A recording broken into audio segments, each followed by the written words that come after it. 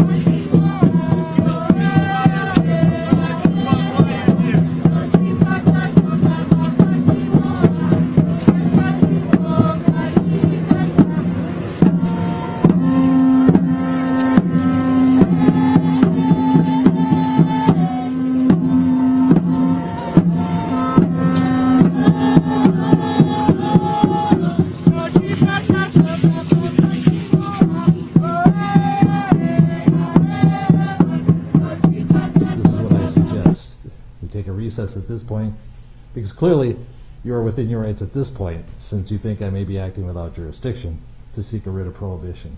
And so I'll give you some time to talk to your team and see if you want to get that started. Thank you, Your Honor. All right. Mr. Nelson, anything further? No, Your Honor. All right, we are in recess till at least 9 o'clock. Thank you.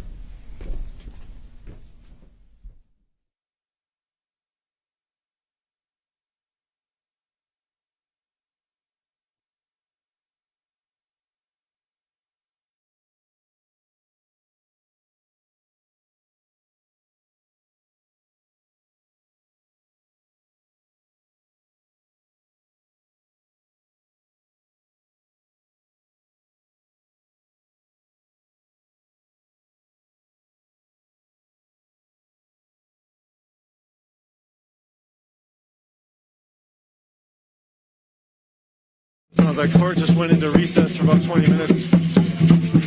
We're here live in downtown Minneapolis outside of the Hennepin County Court, where Hennepin County Government Center, where the Hennepin County Court is for Derek Chauvin. You see the sign, convict killer cops, Chauvin Lane and Tao. Those are the 4 officers.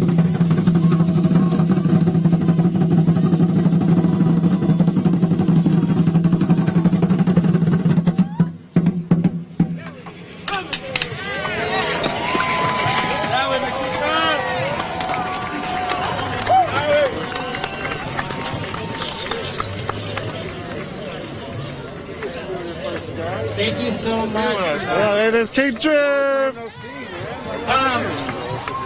What's up, everybody? Quick announcement, Chris. First of all, don't move closer, please. Kid Drift on Facebook with a 1, not an I. All our people. He's streaming. There's a lot of other people streaming out here. You see a large black flag. Blocked a little bit, but you guys can move forward with the banner. Let's march. We want to be able to see all your beautiful faces. While y'all are moving, we're going to welcome our next speaker, who is one of the coolest people I know. Gonna be at Intense next 2 months. Give it up We got for Chris DJ, June out here, Twin Cities photographer. Justice We got Louis Tran out here with Move for Justice News. I think Louis might be streaming. What's up, everyone? Are you streaming? Are you streaming? Thank you for showing Move for up. Justice. Thank you for showing up for Floyd. But Move for also, Justice News thank for you for showing Louis Tran up stream. for healing, right? We're here in the name of healing.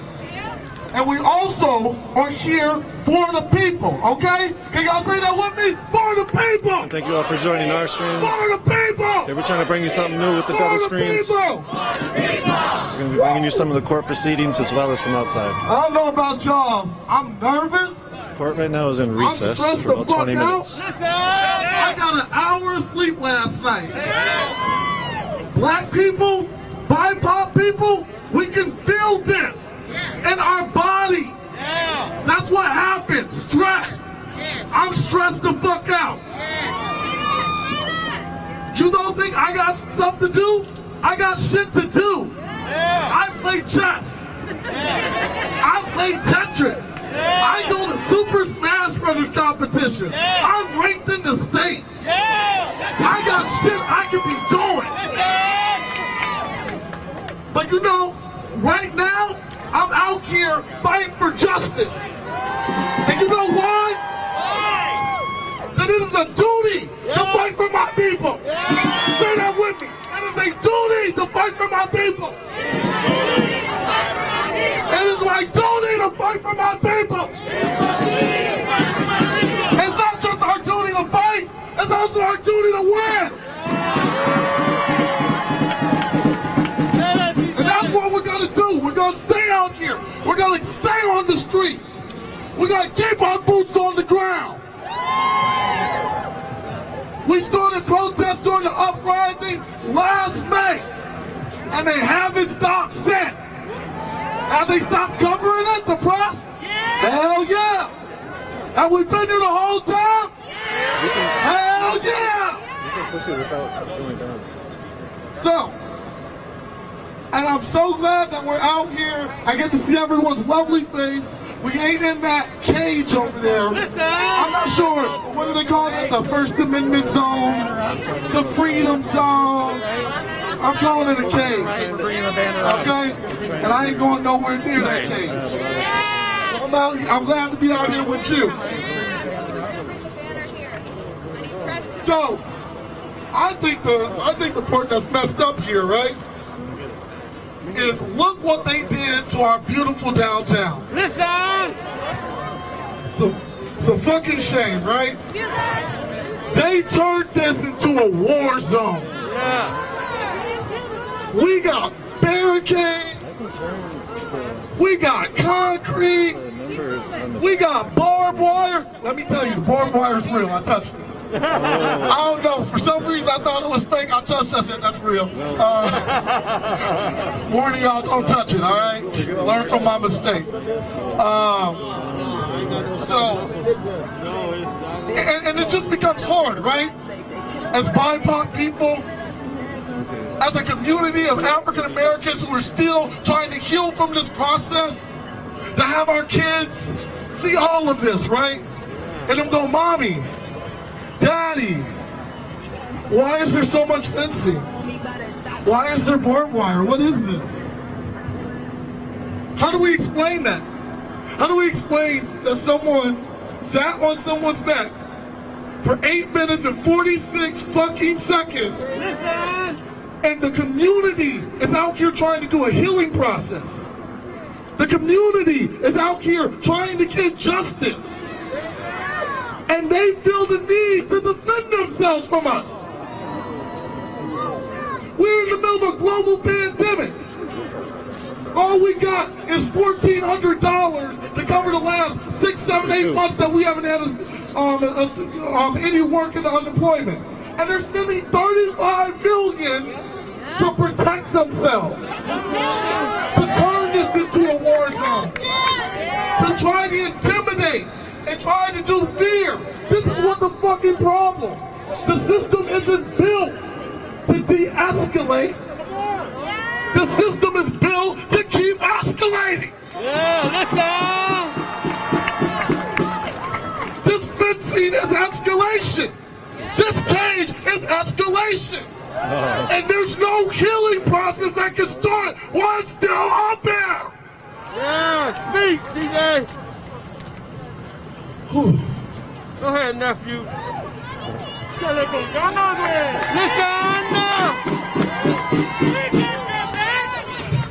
Thank you. So the killing is continuous since they lynched George Floyd. And we got to make sure that we continue to fight for him. But we also need to remember to celebrate the lives of everyone that was lynched. That's the Breonna Taylors that happened before George Floyd. That's the Elijah McCains that were lynched before George Floyd. And let's remember, we didn't have any protests. We didn't have any riots. We didn't have anything burned down. We just didn't even know it happened.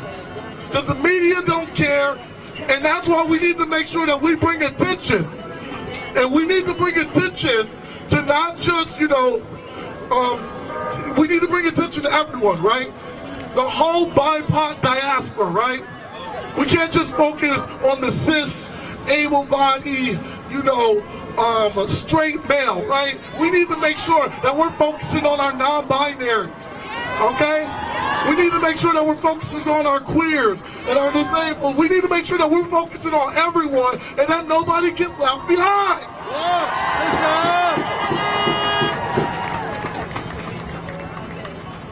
So, that brings us to today, right? So we are here in the city where Floyd was actually lynched in broad daylight, right? We've seen watered down half measures in other states, right? Here and there. But here, where it happened, all we get is watered down half measures. They have done nothing to correct the wrong. And people are still dying under their watch as they refuse to do anything. I'm talking about people like Eid, who was shot on New Year's Eve. Nothing is changed. And the blood is on their hands. We need actual change. We want justice here, right? In this case, it's Chauvin. But we need to make sure we get systemic justice, right? To make sure that this doesn't happen again. Floyd, Jamar Clark, that could have been me. That could have been my dad. That could have been my mom. That could have been any of my kids that I teach chess to on the north side as a youth worker. That could be anybody. Listen!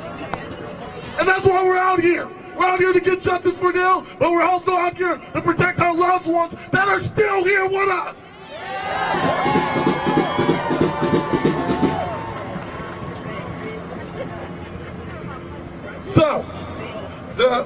So the city council, all they've done is they've introduced the city charter. And let me tell y'all, it ain't enough. We need more. And that's why TCC for Change have come up with our own city charter. And you can go and read what it's about on our website. Because what is important is to make sure that we get CPAC, not to change the names of the police force. What we want is accountability. Because what are we doing right now? We out here holding them accountable, right? We out here making sure justice happens, right? That's what we need. And that's what CPAC is going to do. CPAC is going to make sure that there is a civilian of elected officials board that is able to actually convict these killer cops. To make sure that they actually are able to disarm them if their community wants that. Make sure they have cameras if their community wants that. Make sure that they're defunded if they want that. Make sure that they're abolished if they want that. This isn't about us pushing the agenda. This is about us giving the power to the people.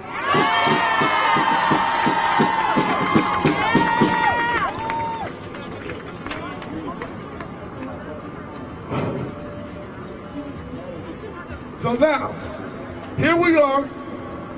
Now let me tell you, I'm so uncomfortable by the fact that they keep saying that this is going to be the trial of the century. That makes me start thinking they think it's two decisions, right? Seems pretty open and shut to me. Everybody saw the video. I don't know what this talk of trial of the century is. All y'all got to do is do the right thing. And when you put barbed wire, fencing, and concrete, it don't look like y'all about to do the right thing. Well, y'all got the sheriffs and the National Guard headquarters making it look like a fortress. It don't look like you're going to do the right thing. They're preparing not to do the right thing. And we're here to make sure that they do the right thing. So this just ain't for us. This just ain't for our community. The whole world is watching, okay? I want y'all to say that. The whole world is watching. The whole world is watching. The whole world is watching. The whole world is watching. The whole world is watching. Now this is going to be directed at them up there who want to turn this into a war zone. The community is watching! The community is watching! The community is watching! The community is watching! And now, this last one is for us. I'm going to say we are, and you're going to say watching. We are watching! We are watching! We are watching! We are watching! We are watching! Power to the people!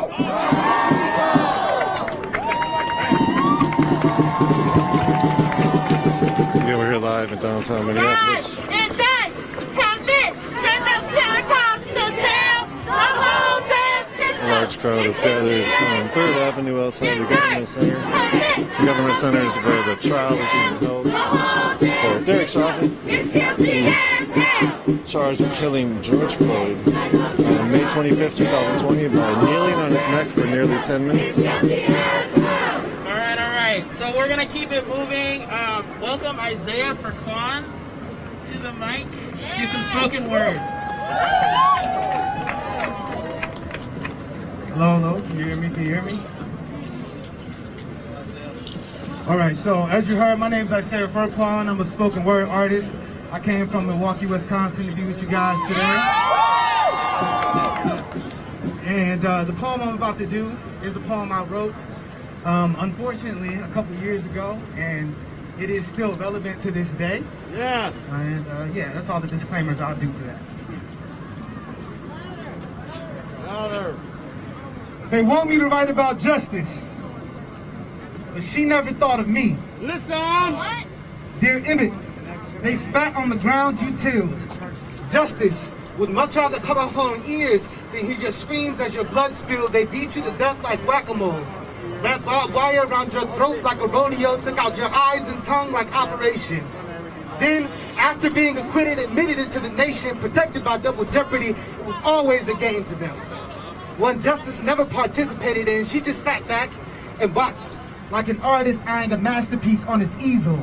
But being an artist, she never wanted to leave the mouths of the people. You see, we cherish the chant, long live the queen, but you were always royalty, dear Rodney. You were always royalty, and I know justice is blind, but it was easy for the people to see. So they took to the streets after seeing you bleed.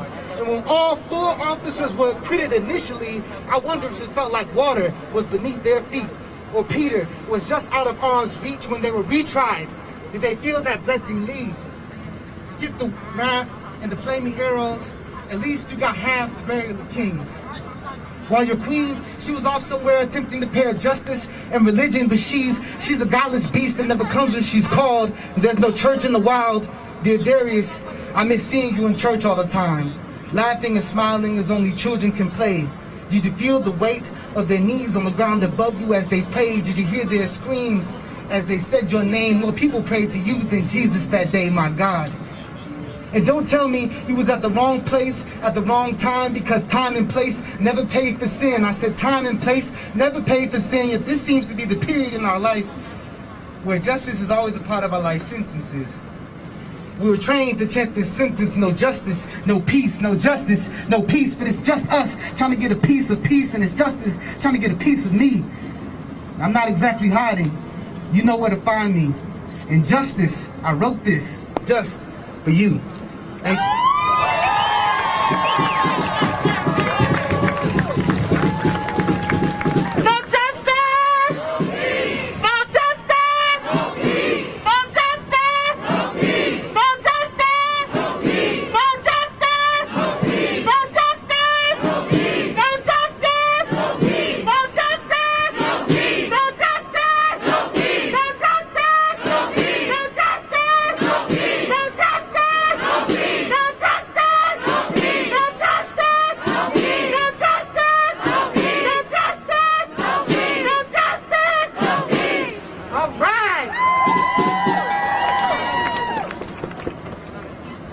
We're gonna welcome Traherne from BLM to the mic.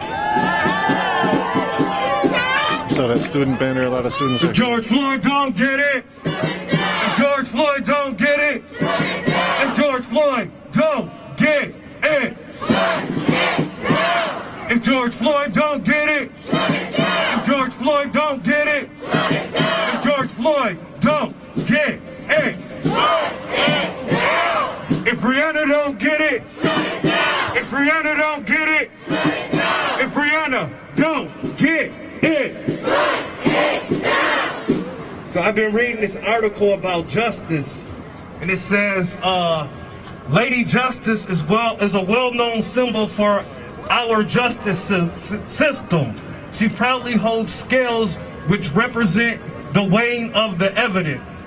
Well, when we weigh the evidence in the Derek Chauvin murder trial, it's a pretty open and shut case, right?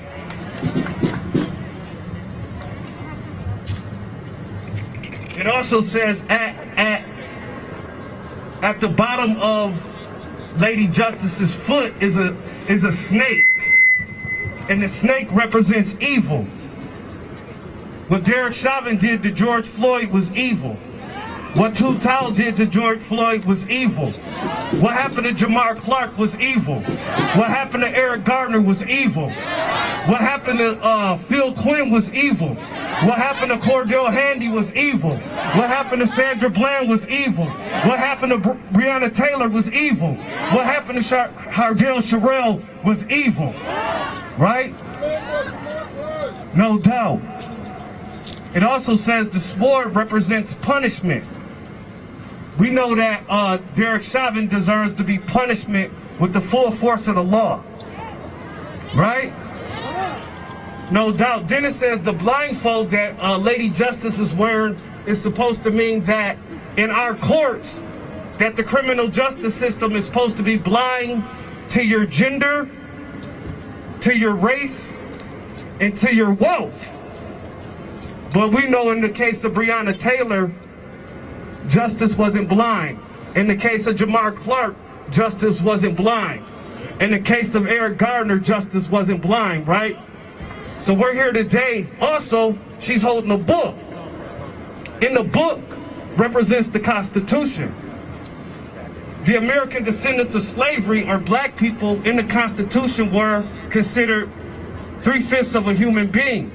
So it's been hard for us to get justice in America's courts. So we're here to demand reparations today.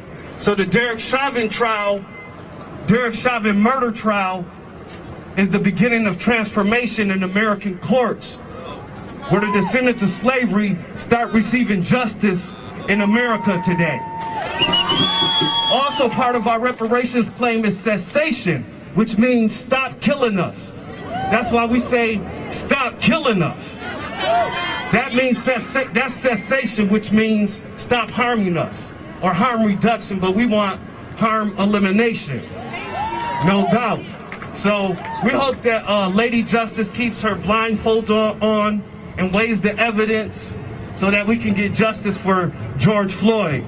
No justice. No peace. No justice. No peace. No justice. No peace. No justice. No peace. Say his name. Say his name. Say his name. Say his name. Say his name. Say his name. Say his name. Say his name. Thank you. Peace. All right, y'all, we're going to keep it moving because we want to get to the streets, right? I didn't say we want to get to the streets. All right, I'm going to introduce the next speaker. This woman right here, boy, come on up here. When you talk about boots on the ground, when you talk about loving families and protecting them from the police, you think of Tashira Galway Allen. Tashira has been out here long before she even knew about all of us and was trying to get justice for her husband. And I'm here to introduce Tashira, and y'all give it up for her.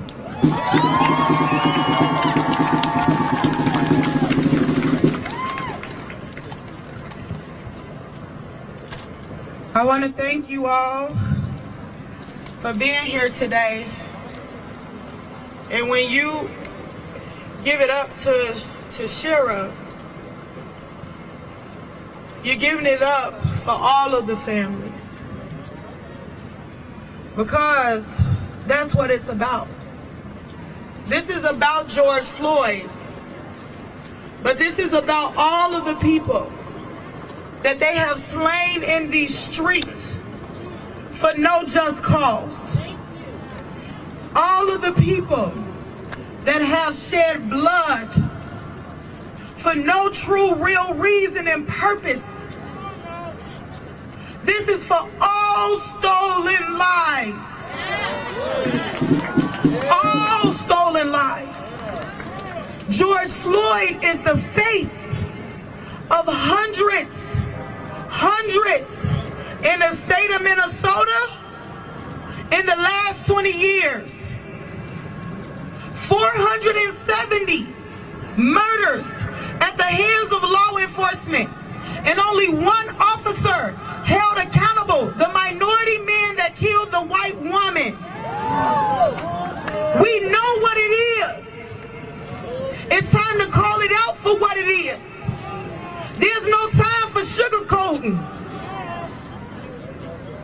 I call these police departments the Ku Klux Klan with badges on.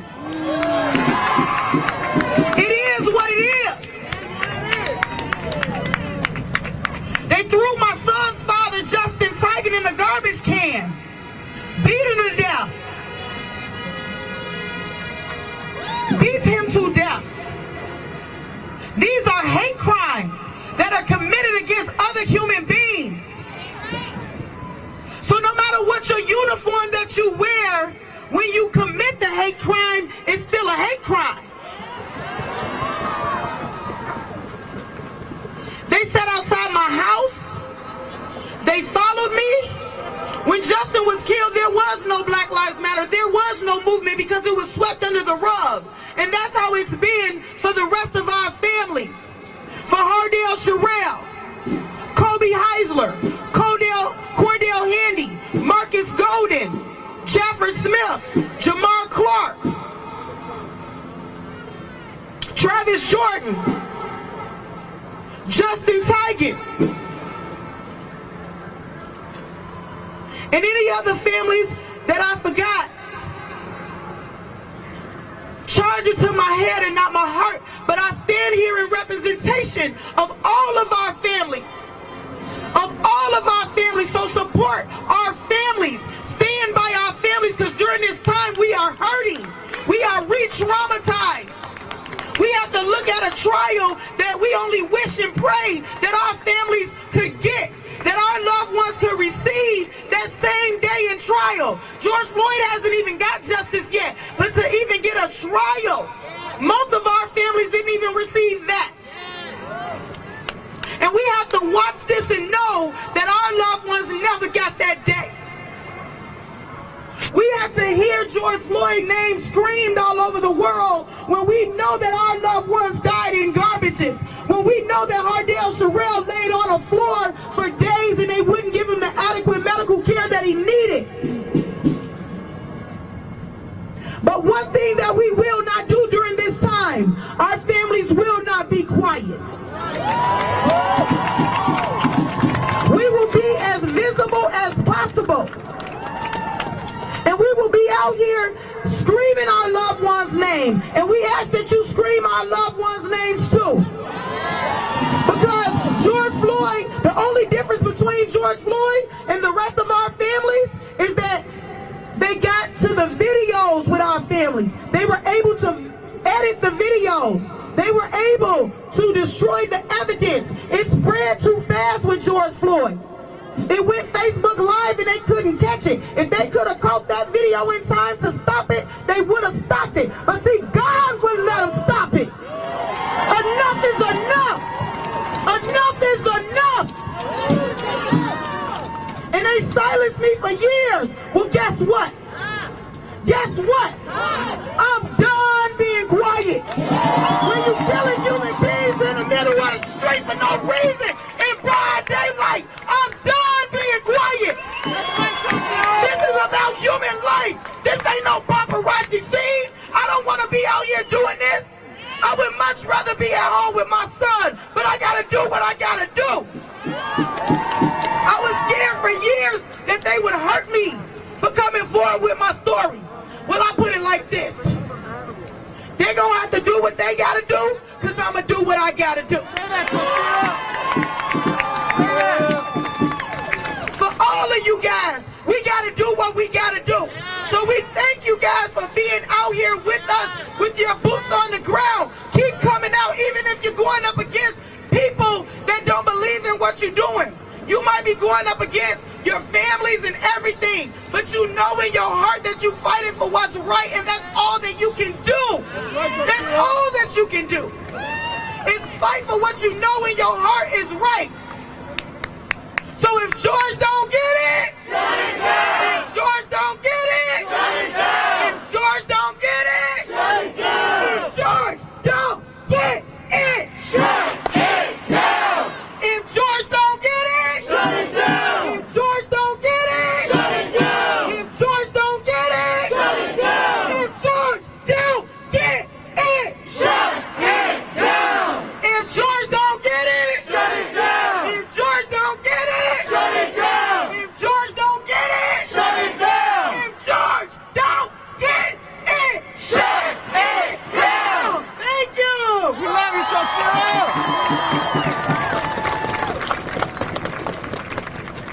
Too many stolen lives. We refuse to close our eyes. Too many stolen lives. We refuse to close our eyes. Too many stolen lives. We refuse to close our eyes. Too many stolen lives. Shakara Holman, News on Purpose live streaming. This is Nico from Unison Riot. Thank you all for joining. Dan in the back end. We got some double screen coming up for you all during this trial, this Derek Chauvin trial. We're here downtown Minneapolis.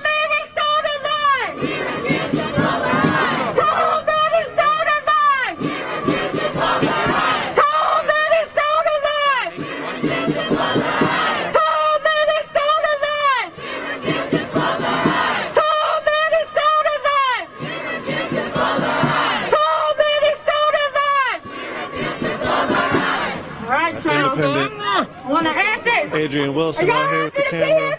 King Demetrius out here. Andre Friedman. A lot of local independent journalists. Screaming out justice! Screaming out justice! All right, y'all. We're going to move it along. The next speaker is Jerome Hilston. He's a TCJ for member. He's going to be reading our solidarity statement from the National Alliance Against Racist and Political Repression. Y'all give it up for this brother Jerome.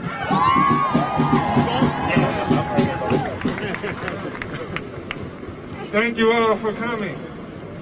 We in the National Alliance Against Racist and Political Repression send greetings of solidarity to the George Floyd family and the freedom fighters and people in Minneapolis who are fighting for justice. For the conviction of the killer cop, Derek Chauvin, fighting for justice for all of our people who are forced to exist under the tyranny of police repression. The knee of Derek Chauvin, which choked the life out of George Floyd, is symbolic of the knee of police repression that is choking the life out of black and brown communities. This must stop. This callous, brutal murder of our people must end without delay. We need justice. We want justice, and we want it now. The U.S. House of Representatives just passed the George Floyd bill to become law. It must pass the U.S. Senate, which is subject to being blocked by a strong racist caucus that presently dominates the Senate Republicans. We know that the U.S. Congress will not give us the justice we want in Minneapolis. Only you, the people, can. We want Derek Chauvin and every cop complicit in the murder of George Floyd prosecuted, convicted, and jailed. And we know damn well that this will not happen if we do not put our feet in the streets and demand justice, demanding that these killer cops be arrested and sent to jail. We salute you, freedom fighters, for your courage and fortitude, for your consistent struggle against racist and political repression, and for creating Minneapolis a great epicenter in the struggle for freedom, justice, and equality. We are proud to stand with you in unconditional solidarity. Thank you. Hey, boots! Boots! Boots on the ground! We're here! We're here! To shut this shit down! Boots! Boots! Boots on the ground! We're here! We're here! To shut this shit down! Boots! Boots! Boots on the ground! We're here! We're here! To shut this shit down! Boots! Boots! Boots on the ground! We're here! We're here! To shut this shit down! So our next speaker is going to be Jonathan McCullen, works with legislative work in partnership with Families Supporting Families Against Police Violence. Give him a hand. Hello, my name is Jonathan McClellan with the Minnesota Justice Coalition. We are a part of a collective of organizations that work with the families and community to draft and advance legislation and other policy initiatives at the Capitol here in St. Paul and in Washington, D.C. As Abraham put it in his second inaugural address, the principal task ahead of our country at that time was to bind up the nation's wounds. Here we are over 250 years later, still seeking to bind the deep racial wounds within our country. We are in a state of affairs of our quest to obtain justice and equality, with Minnesota being ground zero of the match that has sparked this outpouring of consciousness for our shared community. We are still here waiting to cash that check that has fallen on a bankrupt system of expedient politicians, administrators, and tolerant allies of the same in opposition to progress for a more perfect union. For far too long, we have been victims of this plague, and we are here to say no more. No more to policies that divide us based on our diversity. No more to policies that break up families of color. No more to hashtags. No more to policies that put all the eggs in the basket of white imperialism while paying lip service to communities of color and our never-ending fight for justice. No more to the boots on our necks of our children, our brothers, our sisters, our uncles, our fathers, our nieces, our nephews, our friends, and our future. The bills we are advancing are ending qualified immunity, police professional liability insurance, the civilian oversight strengthened, ending police-only responses to mental health calls, ending the statute of limitations on wrongful death, creating an independent investigatory and prosecutory body, ending prosecution for reporting police misconduct, access to body cam footage within 48 hours. This is also known as Kobe's Law, ending no-knock warrants. We also support the Hardell-Sherrill Act of 2021 and the Philando-Castile Omnibus Bill.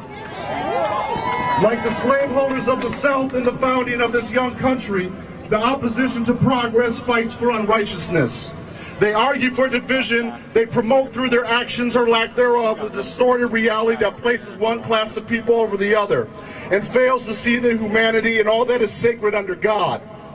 They turn their back to the promise that all men are created equal and have been endowed by our Creator with certain inalienable rights. The right to life, liberty, and the pursuit of happiness. We are not asking for a handout. We want your boot off our neck. We want a fair shot. We want a level playing field, not a hill we have to climb and fight with one hand tied behind our back, a knee on our neck, and a gun to our head or the head of our children. Law enforcement for decades has been pushing legislation to chip away at our civil liberties, our rights, our communities by pushing policies that absolve them of their crimes, weaken and remove checks of accountability, transparency, and justice with access to unlimited resources and unfettered access to our elected leaders. Our fight is for a lasting change, a commitment to the people, a commitment through policy that has had a lopsided application for far too long. In this time, with the events that have plagued our communities, it's long overdue. A saying I came up with was that we need to infect the system with the consciousness.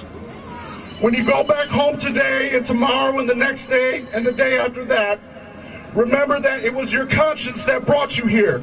It was your conscience that tells you what happened to George Floyd was wrong. It is your conscience that brought you out last summer. It is your conscience that we stand on the right side of history. It is your conscience that helps us support each other. It is your conscience that says that the pain that these families are going through is wrong. It is your conscience that says the boot of oppression is wrong. We all know the system does not have a conscience, and that is why it is our duty to infect it with one. Thank you. All right, y'all. Was that not powerful, y'all? Yeah. We got to get them in the streets and at the legislature. You know what I'm saying? We got to fight it both ways. What I'm saying? When they say stay back, we say fight back. When they say stand back, we say fight back. When they say stand back, we say fight back. When they say stand back, we say fight back. When they say stand back, we say fight back. When they say stand up, we say fight back. When they say stand back, we say fight back. All right, thank y'all. All right, y'all. So our next speaker is going to be Jess Sundin with Freedom Road Socialist Organization. Give them a hand. Thank you, Destiny. First of all, I want to give a shout out. Today is International Women's Day. Let's hear it for the women and non-binary folks that lead this movement, especially the mothers and spouses and fiancés and loved ones of our stolen lives. So shout out to all of us, hey? Look, we live in a country where a man can be strangled to death in broad daylight under the knee of a murderous cop. Just like we live in a country that has inside its borders whole nations of people held down under the boot of empire. This country doesn't know equality on any front. Economic, political, education, housing, health, nothing is equal here, am I right? And the powers that be, they want us to believe that's just the way it is. It's like gravity and daylight, like it just happens. We have to live like this, they say. And we have no choice but to sit by and watch our beloved community members die by our enemies' hands. Why say to hell with that? Are you okay with that? Hell no. We got this far, here today hoping these courts will deliver justice for George Floyd only because we fought for it in the streets of Minneapolis and every major city in this country and in every country on this planet. We said, hell no, that murderous cops have got to go. And we are here today because justice begins with the conviction of Derek Chauvin and then the convictions of his 3 accomplices. But the justice we really seek is so much more than just the convictions of killer cops. We unite with the demand for community control over the police, because who else has the right to say who polices our communities and how but you and me? But let's talk about a world where it's community control over society. In Freedom Road, we say once and for all, let's end this white supremacist capitalist system that's choking the life out of us. We say let's fight for self-determination for the African American nation, whose ancestors built this country with stolen labor. We uphold the sovereignty of indigenous nations, including the right to control their land and natural resources. We say let's cut off the stranglehold of empire wherever it tries to reach, in this country and beyond. And while we're at it, let's bring an end to an economy that is organized around profit and greed and exploitation, and build a socialist society that provides for the needs of our people. And we are not the only ones ready for a change.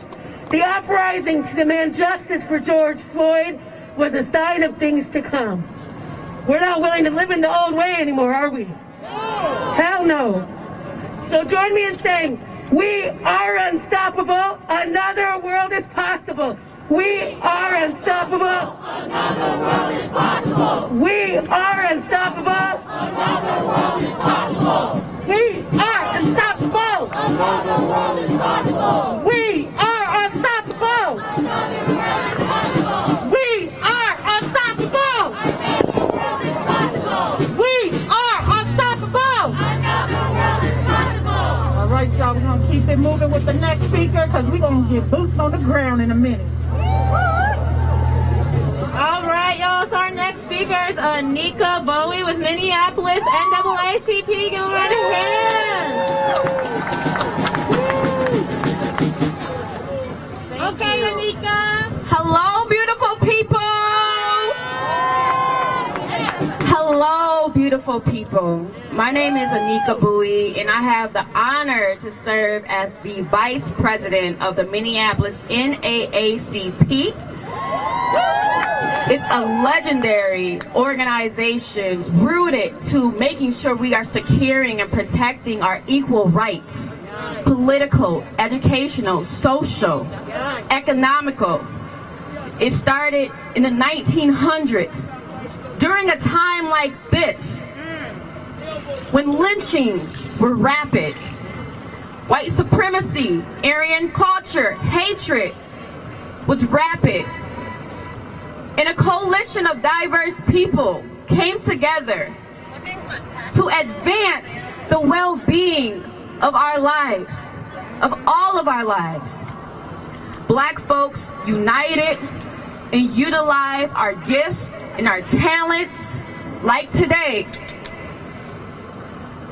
to celebrate and to honor and to invite everyone and engage everyone to make sure that our well-being is prioritized.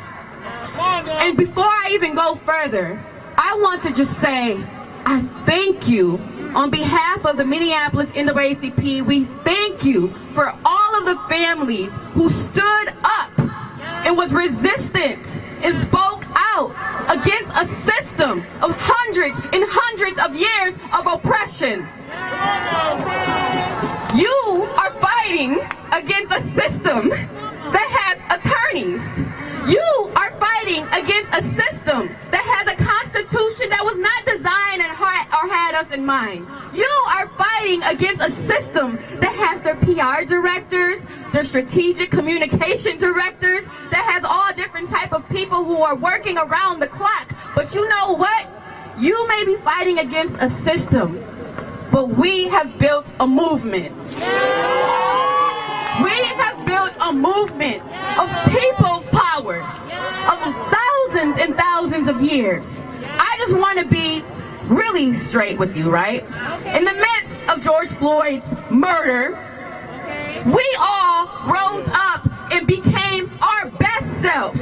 We all rose up and became our most lovable selves. We all rose up and became our most humane selves. We all rose up and became the protection that we did not get from the Minneapolis Police Department. We recognize our greatness, and that should never be taken away from us. Not only do we recognize our greatness as Minneapolis residents, but we recognize our greatness as global citizens. I had the honor to be a fellow for the United Human Rights for People of African Descent. And what I learned, that people in Brazil are standing up and resisting from the same system that we see today. People in Paris are standing up and resisting from the same system of oppression and policing that we see today. People in Africa, people in Ethiopia, people all over across the nation, across the globe, this beautiful earth, this Mother Earth that we must honor. COVID-19 has taught us a very, very loving, humane lesson, that we can't take life for granted at all. And that we need to put our practices where our values are. And for unfortunately, the people, us, we have to be the models for MPD. We have to model what we want them to model back to us. We have to be the greater person, and guess what, y'all? We are. We are. We are. So I just want to share that the Minneapolis NAACP is standing in solidarity with you. This is my brother, PJ Hill. He also is the Vice President of the Minneapolis NAACP. We have Angela Rose with us as well, too, who's the President of the Minneapolis NAACP. We have Dr. Raj, as we know and love. Dr. Raj has been holding it down, the chair of the Criminal Justice Reform Committee, and we have a coalition, and most importantly, we have you. We have you, and we just want to say thank you for showing up. Just for a quick little announcement, we have our general monthly meeting today at 6:30. It's streaming live on Facebook, so you can add our page, Minneapolis NAACP, and follow what's going on. We're consistent. We have not missed a meeting ever. Like, we haven't missed a meeting in 3 years. We're consistent and we're persistent. We're going to continue showing up for community. We're going to continue showing up for this trial, that we understand that justice will prevail within us. Yes, we will show up, and we will be very persistent, very challenging the system, right? Being our best selves, right? Showing what love looks like, showing what care looks like, and showing what real public safety looks like, right? We don't pick and choose who we show up for. We don't pick and choose who we show up for. We don't show up for safety for just one type of race. We don't show up for justice just for one type of gender. We don't show up for protection just for one type of nationality or sexuality. Right? We gotta be bigger people, and we already are. And that's the announcement right there. I love you, everyone. Stand in solidarity.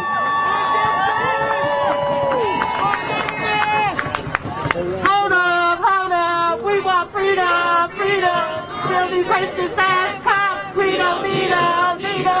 Hold up, we want freedom, freedom. All these racist ass cops, we don't need them.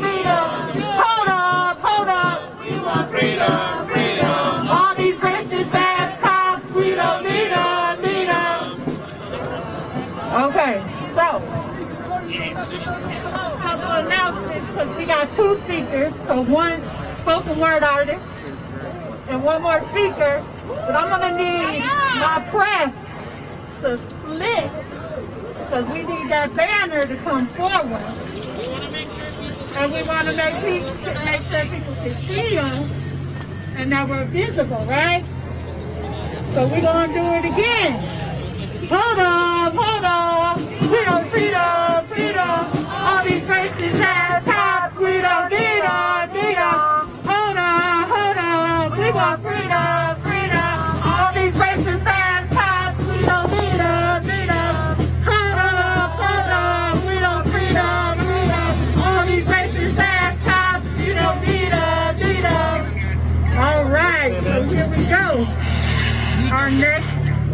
Justin that's going to do us Yep, go ahead. grace I'll do it. I'll show. with some words. Is serious. Marie, y'all know she be getting Actually, Dan, let's do down it right after this. them words. So I'm ready. Are y'all ready? Oh, well, I need to hear a bigger chant for her. Are y'all ready? All right, say serious.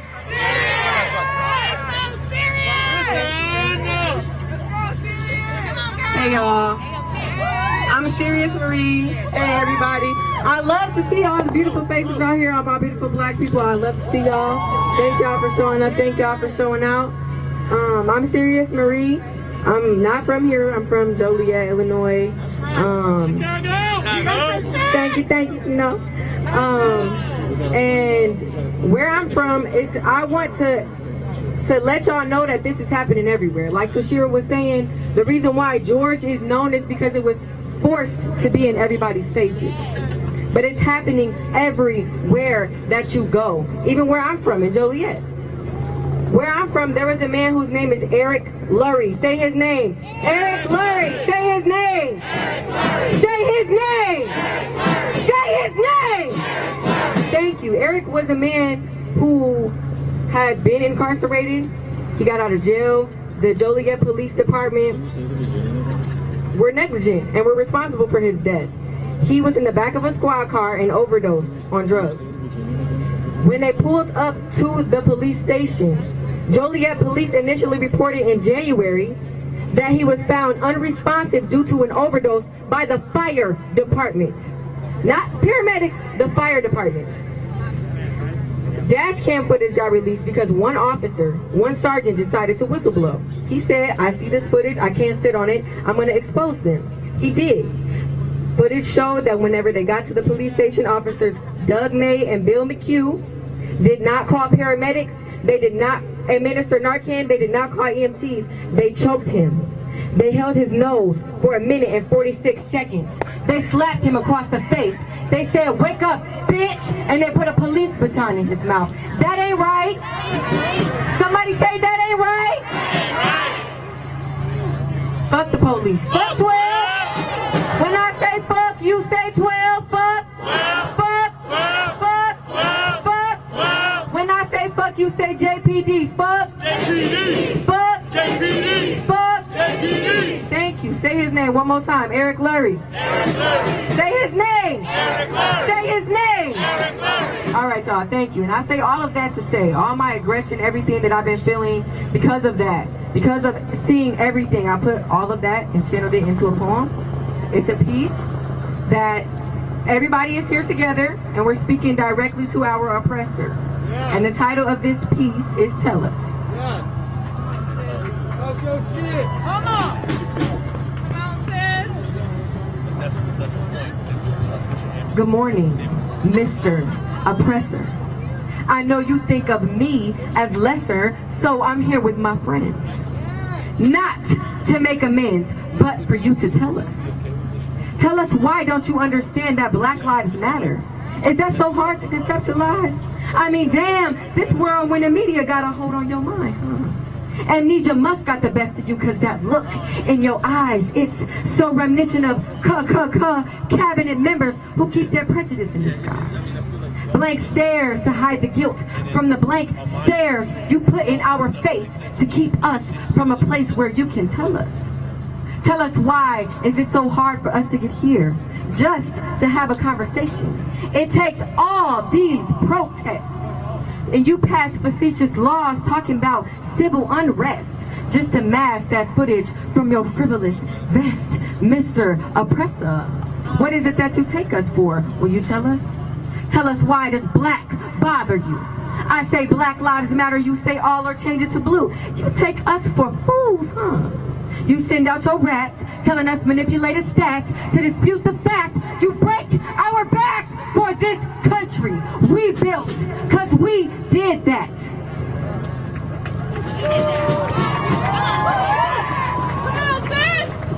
So it's no more ignoring, snoring.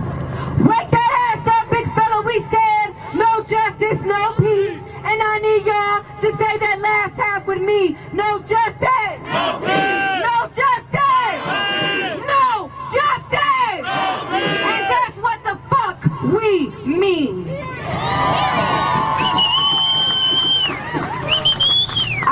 let you forget, Mr. Oppressor, I got my friends with me. Let alone just these, it's friends all around the world behind this, so I'm done asking. You gon' tell us. Tell us what the deal is with these predatory ass police. A doctor and a counselor go to school for years at a university. These hogs go for 19 weeks. Are you kidding me?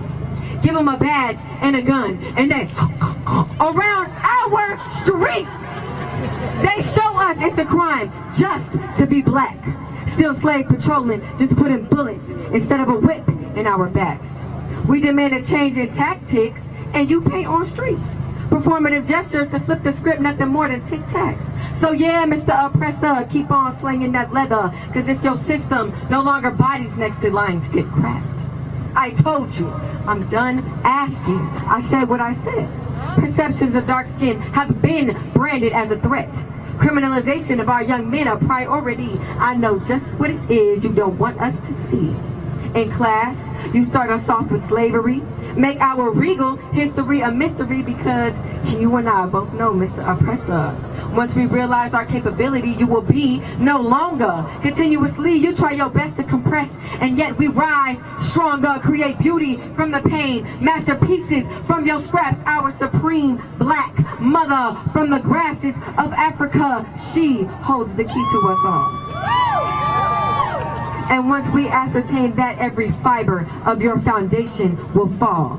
It is time now to open your eyes. 2020, no coincidence that year what coincides with perfect vision. Every month we were going through something different. Something that exposes more and more that white men were the only ones in mind when initially creating this system. It's not broken. It's functioning just how you meant it. But that don't mean that it doesn't need fixing. Unity and love in numbers is power. We have to use what we got, and I'm going to say it again because I want to make sure y'all hear me. Unity and love in numbers is power. We have to use what we got. Because in the words of the paramount, Miss Assata Shakur, ain't no power like the power of people, because the power of people don't stop. Say it with me. Ain't no power like the power of people, because the power of people don't. Let him hear you. Ain't no power like the power of people, because the power of people don't. One more time. Ain't no power like the power of people, because the power of people don't stop. And that is all I got. Thank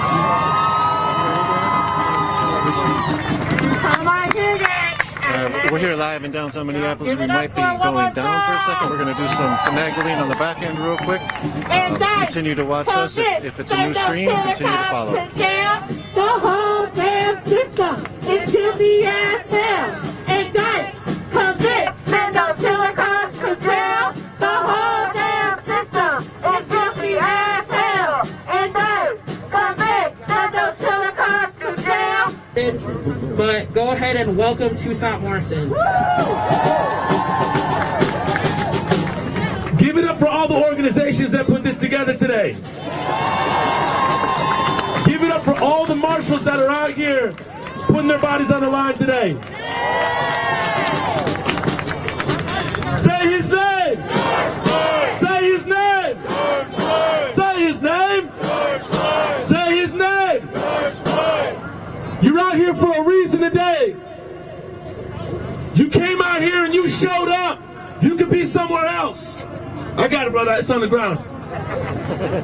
You came out here and spent your time. And that's something you'll never get back. Watch out. You can steal land. You can steal money. Hell, colonizers even stole people. But you can't steal time. And you're out here spending your precious time to stand for justice. If you remember in the 90s, when Rodney King was brutalized and assaulted by cops, you thought a certain thing. You said that's not right. And for all the brothers and sisters, non-binary and trans out here that saw that, you felt something. And then when them cops got off, you felt something else. And then when you were sitting in the principal's office or in detention for no damn reason, you felt something else. And then when you saw your white classmates do the same thing as you and get away with it, you felt something else. You were traumatized by that event. And let me tell you something about this building right here. It is undoubtedly going to affect every single black youth in this state. We want justice so our black kids know love. Know that they are kings and queens without being told that. We want justice so your white kids grow up knowing better. I want your white community to do better. And I want them to give us justice so your white community understands what it is. Now I understand colonizers came in here and built these buildings and gave all these rules out. Because let me tell you something. This isn't Derek Chauvin on trial. This is the value of a black life. What's on trial is the value of a black man's life. And I don't need the Hennepin County Government Center to let me know if I'm valuable or not. The verdict can go either way. I know that Black Lives Matter, and that's a bare damn minimum. Black lives are loved. Black lives are sung. Black lives are appreciated. If you got some melanin in you, I need you to put your fist up.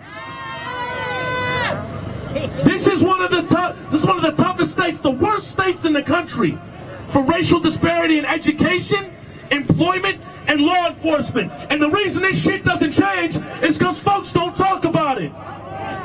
But you out here making a statement because the conversation is over. We out here marching. Everybody else, I want you to put your fists up. I want you to think about your parents. Who are they? If they could see you now, what would they be thinking? I want you to think of your parents' parents. Who were they? Where'd they come from? They have some funny names? Mine did. What would they think of you if they saw you right now? Now get real crazy. Think of your parents' parents. If they could see you right now, what would they say? Would they think that they come to this? Would they have thought that lynching was over by now? Would they have thought that white supremacy was over by now? Would they have thought the lynch mob was over by now? Would they have thought the Klan was done by now? Think of them. They're watching you right now. Repeat after me. You can be off key, but you can't be off rhythm. Ancestors watching, I know they're watching. Ancestors watching, I know. Everybody. Ancestors watching, I know they're watching. Ancestors watching, I know. Louder! Ancestors watching, I know they watching. Ancestors watching, I know. Come on. Ancestors watching, I know they watching. Ancestors watching, I know. Keep going. Ancestors watching. They're watching you right now. They're real proud. A little bit louder, come on. They see you right now. They hear you right now. They're speaking through you right now. They know you. They've known this moment their whole life. They've known this was going to happen their whole life. It's come to this. Now bring it down low, bring it down low. Ancestors watching. Who are the people that are going to come after you? Who are the folks that are going to come in the future? What future do you want for them? What mayor do you want in the future that's not going to give the pass to a Derek Chauvin, a Tu Tao, a Thomas Lane, and an Alexander Kyung? What future do you want for this city that does not let killer cops on the job, that maybe changes the name of police and cops, that changes the face of law enforcement? Keep going. They can hear you. What kind of world do you want going forward? Who are you going to hold accountable? How are you going to have this conversation? What kind of life do you want to live? We're still there, we're still there. Bring it up, 2 more times, come on. Ancestors watching, I know they're watching. Ancestors watching, I know. Last time, as loud as you can. Ancestors watching, I know. Ancestors watching, I know. Justice for George Floyd, all power to the people, y'all. Justice for who? Justice for who? George Floyd. Justice for who? George Floyd. Justice for who? George Floyd. Justice for who? George Floyd. All right, my friend here, Jay's got some announcements. We're gonna get some marching, so listen up and what you got to say. All right, y'all. So we want to make sure that everyone, including the press, stays behind the banner. Okay? Everyone, including press, stay behind the banner, which will stay behind the truck. Say it with me. Stay behind the banner. Stay behind the banner. One more time. Stay behind the banner.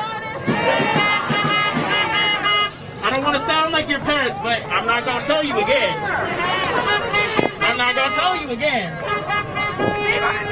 So we're going to get... All right, everybody to the right, please. Right, that's what I'm saying. All right, we're going to get going. You're going to yell at me if you want to. Right? That's why I said things that I'm not telling you twice, that you're going to tell me at least 3 times. 4 times, maybe. Boots! Boots! Boots on the ground! We're here! We're here! To shut this shit down! Boots! Boots! Boots on the ground! We're here! We're here! To shut this shit down! Boots! Boots! Boots on the ground! We're here! We're here! To shut this shit down! Boots! Boots! Boots on the ground! We're here! We're here! To shut this shit down!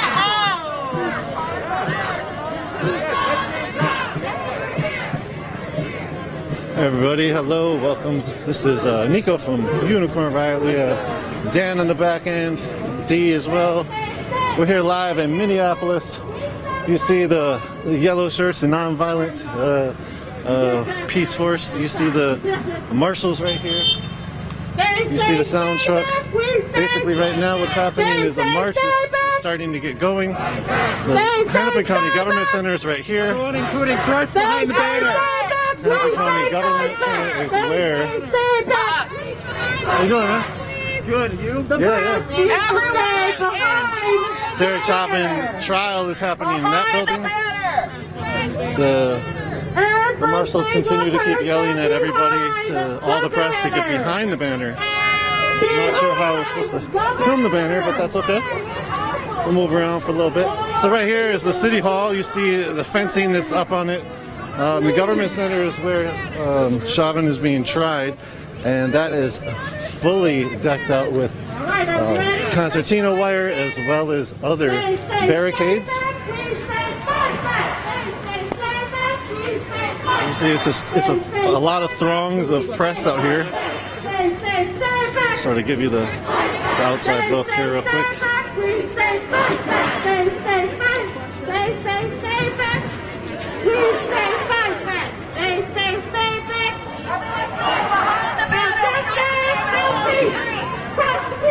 So the crowd is about maybe over 1,000 people now.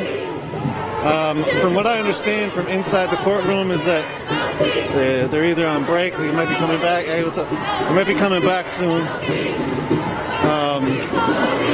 If the court starts and comes back and we have a feed with some specific audio, we will get you that feed as well as the audio from inside the courtroom. So continue to follow us. Thank you for joining the stream.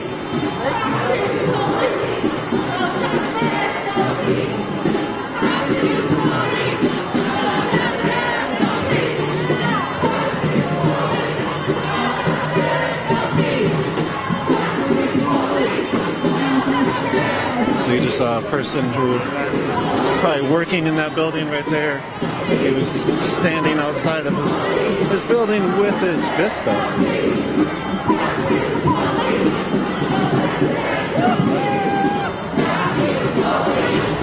Hey, huge corner riot. What's going on, man? Hey!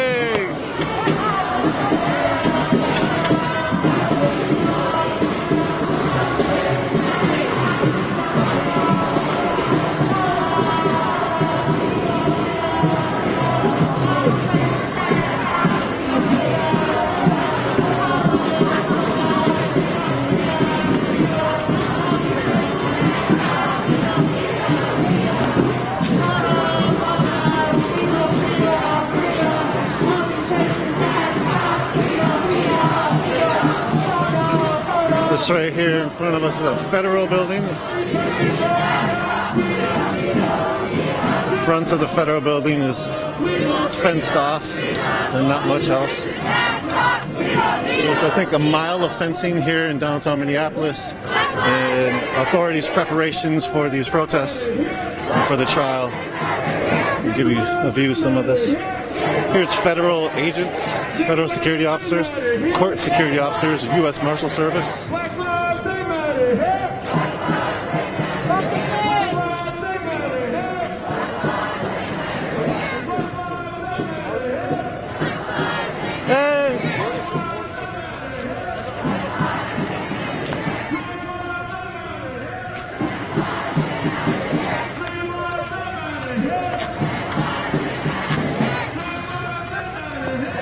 So this is the Fed building on the left, and this is City Hall on the right. City Hall also houses the police chief, as well as City Council's office, and a jail in the top and in the bottom.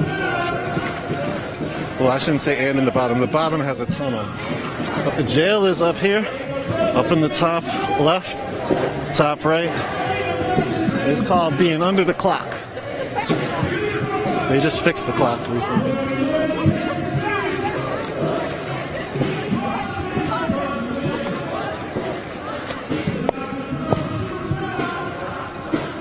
This is the federal building again.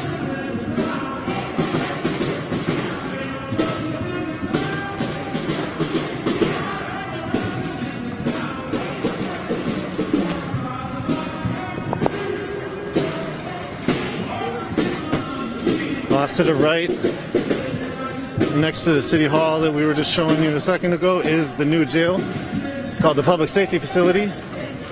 You can see the razor wire and such. I'll get over there and get you a view of that.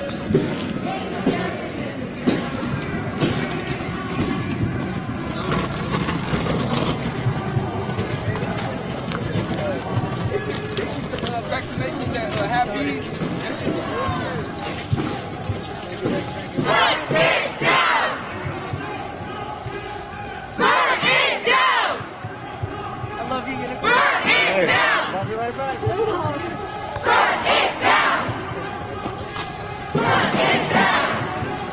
So you see how they have it here in Minneapolis. There's warlike razor wire everywhere.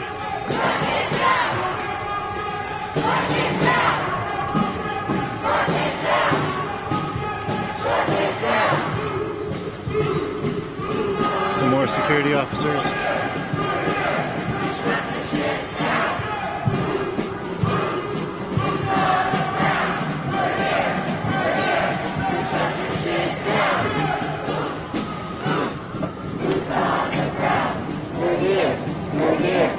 Shut this shit down.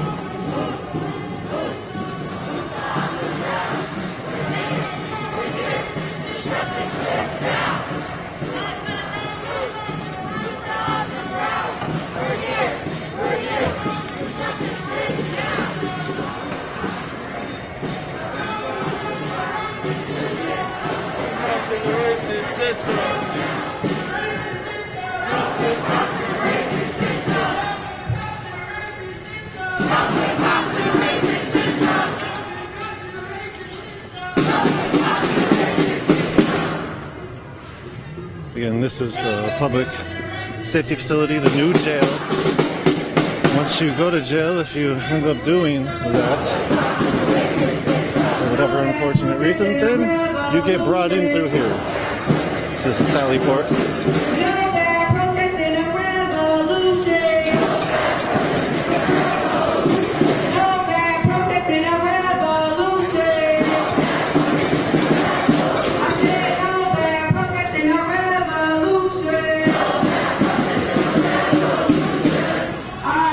See a SDS banner, Convict Killer Cops. SDS, Students for Democratic Society. There's a lot of students, high school students from South and from other places that have actually left or not gone to school or not checked into their Zoom classes to be here. All right, I'm going to say 2, 4, 6, 8, Y'all gonna say, we want justice, no more hate. 2, 4, 6, 8. We want justice, no more hate. 2, 4, 6, 8. We want justice, no more hate. 2, 4, 6, 8. We want justice, no more hate. 2, 4, 6, 8. We want justice, no more hate. 2, 4, 6, 8. We want justice, no more hate. All right, y'all, I'm gonna count. I'm gonna say 1. Y'all gonna say 2. When I get to 12, y'all know what to do. 1, 3, 4, 5, 6, 7, 8, 9, 11, 12, 1, 3, 4, 5, 6, 7, 8, 9, 11, 12, 1, 3, 4, 5, 7, 8, 9, don't be shy. Send those telecoms to jail. The whole damn system is guilty as hell.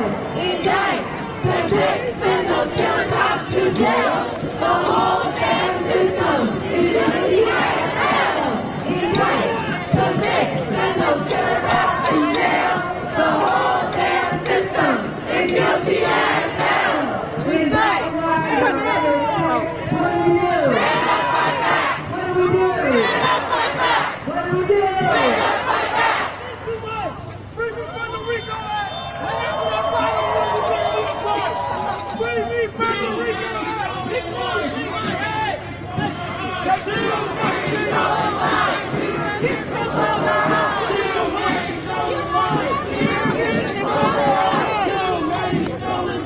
We refuse to close our eyes. Too many stolen lives. We refuse to close our eyes. Too many stolen lives. We refuse to close our eyes. How do you spell racist?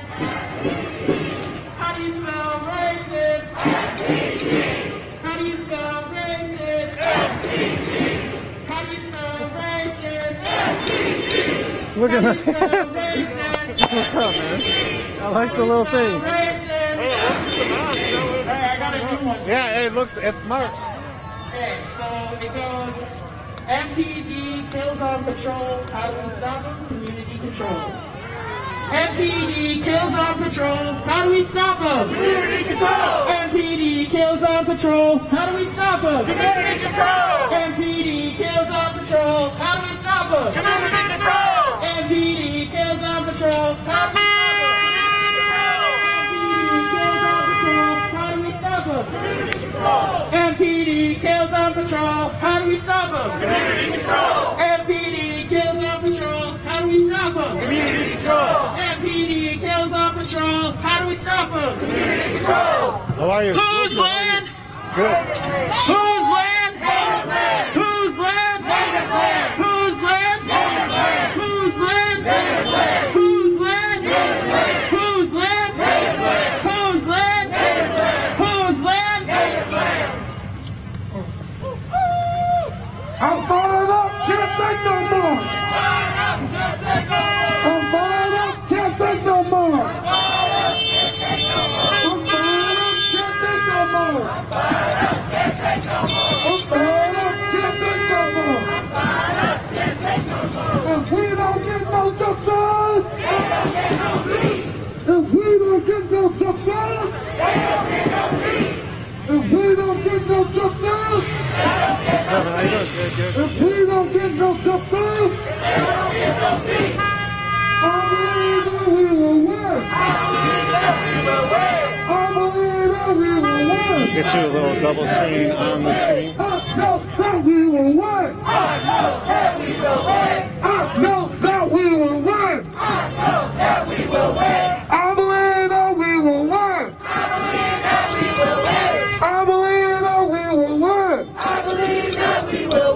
No good cops in the racist system. No good cops in the racist system. No good cops in the racist system. No good cops in the racist system. No good cops in the racist system. No good cops in the racist system.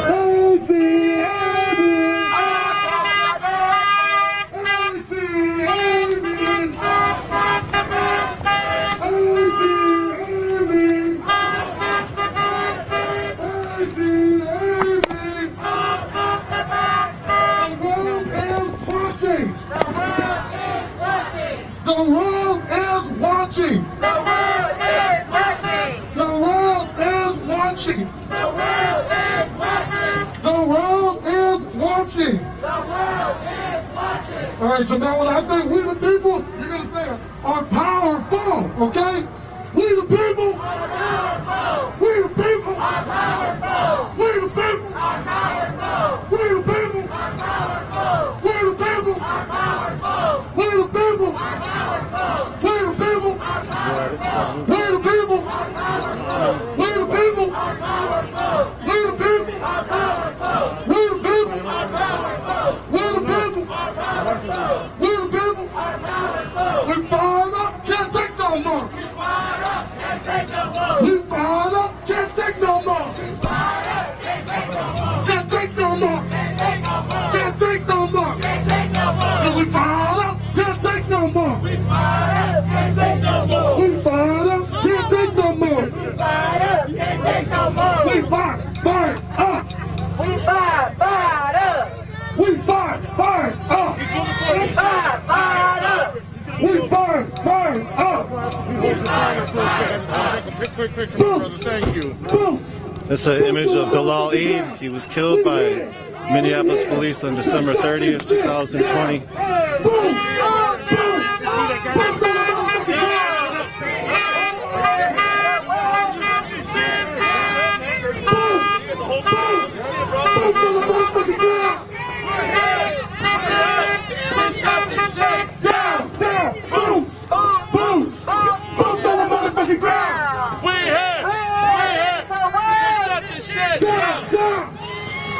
Alright.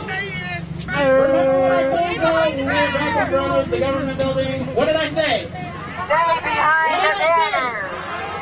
What did I say? Stay behind the banner. Get your asses behind the banner. I am so serious. Good Lord. Stay behind the banner. Thank you. Hold up, we want freedom, all these. We don't louder, hold up, we want freedom, all these racist ass cops. We don't louder, hold up, we want freedom, all these racist ass cops. We don't again, hold up, we want freedom, all these racist ass cops. We don't say his name, say his name, say his name, say his name, say his name, say his name, say his name, say his name, Dalal Eid, say his name, say his name, say his name, say his name, say his name, say his name, say his name, say his name. I see some of your dance. Ain't no power, people. So we got BRAP out here, bikers riding against police brutality, holding down the traffic security.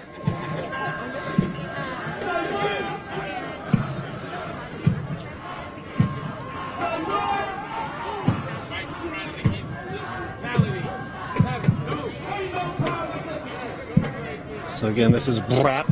If you want to know more about them, they have a Facebook page, Bikers Riding Against Police Brutality.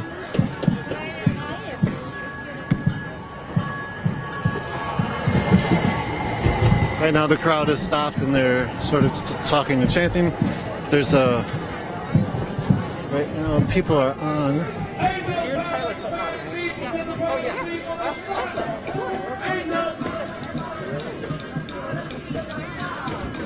Portland Avenue in between 4th and 5th Street.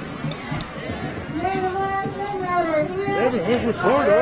What's going on? How's it going, man? How you been? Good. I've been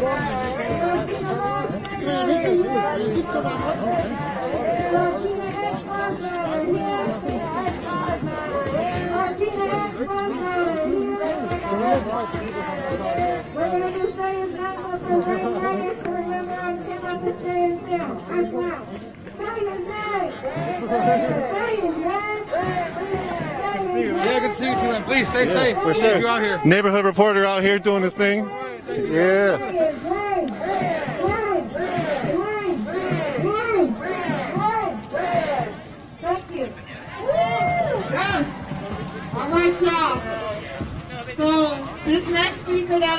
bring to the forefront here is Miss Rosemary Williams.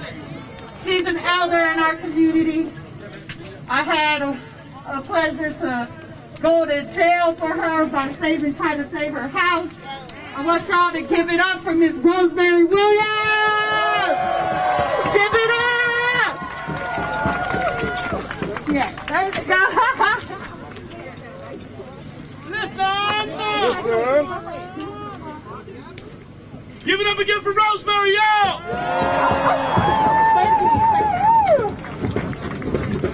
Rosemary Williams! Good morning, everybody. Good morning. Come on, let's communicate. I'm glad everybody's here. Everybody stay safe and take care of each other.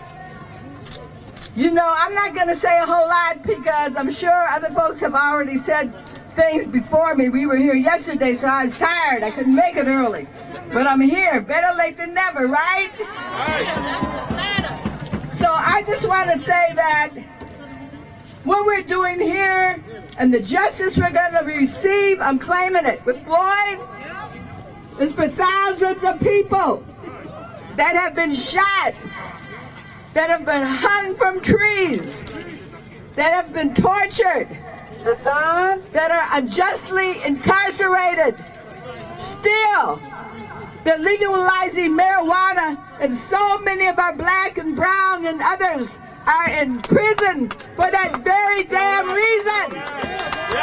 So that's the next thing we got to get on. We got to get these folks out of these prisons so they can come back into the community and be fathers and brothers and sisters and sons. They're unjustly incarcerated behind marijuana, which is now a medical piece, right? No more industrial prisons. All these systems got to go down. The educational system, who is not educating our children, setting them up the prison pipeline.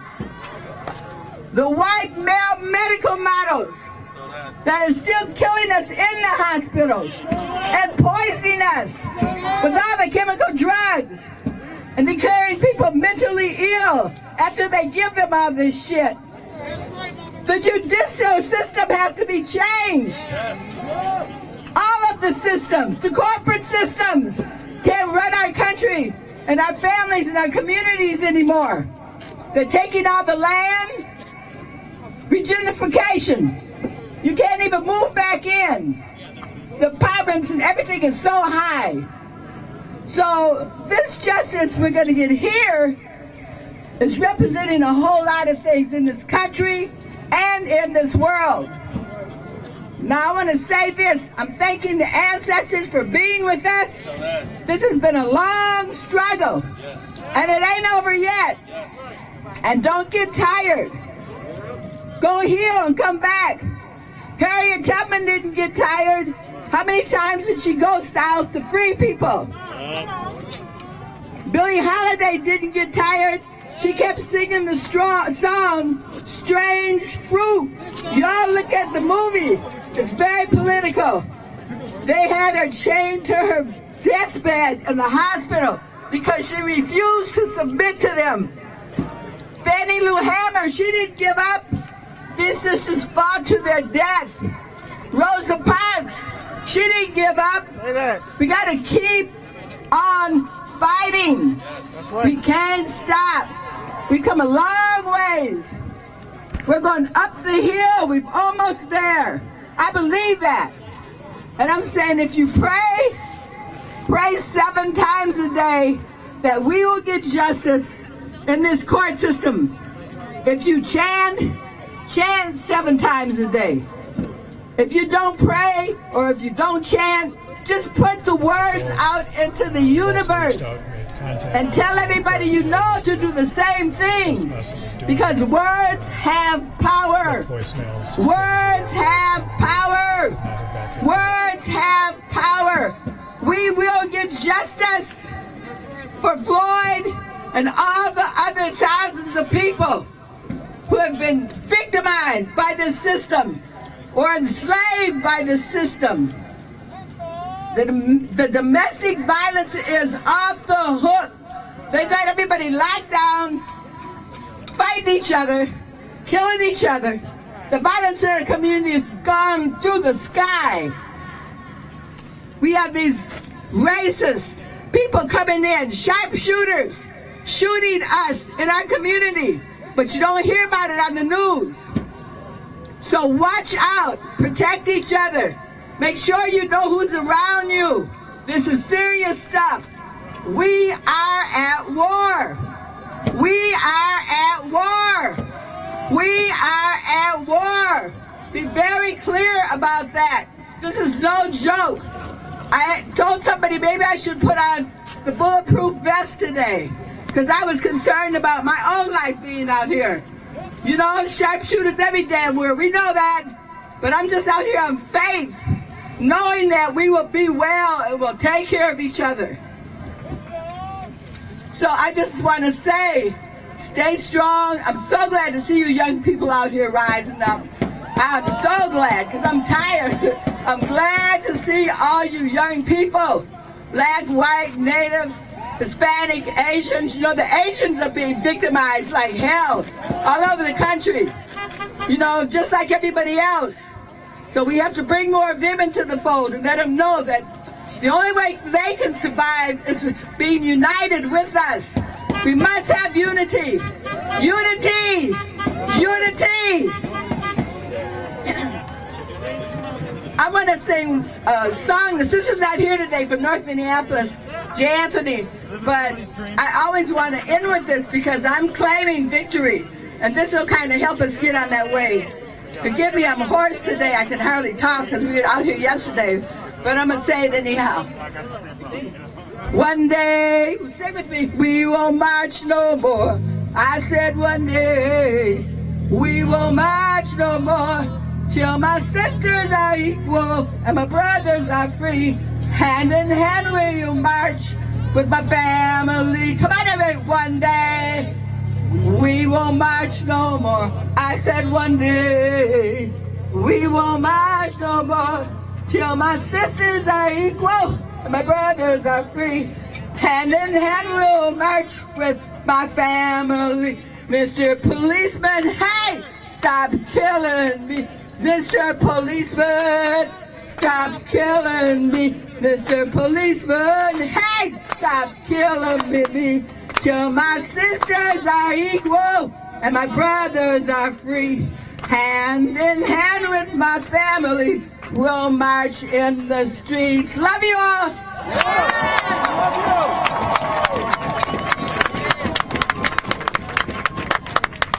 All right, so real quick, we're gonna swing the van around, and then we need the press to move back, further. Everybody get on the sidewalk for now, actually. They want folks to go on everything, right? Standing up on the. I think so, yeah.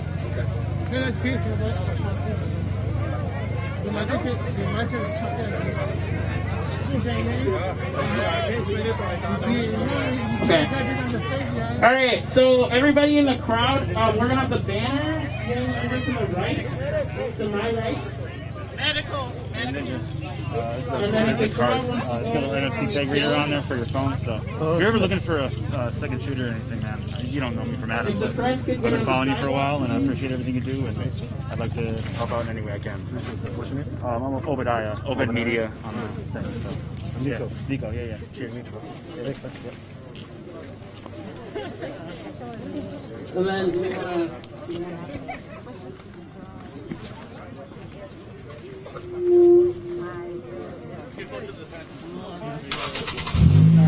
You're in the angle in the middle of the street.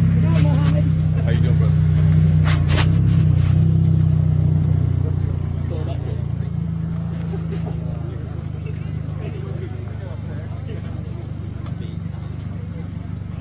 All right, perfect.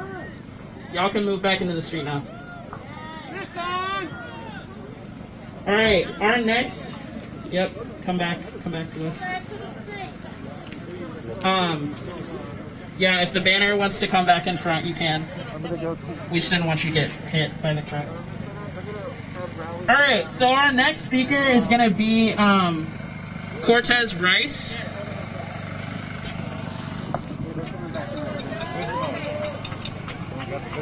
So Cortez Rice is the nephew of George Floyd, and he's going to be speaking today. So everybody filter back in the streets, please. And please give it up for Cortez Rice. So I'm gonna start off by saying blood don't make you family, loyalty does. Ever since George Floyd moved to Minnesota, that's how long I've known him. My kids call him uncle. He called them nephews. I actually went to the funeral as well. I stand in solidarity with a lot of families across the country, man. This is very hard, man. This is very hard for not just for me, but for the people, man. You feel me? I got Jacob David out here also with me, man, from Houston, 3rd Ward, Texas, man. This is his best friend, man, like a brother to him as well. We call him Baby Floyd, man. Man, the words that I want to say right now can't even come out if you really feel what I'm saying.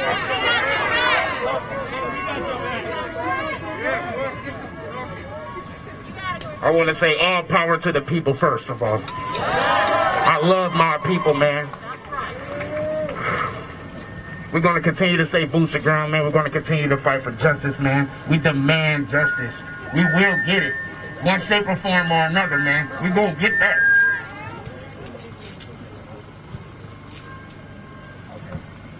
But again, man, whose streets is these? Our streets! Whose streets? Our streets! Whose streets? Our streets!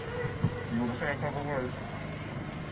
All right, man. But I love y'all, man. Thank y'all for standing in solidarity with us, man. It's Cortez Rice and one of George Floyd's friends from I'm Houston. gonna move over this way. Sorry about that, y'all. They say fight, or we say fight back. Y'all, it's morning time. Y'all got my back, right?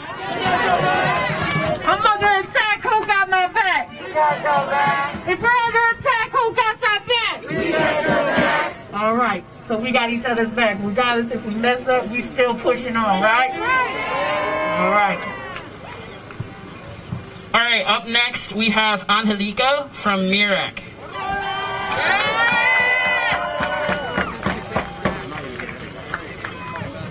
Hola, hello. Tlazokamati Nantitlali por estar aquí. This is indigenous land. I want to recognize that real quick. This is Victor, just so y'all know who he is. I'm here because I really want to remind our people, especially our Latinx folks. I'm Latina myself and Indigena. This goes out for all my Spanish speakers. Estamos aquí en esta lucha y tenemos que estar juntos, tenemos que estar unidos. Y si están escuchándome ahorita, quien sea que me está escuchando y habla el español, acuérdense que esta no es la pelea de nomás una comunidad. This is not the fight of only one community. This is a fight of everyone and anyone. Because the police are killing our people. They are detaining us, they're torturing them, they're dehumanizing them, they're minimizing them. The cops are killing our people on a daily basis. Y la policía está matando a nuestra gente constantemente. Entonces, si me escucha mi gente, por favor, vengan a la calle, vengan a apoyar, porque tenemos que estar juntos, tenemos que estar unidos, porque esta lucha es de todos. Entonces, si me pueden escuchar, por favor, vengan, por favor, luchen, porque estamos aquí unidos y tenemos que apoyar a todos. So as I said, like, I just want to remind us that as black and brown folks, we need to unite, because them motherfuckers up there, they hate us seeing us together, because we mad powerful together, right?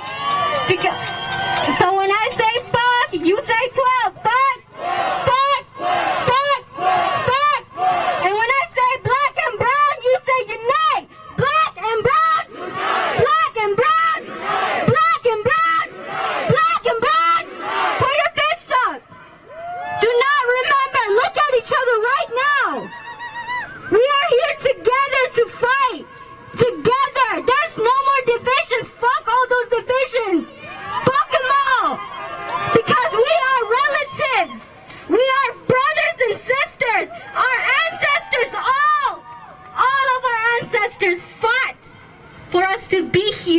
in our brown, black, and beautiful skin. We are here because of our ancestors. Do not forget where we come from.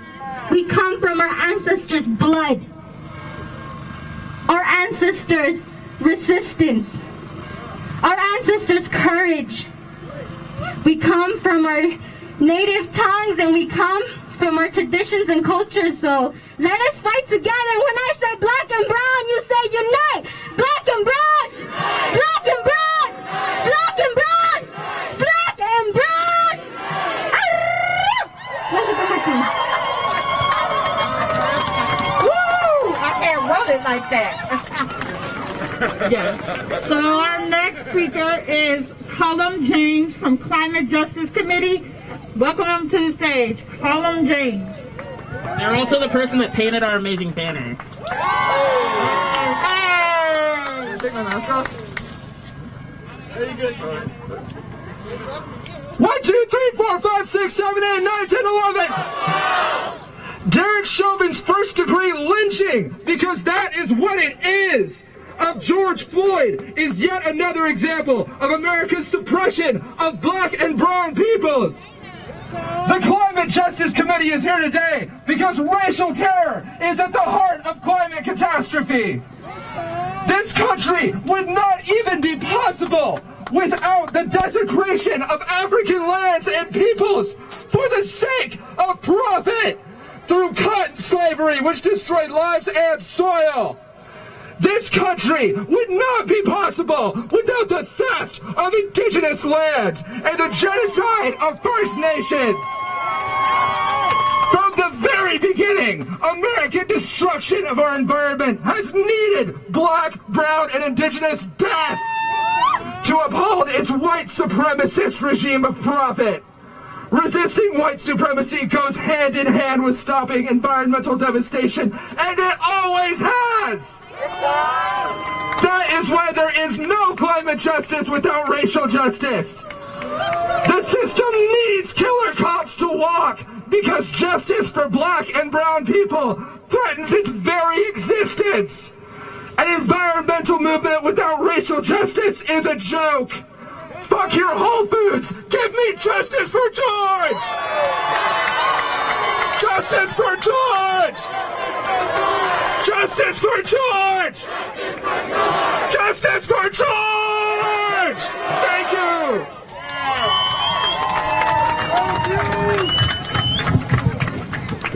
If George don't get it, if George don't get it, if George don't get it, if George don't get it, if George don't get it, if George don't get it, if George don't get it, if George don't get it, shut it down.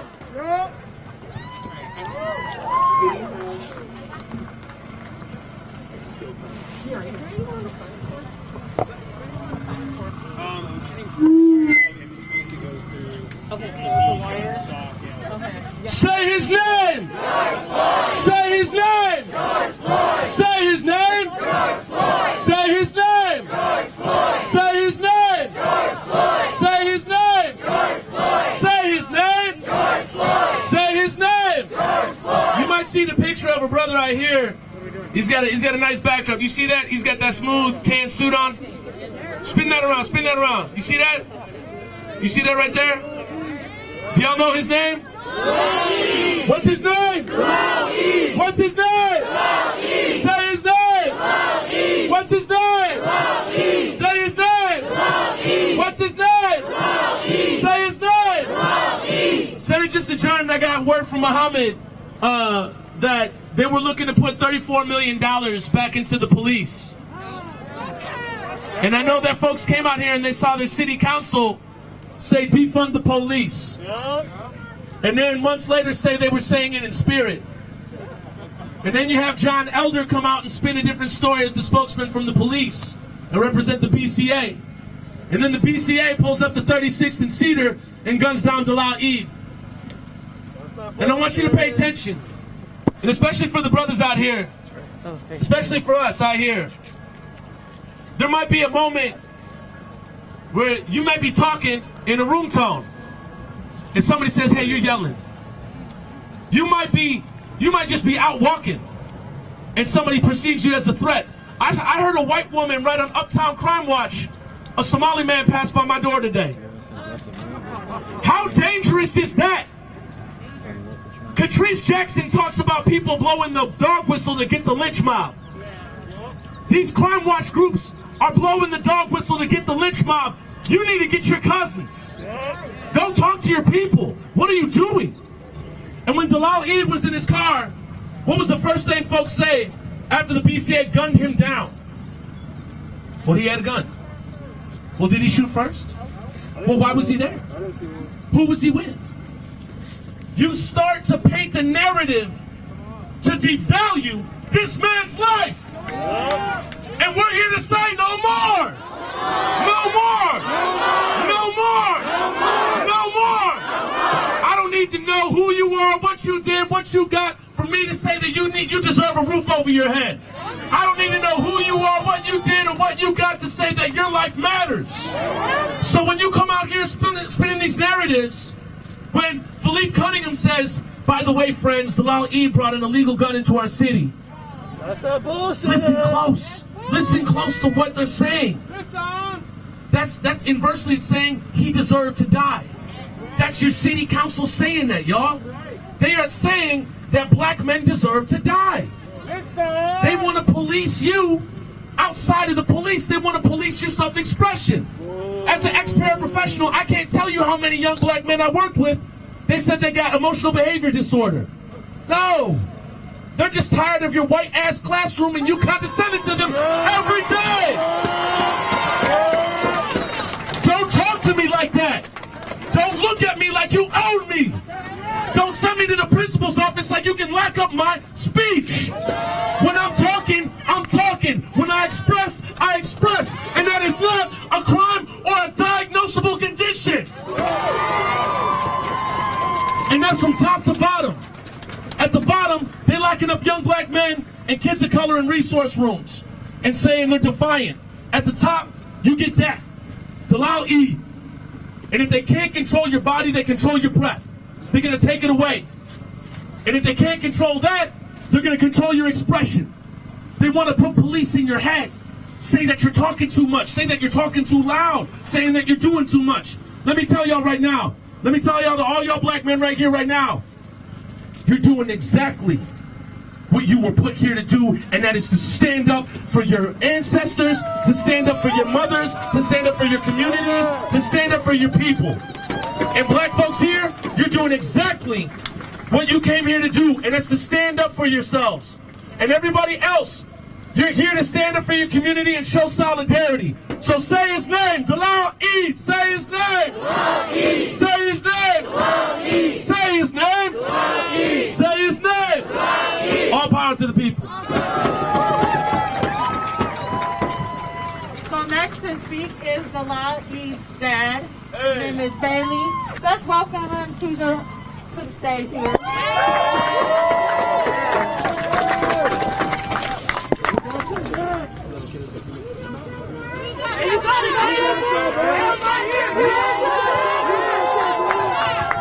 Okay, well, thank you everybody who was supporting us and came to her last weeks and every day. The fight is not finished yet, and we will never stop it until we get a justice. Yes. Those Minneapolis police who also killed our youth. Example, the last time when they was killed my son, okay, he was lay down.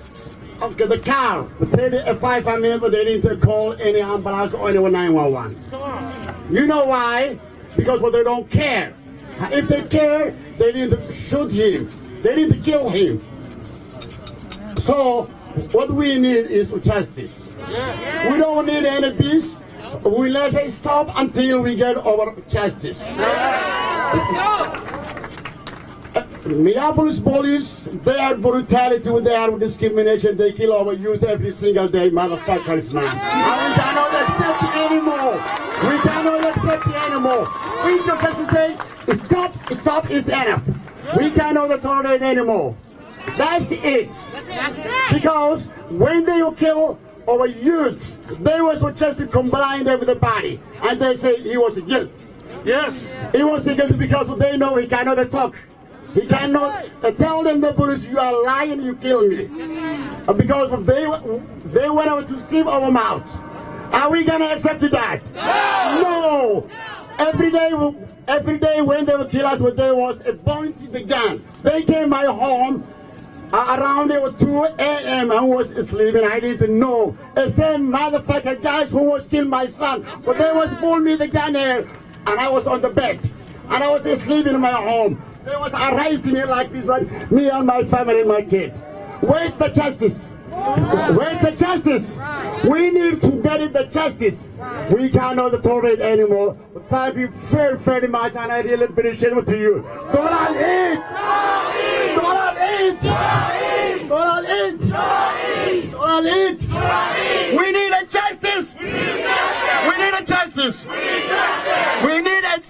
We need to change the system!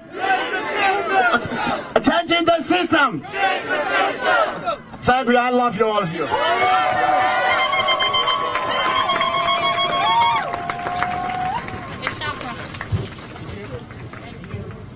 Thank you so much. Up next, we're gonna have David Gilbert Peterson from Minnesota Workers United. David's a really fiery, amazing speaker, so give it up for him.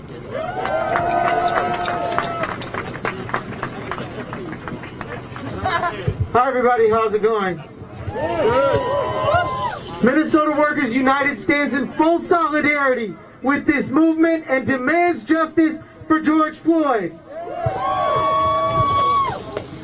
We have to remember that the killing of George Floyd sparked a nationwide black-led working class uprising around the country that will forever change how our movements work and how the police departments are responsive to us. It's time for the labor movement to demand that police unions are kicked out of our movement. Police are not workers, they're scabs, they're strike breakers, they're killers, and they're racists. We don't want them in our labor movement, we don't want them in our cities, we don't want them here at all. This city has spent unprecedented millions of dollars to protect buildings in downtown instead of housing our unhoused relatives, instead of giving us cash support during the largest pandemic ever, or to invest money into our communities for education and job training. Now is the time for the labor movement to root out white supremacy in our movement, in our unions, and in our spaces, and start to work for the common good. It's good to see so many union members out here and unorganized workers as well, and it is now time that we say Black Lives Matter, that black liberation is inextricably tied to workers' rights, and that we need to have an inclusive movement. The other thing is that this is not just about Derek Chauvin. This is about a system that isn't broken, but that was built to harm black and brown bodies. A capitalist system that needs the repression and oppression of black and brown people. And so we say for everyone who has been killed, for everyone we don't know about, for everybody that went unnamed, we say justice now. Indict, convict, send these killer cops to jail. The whole damn system is guilty as hell. Indict, convict, send these killer cops to jail. The whole damn system is guilty as hell. Indict, convict, send those killer cops to jail. The whole damn system is guilty as hell. Indict, convict, send those killer cops to jail. The whole damn system is guilty as hell. Indict, convict, send those killer cops to jail. The whole damn system is guilty as hell. Indict, convict, send those killer cops to jail. The whole damn system is guilty as hell. I need props too. Alright. Up next, we want to welcome Jaylani from CARE, Minnesota.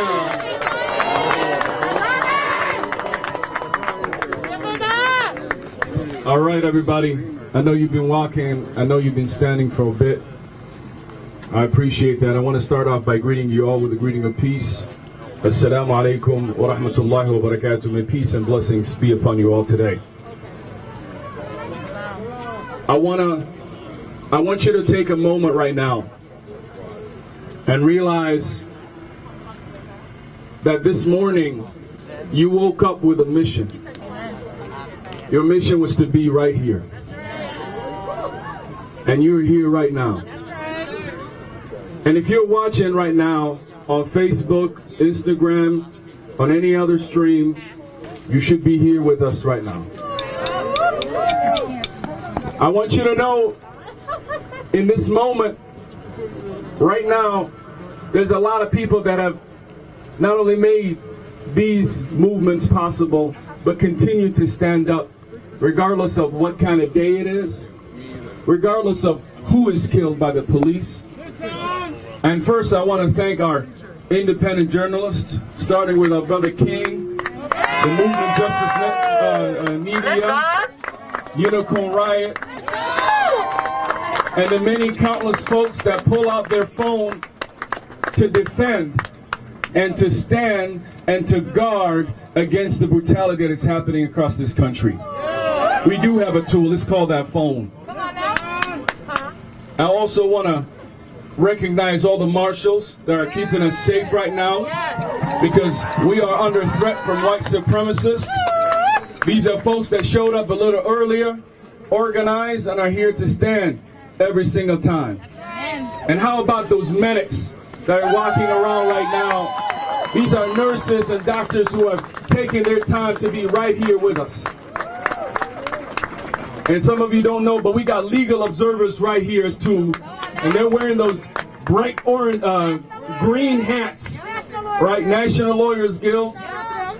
We appreciate you. We appreciate all of you. I want you to know, if you look right now to the person next to you, that is your brother and sister.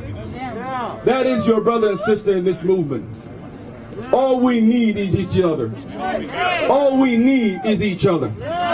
All we need is each other. And I want you to ask you and demand from you, if you're standing right now on your shoes, marching in downtown Minneapolis, demanding for justice, I want you to invite one more person tomorrow and the day after. And with that, I want to see how many of you today, right now, this is your first protest, maybe in a while. There we go. We're seeing brothers right there. There you go. Welcome. Welcome. There's sweetness in this space. And for those who have been marching this past summer, raise your hand. All right. And how about the people that have been marching since the 60s that are with us right now? How about those people?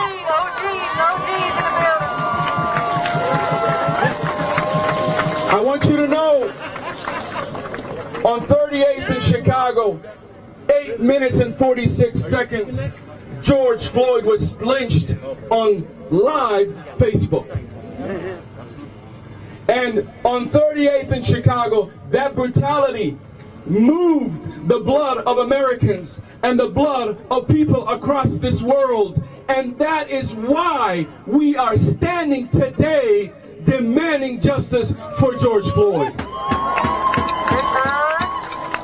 But as we demand justice for George Floyd, we are demanding justice for the countless lives that have not been filmed, the countless lives that have been ignored, that have come under the brutality of the Minneapolis Police Department, the St. Paul Police Department, and this state of Minnesota, and this country of the United States. We stand with them.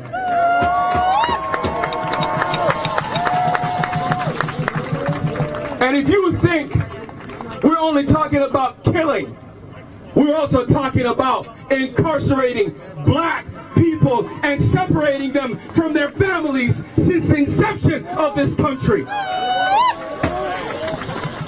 And so today, we are speaking to those in bondage for the failed laws across this country that has incarcerated our black brothers all over this country. We today stand with them. So, I want to be very honest with all of you. They want us to focus on the court proceedings. They want us to keep talking about the court theater. But I want you to know, we are frustrated. We are demanding for real change all over this country. And that means in the state of Minnesota that we pass 8 bills right now that are still being discussed on the House floor. We need those bills to pass expeditiously. Where's my brother? Expeditiously. Expeditiously. And that is exceptionally important because they believe that you are going home after the trial. They believe that you have not seen enough brutality and you care less. They think somehow a barricade is going to stop us from standing up for justice. I want you to know, when people just like you come together in bondship, history has reminded us that any wall, any barricade will fall.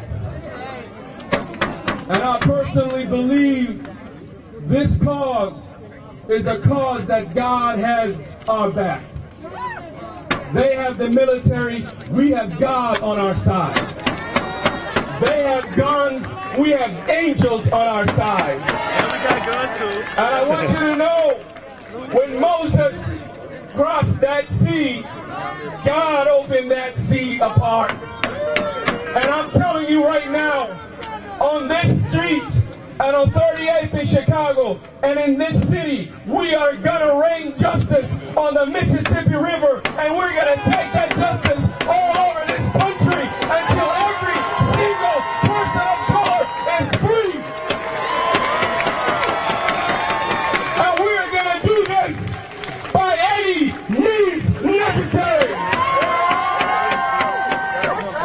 They are not afraid of us alone. They are afraid of us when we come together. When we are united, that's when we put fear in their hearts. I want you to know, Chauvin is being protected by the entire state of Minnesota. He's being protected by the military. He's being protected by the police. He's being protected by the justice system. He's being protected in those buildings. But I'm going to tell you something. Those buildings are our buildings. That justice system is our justice system. That military is our military. The people run this country, and it's time for people to take our right place. Let's bond together, brothers and sisters. Let's stand up for justice. And for now, Minnesota, you got to come out. Minnesota, you got to come out. Minneapolis, you have to come out. St. Paul, you got to come out. Bloomington, you got to come out. Bemidji, you got to come out. Every city in this state has to come out. We need to fill these streets. We need to fill these streets until we get justice. I want you to say with me the word that we want to have every Minnesotan say, including every jury. Guilty! Guilty! Guilty! Guilty! Guilty! Guilty! Chauvin is guilty. The rest of them are guilty. The system is guilty. Our city is guilty. But we are here to stand up against that. We're here to stand up against that. So let me end with this. I am not giving up on the families, the 400 plus families in this state. I made a promise to them. And I encourage all of you to make that promise, because it is hard for these families to continue to show up and to tell you about how their loved ones were killed. It's not easy. Make that promise, brothers and sisters. Come out every day, help us online and offline, and recognize this moment is our moment. The worst thing you can do, as Dr. King said, is sleep through a revolution.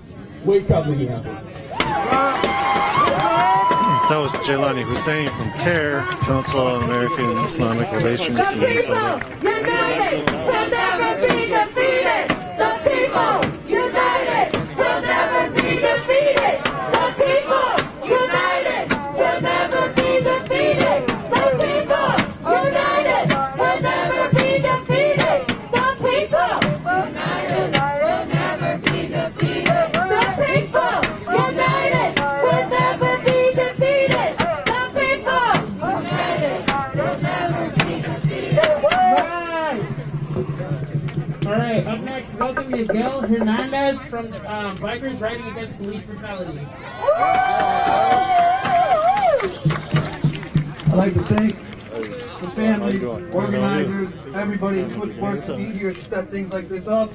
Everybody's come out in the last 9 months. Everybody's been fighting even before I was born. Thank you. Today I come out to talk about what we do on motorcycles. How are you? What do a bunch of guys on motorcycles have to do for this? Well, first time I met Brad, I was scared to ride. Many motorcyclists are racist, homophobic, misogynistic, transphobic, everything. We don't have a place. I found home in community. And what we practice to get rid of all this, because we see it creeping up, we check ourselves all the time. Something everybody should be doing. No excuses. So what do? We educate. We discipline ourselves. The same way we have to stay alive on a bike, let's stay alive in the community. By practicing this. And we take accountability and make no excuses. But all I've seen, this city, this government, are excuses. All we've seen are fences, excuses. All we've seen is intimidation, excuses. They don't want to address the lack of accountability. They fear us. They answer to us. And I'll keep this short, because we like to act. I know. RAP is a small unit. But with our actions, we speak big plans. Because as long as there's voices to be heard, these families to be heard, for you to be heard, RAP will be here to protect you. And we need you, the community, to educate us, because we are listening. If you want to join BRAP and be part of this movement, speak to us, BRAP.org. We appreciate you all. Even with 3 motorcycles, we can get stuff happen. Nothing we can do together. You're saying BRAP, B-R-A-P-B. Where there is people, there is power. Where there is people, there is power. Thank you. This person from Bikers Riding Against Police Brutality, Ms. Toshira Garraway. Again, everybody. If you want to know more about what happened to her, you can My go name to our is Toshira website. Garraway again. Type in I Justin am Tigan. I am the mother of Justin Tigan's 14-year-old son. I'm sorry I got hoarse from earlier today, but God's just gonna push these words out. And I'm here with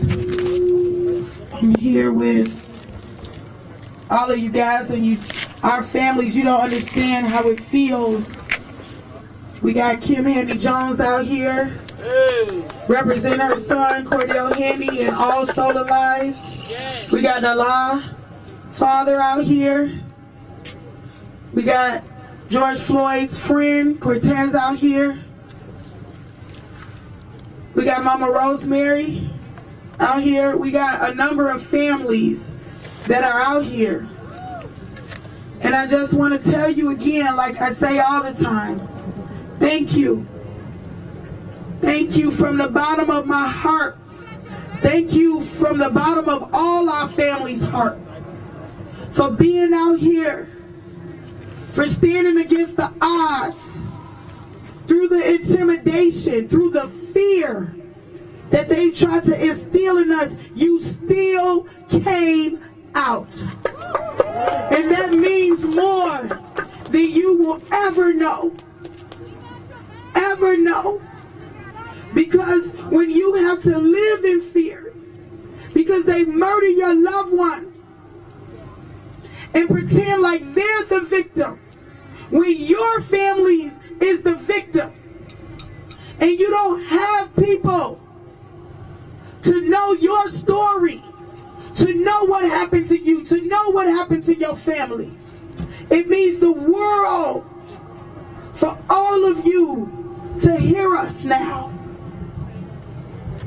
We want to know, do they hear us now? Do they hear us now?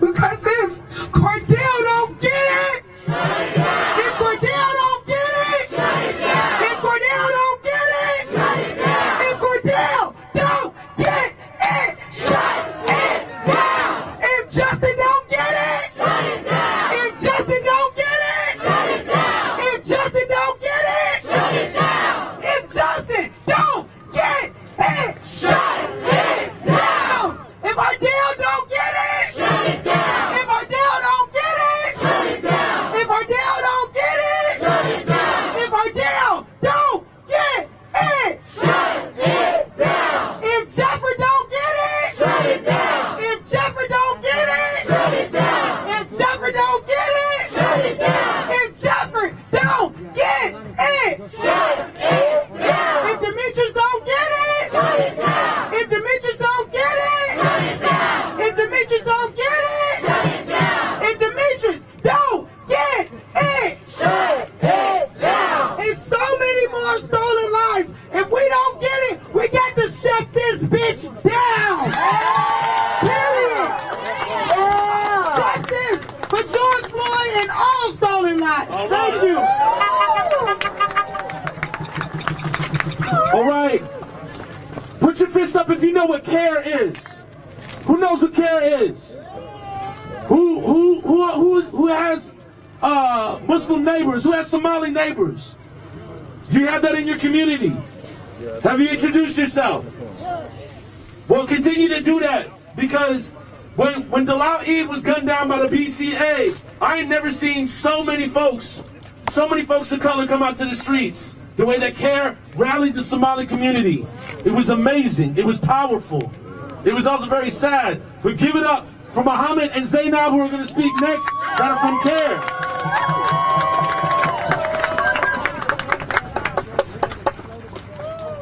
Assalamu alaikum. Salam means peace.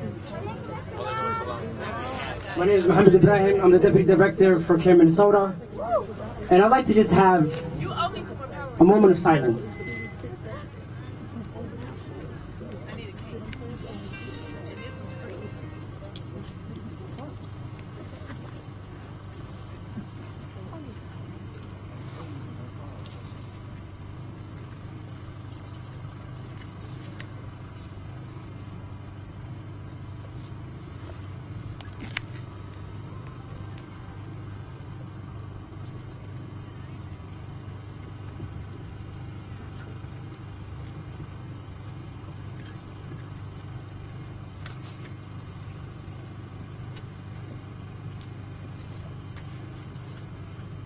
And the reason why we need to have a moment of silence is because we're talking about human life. Brothers, fathers, uncles, sisters, mothers have been slain all across the state of Minnesota. And they try to tell us it's 200. But we know it's well over 400. Check the data. Listen. Check the stats. And the reason why the wheels of justice move slow is because they're not trying to give us justice. Listen. They're not meant to have us get justice. And you see families who are still grieving. And they're trying to put a limit on how long they can grieve and come out and fight. And that's why we need to remove the statute of limitations. You can't give us 3 years. can't tell me how long a family could mourn and then learn how to fight and then go out and fight. You have things like qualified immunity that allowed officers like Derek Chauvin kill with impunity. People were telling him to stop. What did he do? He chuckled and dug his knee deeper. Because he knows the system is behind him. Matter of fact, he killed before.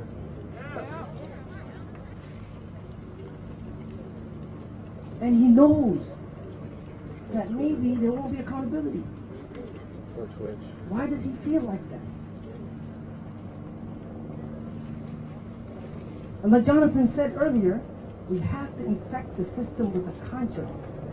Where is your humanity? For the people. And I know for some of y'all it's the first time coming out here. But there are people in this movement that have been doing this for 20 plus years. Some for 10 plus years. Some since the 60s. And it's never too late to join us. It's never too late to join us. And the reason why I mention all of these things is because we are a part of the Justice for George Floyd and All Stolen Lives Coalition. And we have 11 bills. Excuse me, we have 9 bills. CUAPB put over 40 bills out. But we can then fit to 9 bills. And these 9 bills are not a silver bullet to just end police brutality, but it's a start. And these are 9 things that we know they could do right now. Not tomorrow, not in 6 years, not in 6 months, not next session, right now. And with this coalition, we've been meeting with some politicians. We've been rubbing our elbows with them. And we are being told that Democrats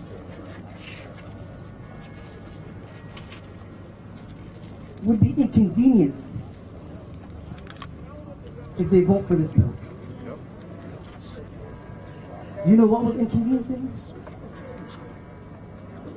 George Floyd not going back to his family. Listen! Do you know what was inconveniencing? That he's not going back to his family. You know what was inconveniencing? These families coming out here marching every single damn day. That's an inconvenience, isn't it? So how the hell are we protecting people that get paid 45,000? 60,000? 70,000? 90? Over these families? Yeah. Somebody say hell no. Hell no. Somebody say hell no. Hell no. Are we going to allow that? Hell no. Somebody say hell no. Hell no. We're not allowing that to happen. And tonight we are meeting with the Public Safety Committee to talk about these bills. And we are being told that, well, they're not sexy. We don't give a damn about sexy. We don't give a damn about sexy. We give a damn about what's right. Right? And the time is now. The time is now. And it is always the right time to do the right thing. It is always the right time to do the right thing. And the right thing is to do what the family Watching wants. the work of King Demetrius The right Pendleton. thing to do is to give us justice. If they gave us justice, then they wouldn't have to board up. They wouldn't have to go get some fences. They wouldn't have to ask for police officers from what? Scott County to come here? They don't have to do any of that. All we want is justice. All we're asking is justice. We're asking for simple things, and yet they are worried about policing our reaction. How about they become proactive and give us some damn justice? Right? So, we have 9 bills. If you want to check them out, go to mncoalition.org. Right? And there are organizations like Communities United Against Police Brutality, TCC for J, the Minnesota Justice Coalition, Families Supporting Families Against Police Brutality, Good, how are you? the Racial Justice Network, Kobe and Heisler, many others killed by that band police. together and worked on these bills. And now they're trying to tell us that they're not sexy.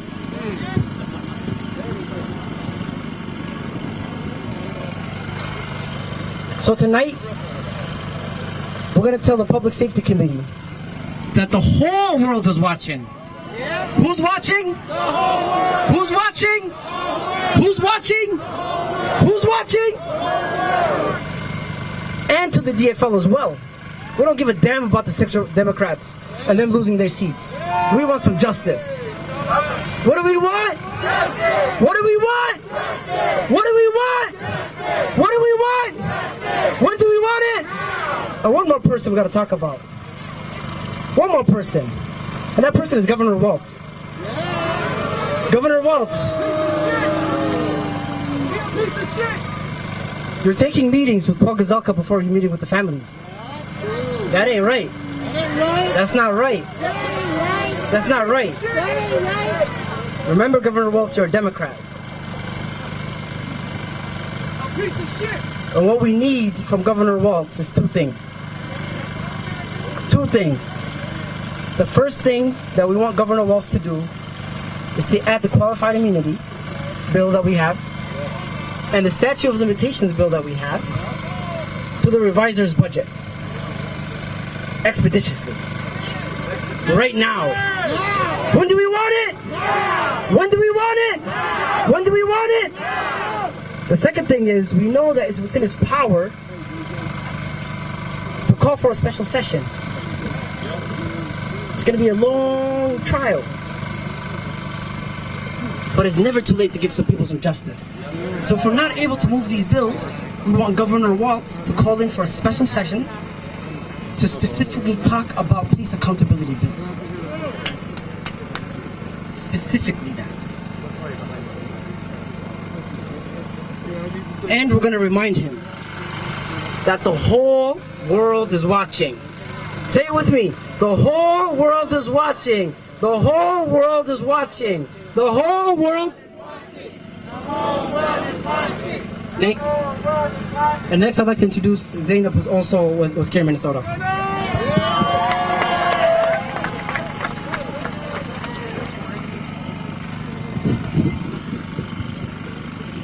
Thank you all so much. I am so incredibly proud to share space with amazing activists that have been doing this work for way longer than I have been alive.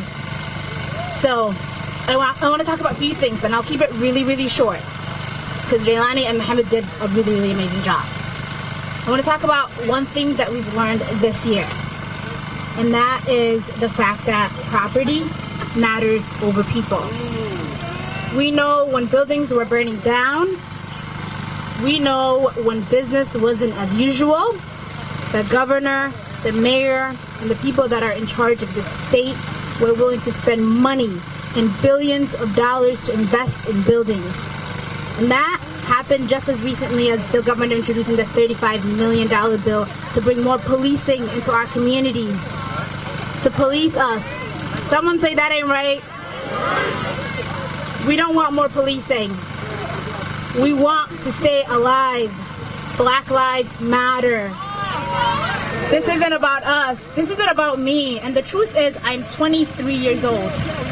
Dalal Eid was 23 years old. He had goals, plans. He had a 5-year plan. Things he wanted to do, much like myself. But where is he now? And the governor is not even thinking about it. Let's talk about the building right across from us, the US Bank Stadium. They spend over $1 billion on it to bring entertainment to our city, to bring more rich people into our city, to make profit. But where is the protection for Black lives? Where's the humanity when someone dies and you look at them and you don't even take a look, but you continue to put your knee on them?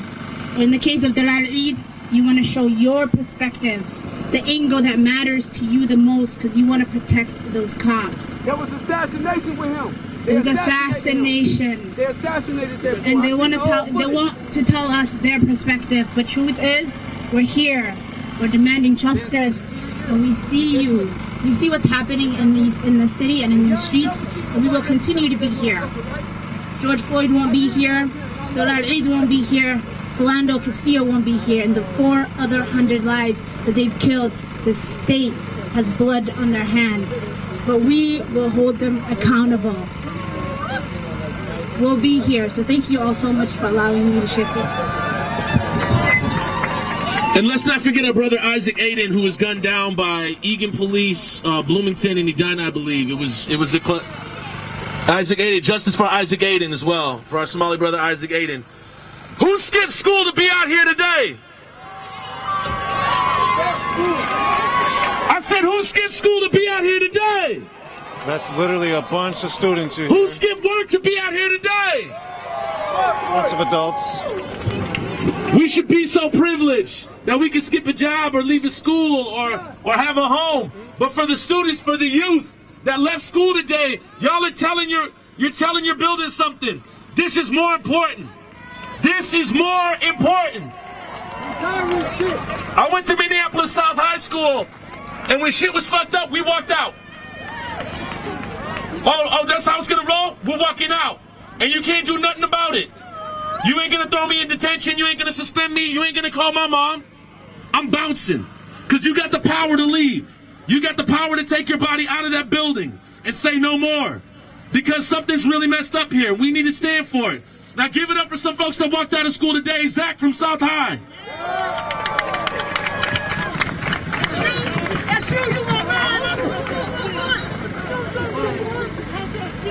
All right, so the student movement activists of South High came out here today along with many other students and student organizations, and all of us are here to say that the youth demand justice for George Floyd and all stolen lives.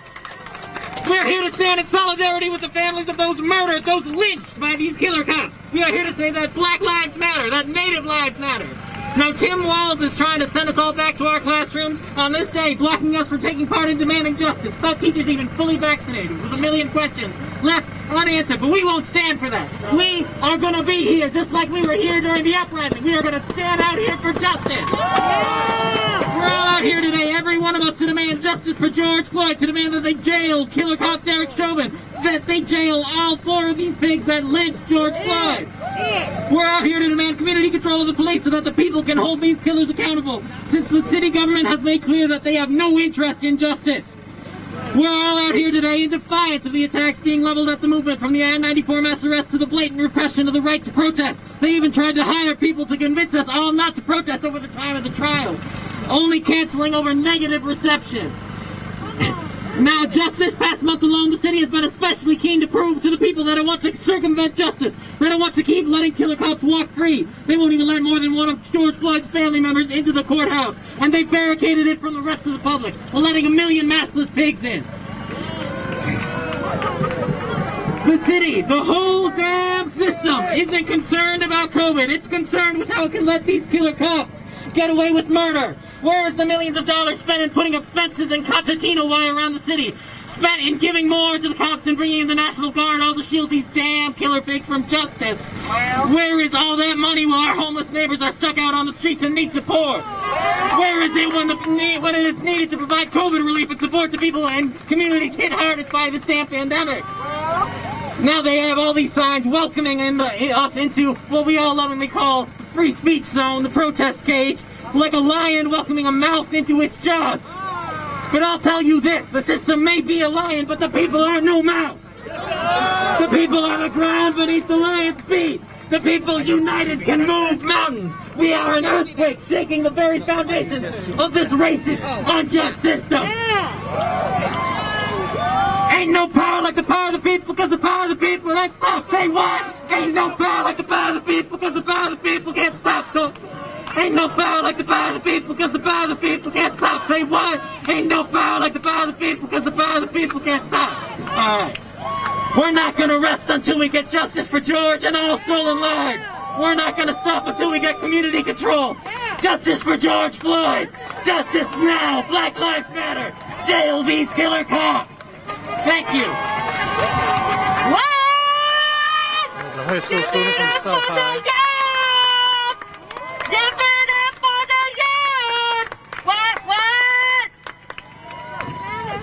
Alright. We are going to keep it moving with WHAM, Women Against Military Madness. Hello, thank you for having us here today. Women Against Military Madness has been around for 36 years. We've been fighting to end war, and one thing we know for sure you cannot have war without racism. It's built into our system, and the only way we've gotten so that you and I and other people can get together and fight together is because the people before us got on the streets and said we can be better. We can be better. And you are proving that today. And we will come out more and more. Now let me tell you something that you can learn from us old people. One is, we're stubborn as hell, we don't give up, and we believe in the impossible. And we welcome you here to join us and do the same. And without you, we are not going to make a better world. So welcome, thank you, keep fighting. And if I learned something the other day, you know where the very first military base outside of U.S. borders was? I bet these people know. Was in Western Ohio. This was part of the plan all along to wage war on black and brown people. And we're saying, no more, no more. Thank you for being here. Thank you. Thank you so much, Women Against Military Madness. Up next, we are going to welcome Chantal. What's up? What's up? I'm Chantal Allen with Black Lives Matter Twin Cities. Let me hear them students again, though, real quick. Make some noise. Yes. I happen to sit on the school board in St. Paul, and I am glad all of you guys are here. So how many of you guys know, I'm going to take you on a history tooth real quick, because I am a teacher. How many of y'all know the story of St. Augustine, Florida? No. There goes one hand. Okay, well, the civil rights movement had been going for quite some time. Older black folks, adults, have been getting arrested, losing their jobs, they were feeling threatened, and suddenly the students took to the streets, right? So the movement kept going, and I'm talking about, this was for probably about 3 or 4 years before we got the Civil Rights Bill signed. The reason why the movement kept going is because young people took to the streets, right? So in St. Augustine, Florida, there was these beaches. There was the black beach and the white beach, right? And so what did our black folks want? We wanted the good beach, right? So they kept going to the good beach, right? For 30 days, young black people went back to that beach and got their asses whooped. Back up the hill. Every single day, they went back to the beach. They said, to hell with this. I'm going to keep doing this, right? So, you know, it made a little noise across the country. So what happens next? Y'all know? Dr. King shows up, right? The great leader comes, right? And he decides he's not going to go to where the young people are, because that's what they do, right? So he goes to a hotel. He stages this protest at the hotel. And the hotel people were like, you're not coming in here. Y'all black folks ain't coming into this hotel. So what did our young people do? They went around back, jumped the fence, and got in the pool. That's what they did. Unfortunately, that hotel owner began to pour acid in the pool. And so there was a picture that was taken of him pouring that acid in the pool. And it was sent to President Johnson. And President Johnson said, that's it. And the next day, he signed the Civil Rights Bill. So I know we're a long ways from actually gaining our rights. That's why we're still standing in the streets. But we do know that that was a milestone in that space. And I want to say that it was young people that made that happen. So I'm going to encourage you young people, go call your cousins, your homies, your play brothers and sisters, all your people in your classroom, and tell them to come to the streets with you. Because the way that we are going to genuinely get justice is when young people start taking to these streets, start demanding justice, start making it clear that the way that they set up these laws are not right for the way when they're ready to move into adulthood, right? Because I can change all the laws I want, but I'm 47 years old, right? So I can change the laws and make them shape to what I think they want to be. But then guess what? I guarantee you the next generation is going to come behind me and say, Chantal didn't have it quite right. So the best thing for us to do is to hear your voice right now. So make some noise. Say, Black Lives Matter! Black Lives Matter! Black Lives Matter!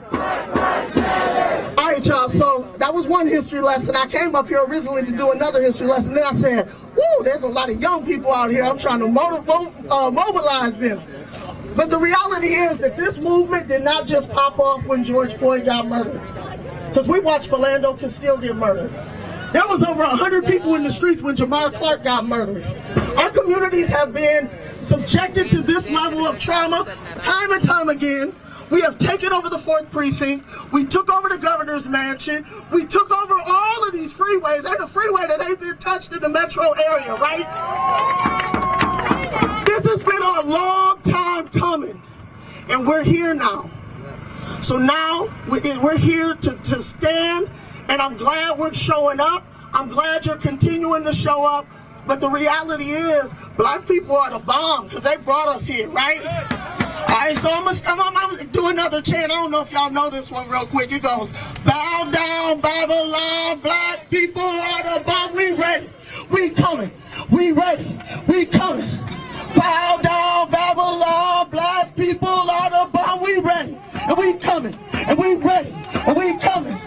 Bow down, Babylon, black people are the bomb. We ready, and we coming, and we ready, and we coming. Because guess what? This is the first day, but we are ready, right?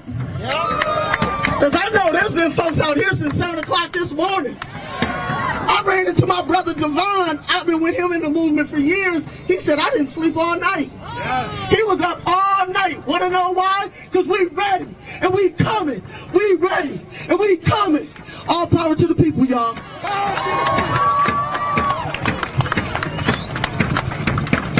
She touched on it, but I want to give a shout out to the 646 that took over the highway. Shout out to the 646. You know it. All right, our last speaker is going to be Nadia from SDS. TCC for J organizes with SDS all the time because they are also fighting for community control, so give it up. Say his name, Isaac Aiden. Say his name. Say his name. Say his name. Thank you. Hi, I'm Nadia. I'm with Students for a Democratic Society at the University of Minnesota. We're not too far from the university, but I just want to let you guys know, if you're a student organizer or student activist, you know that the university or whatever school you try to go, any school you're at, will try to make you and isolate you from the movement itself. They'll think you're good. They'll give you committees. They'll say we have a diversity board. We hired one black person. They'll say that you're fine. But in reality, that doesn't take, in the university, for example, it does not take away from the fact, as groundbreaking as it seemed when they limited ties with the UMPD or University Police from the MPD, that still meant that they were still at the beck and call at the UMPD and the MPD, because when we were arrested on the highway with the 646, you bet that you saw the University Police Department there. And faculty, 2 weeks ago, when a black Carlson student tries to check out a laptop for their midterm, you can bet, and this did happen, faculty will still call in the police. It did happen. That's that bullshit, exactly. You read into it. Yeah. They will try to make you feel like that you're good, you're handled. And it's not, that's not the case at all. We're here because this has everything to do with what we need. When we talk about committees and diversity boards, we don't need those. Since May, students have been calling for community control of the police. Dismantling UMPD, there's no reason for the university to have a police department if it's not in control of the students. So that's why we're here today, and we're here to talk about community control, because we know that the university will try to isolate students from the movement itself. We will be here in solidarity to call to convict Derek Chauvin. We will be with the coalition, and we will be calling for community control of the police across the state and on campus. And you can catch us protesting this Friday, the 12th, at 5 p.m., and we're going to be calling for the same demands right at Morrill Hall, right in front of our president, because of proximity, right? So I just want to say thank you. Again, with the university, they're going to try, or any type of school, please stick with SDS. They're again going to try to isolate us, but we're going to be right here protesting, so thank you.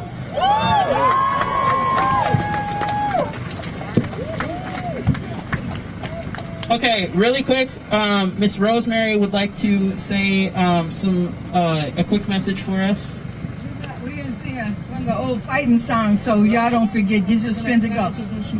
This is Miss Rosemary Nevels. They know who I am. Okay, come on, Shanja. Ain't gonna let nobody turn me around. Turn me around. Turn me around. Ain't gonna let nobody turn me around. We gonna keep on marching. Keep on fighting. Till our freedom is won. One more time. Ain't gonna let nobody turn me around. Turn me around. Turn me around. Ain't gonna let nobody turn me around. We gonna keep on marching. Keep on marching. Till our freedom is won. Power to the people! That was the Black Panther version, y'all. She's part of the Breakfast program out of Oakland. Please give her much respect. All right, so we are gonna get moving. Some quick announcements. We will have Ken Handy Jones speaking to us when we get back to our start point. So please stick around. And then we will be closing out. Want to remind everybody one more time. What am I gonna say? What was that? Am I gonna have to tell y'all again? Probably. Hard-headed is what they call that.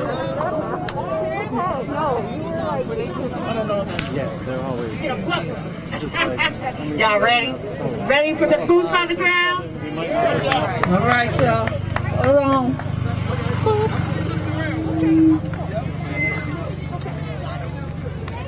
Got Justice Frontline Aid out here giving people snacks and more.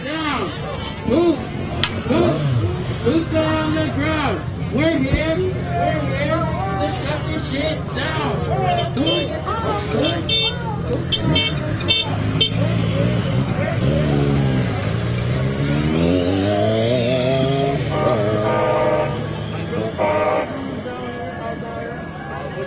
What's up, Nico? How you doing? How you been, brother? Can I get video of you? This is my guy. Come here. This is my wife. Hey, what's up? How you doing? Good to see you. I want to give you a hug, but hold on. I didn't bring my shit down here. I was thinking it was gonna be a normal ass day.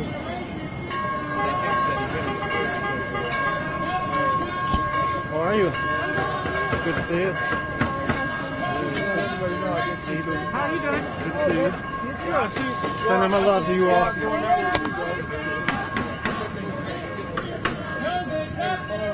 This right here is JDC, Juvenile Detention Center.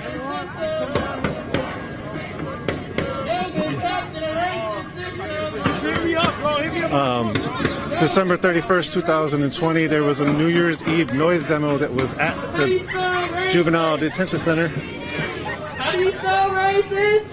The police ended up crashing it, basically, as they started to march and arrested dozens of people.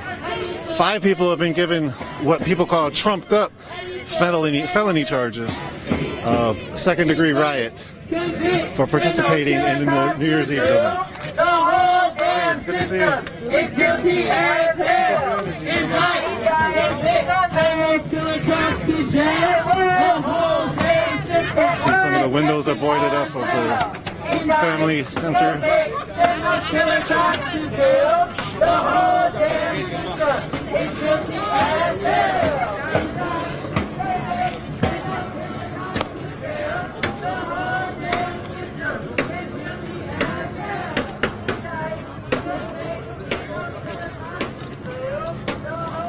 You see a Stop Line 3 patch in the back of this person's shirt. If you want to know more about Line 3 and the resistance against Line 3, check out our website, unicornriot.ninja. You can go to the front page and you can click on the Line 3 resistance image that you see. And it's a heck of a contraption you got.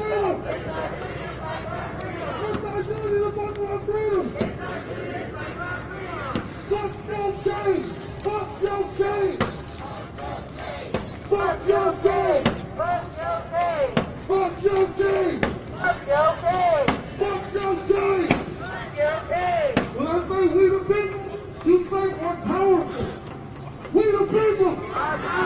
Way off in the distance, you see, I think those people in the yellow are part of this non-violent peace force of citizens. I'm not really sure. We'll try to ask them a little bit later and get some more information as to who they are. So Minneapolis has seen a lot of wildness since George Floyd was killed. One of the largest uprisings in the history of Minneapolis for sure, and possibly one of the larger uprisings in the history of the United States. And it was the largest worldwide movement for human rights. It was actually against police. It was sort of an anti-police, anti-blackness, or anti-racism, excuse me, against anti-blackness, against white supremacy movement last year. That has culminated to the trial coming up right here of Derek Chauvin, just a few blocks away from here. You can see the top of the building where he will be tried right here. Not that big one, just the square one. That's the Hennepin County Government Center. Say his name! Say his name! Say his name! Say his name! What's his name? Say his name! What's his name? What's his name? What's his name? What's his name? Hey, one more time. Stop getting in front of the truck. Stop it. I'm so serious. Stop getting in front of the truck. Please stay behind the banner. I need everyone, if you are here for the honor of George Floyd, please stand behind the truck. Got a superhero. You are here because somebody didn't give someone room to breathe. Your community needs room to breathe. Our job as marshals, we need to block at least a block or two before people can come through. We want you to be safe. We are here for you. We need your cooperation in order to do that. I do not need to see somebody run over today. All right. So Kim Handy's here, so we're going to do this for Canal. Boots! Boots! Boots on the ground! We're here! We're here to shut this shit down! Boots! Boots! Boots on the ground! We're here! Boots! Boots! Boots on the ground! Boots! Boots! Boots on the ground! Women! Boots! Boots! Boots on the ground! We're here! We're here to shut this shit down! Boots! Boots! Boots on the ground! We're here! We're here to shut this shit down! Boots! Boots! Boots on the motherfucking ground! You hear the remix of the Boots on the Ground. That was originally Kim Handy Jones chant. Kim Handy Jones lost her son, Cordell Handy, to St. Paul Police. St. Paul police officers have been the deadliest in the state. You see a drone getting popped up. There's some FAA regulations about flying drones downtown right now. There's also been a lot of airspace issues. Or I shouldn't say airspace issues, sorry. So much going on. There's police riding down 7th. Police are also in front of the march down by 8th. Police have also been in the sky. The feds have been in the sky, flying undetected, except for sleuthing of independent investigators and aerospace investigators. If you want to know more about that, check out our website, unicornride.ninja.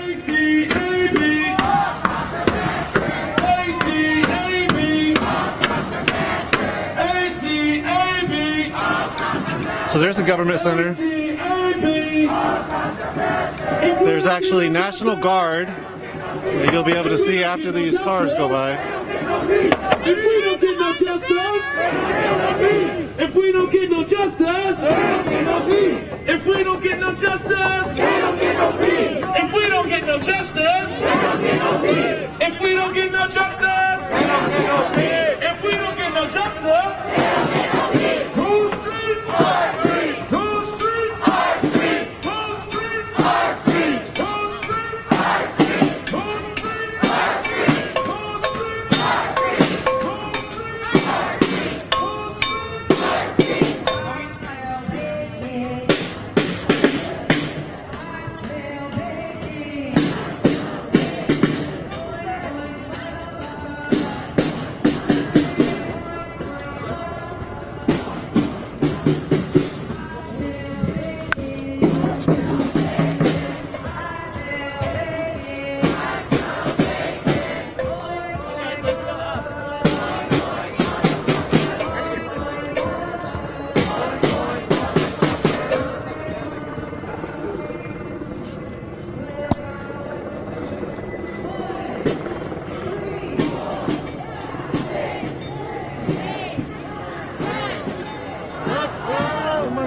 So long. It's so great to see you. Yeah, all right. I'll see you again. Great to see you. We got MFT, Teachers Federation. Hey. Shout out to all the support professionals.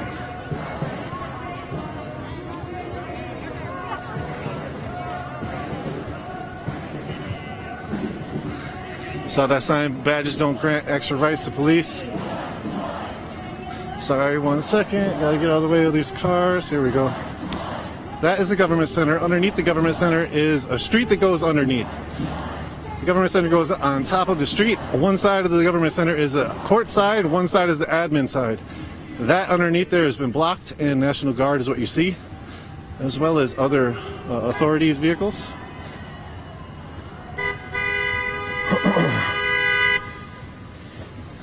Got people up on cars.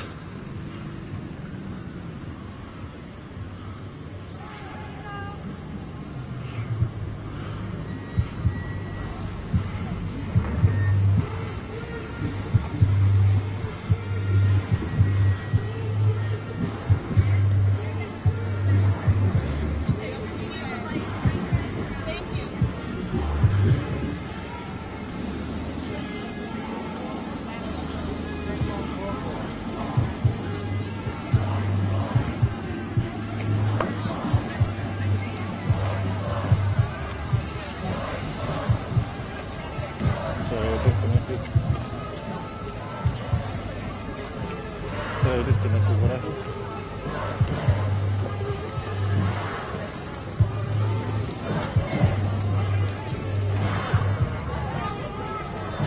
Yep.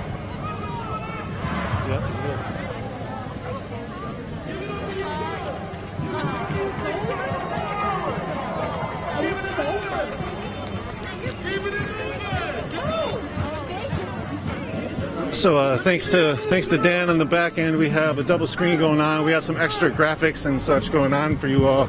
And what I was just talking about was the Fed spy plane that was been spotted flying over Minneapolis airspace.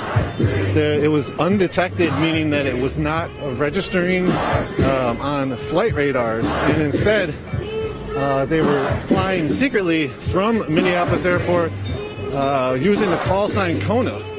The call sign Kona was found, as well as the clicking in the airspace of nautical miles just driving around. They could tell, like, sleuths.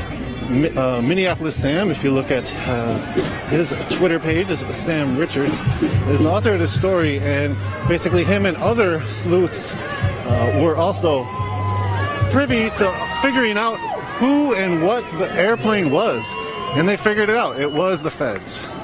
Here's people outside of, I'm not really sure what this building is. I think it's housing. People are waving.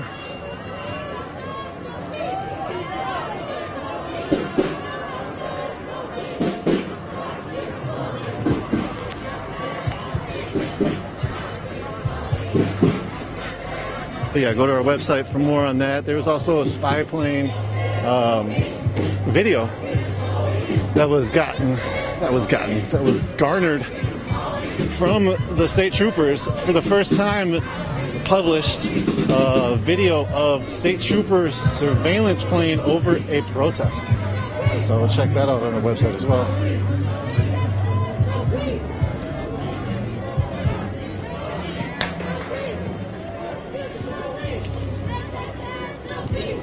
So again, this march is about 1,000 deep, walking through downtown Minneapolis,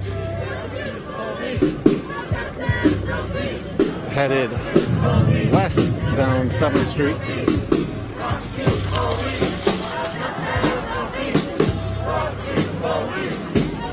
You see the sign that says, "Change my mind." Had EMTs been dispatched when George Floyd said that he was claustrophobic, he would still be alive today.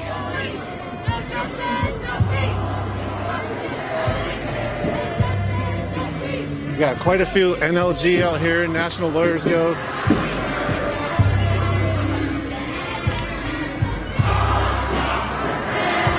Got people out here dancing with the song.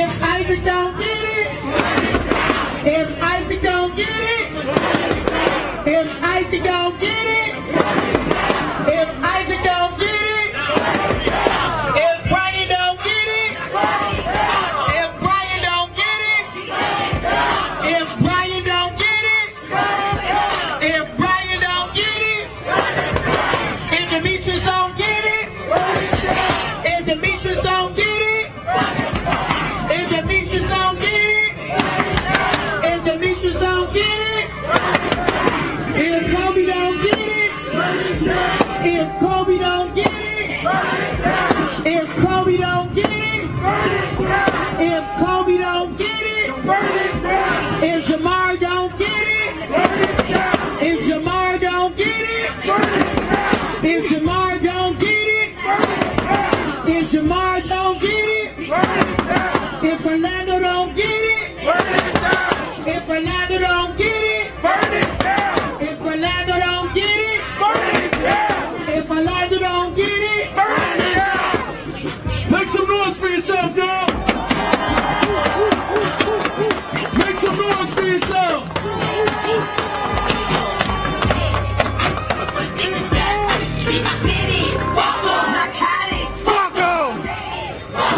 Bow down, Babylon, black people out of our, we ready. So this is the front of the government center. People have laid out a bunch of roses out here. Looks like roses and blood. Look at what you did.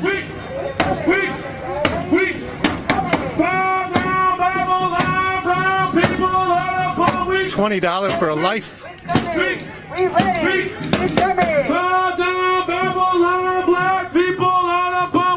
Why do you do what you do? All right, we need everybody to stay right here while we reposition the van. So hold. And I know y'all been standing, y'all been marching, y'all been out here for a minute, a smooth minute. So give it up for yourselves for coming out here and standing up for justice. And letting these folks know that we're not going anywhere else, we're not going away anytime soon. But if you have heard Kim Handy Jones speak before, you know it's coming.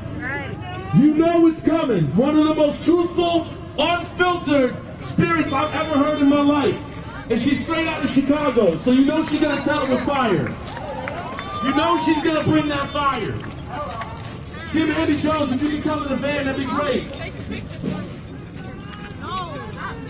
Go ahead. Once again. Everybody hold right there, hold right there. We're not marching any further. All right.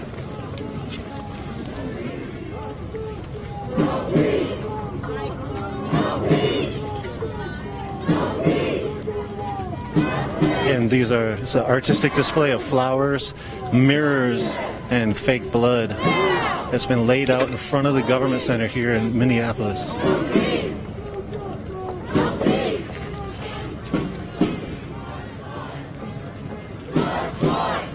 You see no good cops in a racist system.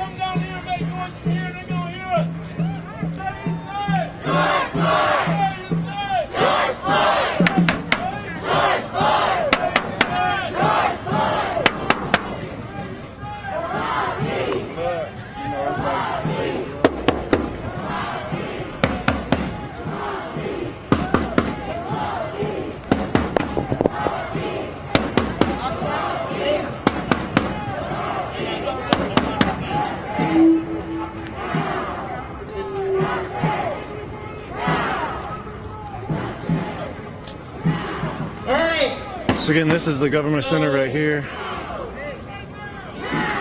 Yeah, thanks for running the back end in and D. Yep. But before we do that, we need to have people. Track needs to stay to the sides, please, and then we need the banner to come up.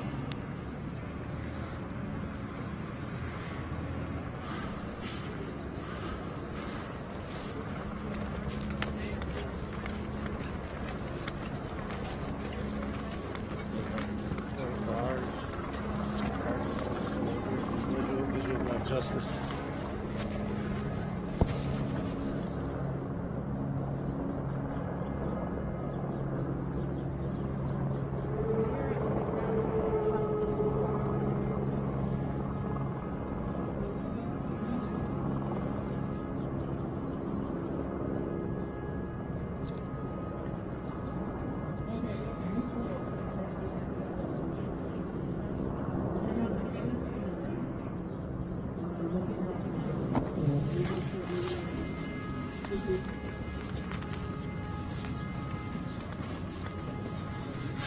There's a Rayshard Books out in Atlanta.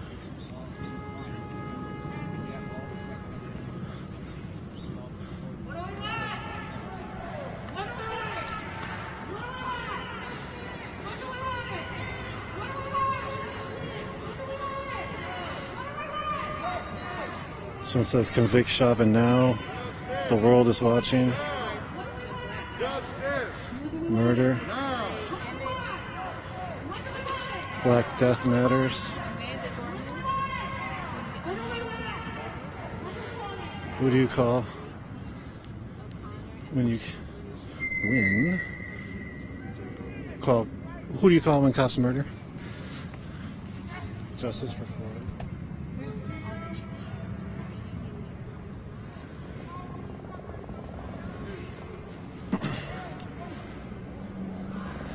Sorry.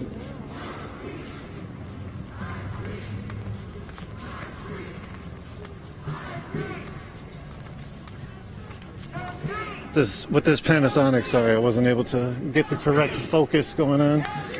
We got sort of this point and shoot.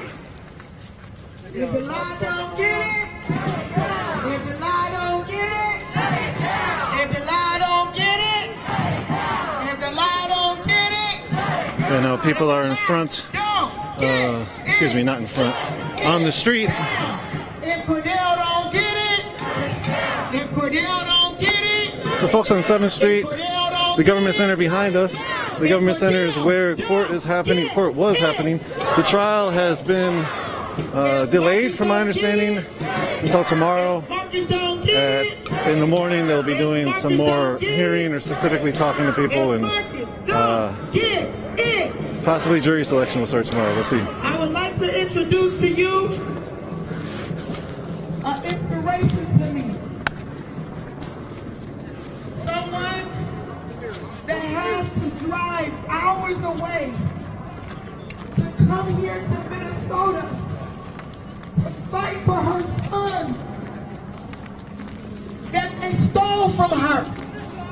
And she drives here faithfully. She's a warrior for not just her son Cordell, for all of our families. When I was afraid to come forward with my story, she seen me on Facebook telling my story, and she reached out to me. And she took my hand and she said, "Come on." And I can never thank her enough, because she's been the inspiration and the push when you see me. This is why, because it was a mother that was fighting for her son, that wouldn't give up. And before she comes, we got to say her chant. Boots, boots, boots on the ground. We're here to shut the shit down. Boots, boots, boots on the ground. We're here to shut the shit down. Boots, boots, boots on the ground.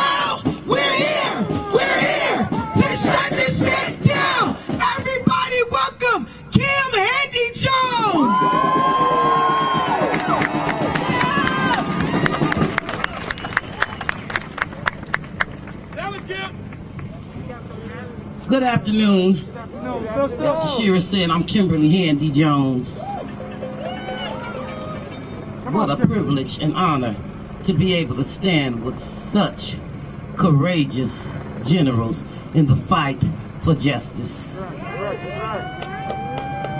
I see justice coming together, people. Not just us, but justice. But it is enough of just us to get justice. We just have to keep our boots on the ground. Keep them on the ground. You don't know what it takes sometimes to just get out of bed.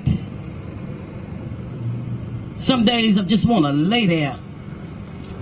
But I feel my son's spirit pushing me. Mama, get out that bed. Get out that bed. My boots be ready and my body be rock steady. Get to rockin', get to rollin'. Get to getting, Kim. Get to getting down that road. I don't have time, people. Let me just tell you this. To sit back and wait. My boots cannot be stagnated. You're gonna have to catch up.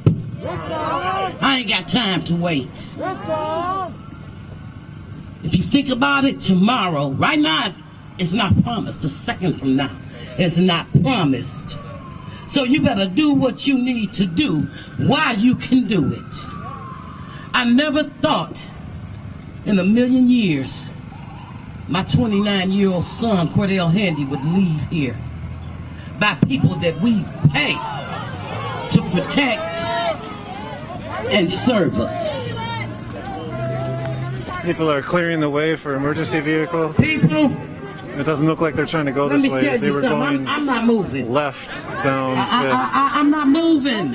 Fourth. I walk by faith and not by sight. Everybody God moved kept for me. the emergency God vehicle. kept you. He brought me this far to They leave didn't me. end up coming down this way. I'm not moving. I'm not. I move when I have to, but right now, it's okay for me to stand still. We got your back. I hear you when you say you got my back. I love that you got my back, but see, I love even more if you are my back. Don't wait for my fall, catch me before I fall. Fuck having my back, be my back. Cause if you treat my back like it's your back, then I ain't got to worry about falling, not do it. I ain't got to worry about that shit. Let me tell you something, Minnesota. I could be anywhere in the world, and I have been. Standing in solidarity with people, mothers and fathers and sisters and brothers and loved ones that look just like me. But I choose to be here with Minnesota. I choose to be here. And I ask God, why would you take my son? Some people say you shouldn't question the Lord. But I know, if you don't question him, you cannot get an answer. So he said, Kim Handy Jones, Cordell was where I needed you to be.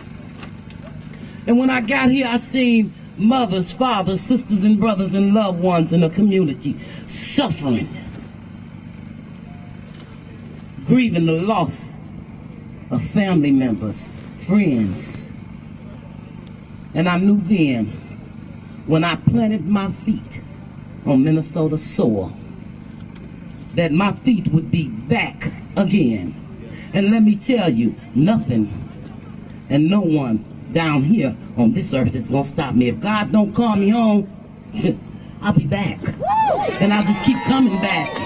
And I'll keep coming back. And I'll keep coming back. And when I get back, it'll be like I never left. But what I need my black sisters and brothers to know, let's not have each other's back, let's be each other's back. Say, I am your back. I am your back. So my back is under attack. What are you? I love you. I love you, Minnesota. And again, for the rest of my life, you will always be the reasons why I fight for justice. Let's keep love alive. Let's keep hope alive. Let's keep justice alive. But more importantly, let's keep each other alive. And understand that George Floyd is the face of thousands that have went on before him, some after him. But his tragedy allowed us to see just what they did to our sons and daughters and loved ones when the camera wasn't fucking video. You need to understand that. So if George incident of police brutality opens up the floodgates of justice, then hell, I'm standing on it. I'm standing on the promise of God, people. I'm standing on God's promise. And I'm going to tell you all something. I'm looking at my black sisters and brothers, my sons and daughters, mothers and fathers. Don't be moved. Don't get divided. We're going to stick. We're going to stay. And we're going to march on the fucking victory. Justice delayed. If we stick and stay, won't be justice denied. And we need justice, people, by any means necessary. I love you, Minnesota. I love you within the depths of my heart. God bless you. And remember, when our sisters and brothers are under attack, what do you got? You what? I don't hear you. Say that shit like you mean it. I need to know that when you got me. You got me. Don't wait till I get down there and want to help a sister up. Have me before I get there. Now we're gonna say this one more time. You are what? When it's under attack, that's when you'll have my back. That's when you got it. When you become my back, because my back becomes your back. I love you all, man. I tell you. God makes no mistakes. When he put me in Minnesota life, and I came here in my size H boots, when he grounded me for life. And I don't care who think they're gonna run up through here in your cars or whatever the fuck you got. I ain't scared. I'm not never scared. When you took my son, when you took Justin Tigert, when you took Jeffrey Smith, Marcus Golden, Demetrius Hill, Delal Eve, Adele Sherrill, Brian Quinones, when you took justice away from us the day you killed them, you took justice and you activated just us to get justice. Okay? You took that from us. And I ain't scared of no motherfucking 12. Fuck 12. And I got to say that. Fuck them. From the top of their head to the bottom of their fucking damn feet. Fuck everything that looks like them, everything that acts like them. And I tell people, leave me the fuck alone, because I'm unapologetic. I'll punch a motherfucker in the throat. I'm about that life. I'm about that motherfucking life, and I mean that motherfucking shit. Now, if you in doubt, try me out, and I'll show your ass. What the fuck? They took something from me that I can never get back. And Martin Luther King said, if a man ain't got nothing in life, he fit worth dying for, he ain't fit to live. My kids, our kids, are worth dying for. But if I leave here today, I can say, I did the things that I wanted to do, how I wanted to do it, and I did it Kimberly Handy Jones way. And fuck you if you don't like it. White people running up talking about, why do you have guns? It's our Second Amendment motherfucking right to have them. It's our Second Amendment right to have them. Why do you have hate? Why do you appeal to black and brown and indigenous people with a death sentence? Teach your maggot ass sons and fucking damn daughters called 12 to respect black, brown, and indigenous lives. Teach them that. didn't send for you motherfuckers, but you came for me. So when you come for me, I gotta do what I got to do. And let me tell you, people, don't get it twisted. I work real fast. I will fuck something up in a New York fucking second. Understand that. I'm tired of y'all fucking over my children. 9 months, you carry a baby. You die again, giving your baby's life. And you motherfuckers have the nerves to kneel on their motherfucking necks. Pump bullets in them. Overkill, rob and steal. And if we got any white fragile people out here, this is not for you. And fuck you too. And like I said, if you think I won't punch a motherfucker in the throat, try me. Try me. I'm not that girl. I'm not that one. But I am the one who will fuck some shit up. I come in peace, people, and I want to live in peace. But the peace will cease if you step to me in mind. Fuck peace. It goes out the window. I've been trying to live in peace all my life, but peace didn't keep my son here. Peace didn't keep our black and brown children here. Peace didn't do that. Me and white people get upset because we want to exercise our Second Amendment right. What are you upset about? Our skin is the weapon that you fear, remember? But now we a double threat. We just a threat. It don't matter when we walking down the street minding our own business. We a threat. Sitting in our own apartment. We a threat.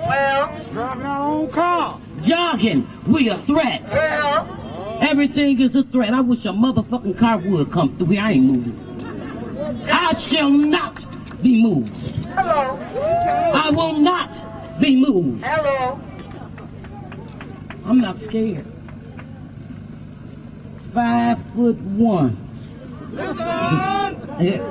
But you know what they say about little packages? The most powerful dynamite coming in the mud?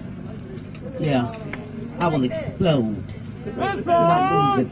I don't give a fuck about no car, no bus, no truck. What you got for me? I'm gonna get off this microphone. Again, Minnesota, I love you. I love you. I love you.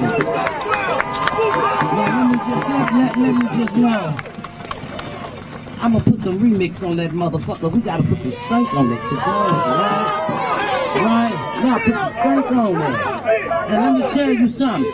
Black people, when we say boots on the ground, we need to say that shit like we mean it. George Floyd, Cordell, Hardell, Justin, Brian, Demetrius, Jafford, Marcus, Billy Hughes, Paul Castaway. They all need to hear that. Yeah. So let's get it in. Let's get them boots on the ground, and let me tell you something. You can't get nothing if your boots is up and they ain't on the ground. You gotta put them down. You gotta put them down and put them boots on the ground. You ain't out here for the fucking fortune, cause that ain't gonna bring our kids back, right? Fuck the fame. But if we come here together, we are powerful, and we can say them fucking things.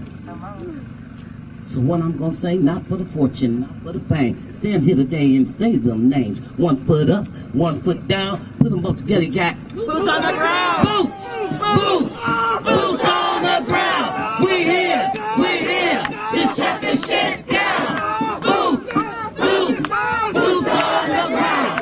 We here to shut this shit down. Come on now. Boots, boots, boots on the ground. We're here to shut this shit down. Boots, come on. Boots, louder. Boots on the ground. We're here to shut this shit down.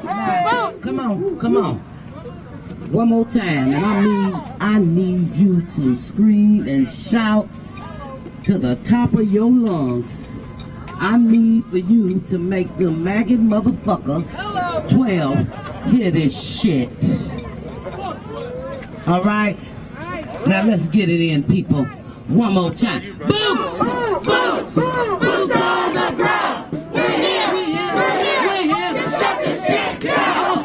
Boots! Boots! Boots on the ground! We're here! To shut this shit down! Not for the fortune, not for the fame. Boots on the ground! We're here! To shut this shit down! Boots! Boots! Boots on the ground! We're here! To shut this shit down! One more! Boots! Boots! Boots! Boots on the ground! No, we're here! To shut this shit down! Shut the shit down, people! By any means necessary. And guess what? Kimberly Andy Jones still smell bitches. Fuck 12! Give it up for Kim Handy Jones, man. Alright, for the last time though, I would like the press to step back a little bit. Give us some breathing room. Thank you. Alright, we're gonna close it out here. Sirius from TCC4J is going to lead us in the Asada chant. We want to remind you to bring back your signs, please. We will have other events, so bring back your signs over here. And we're gonna close out. One more thing. I would be remiss to say, I said here today in solidarity with the now, he's dead. God bless you. And if God is for us, brother, who can be against us?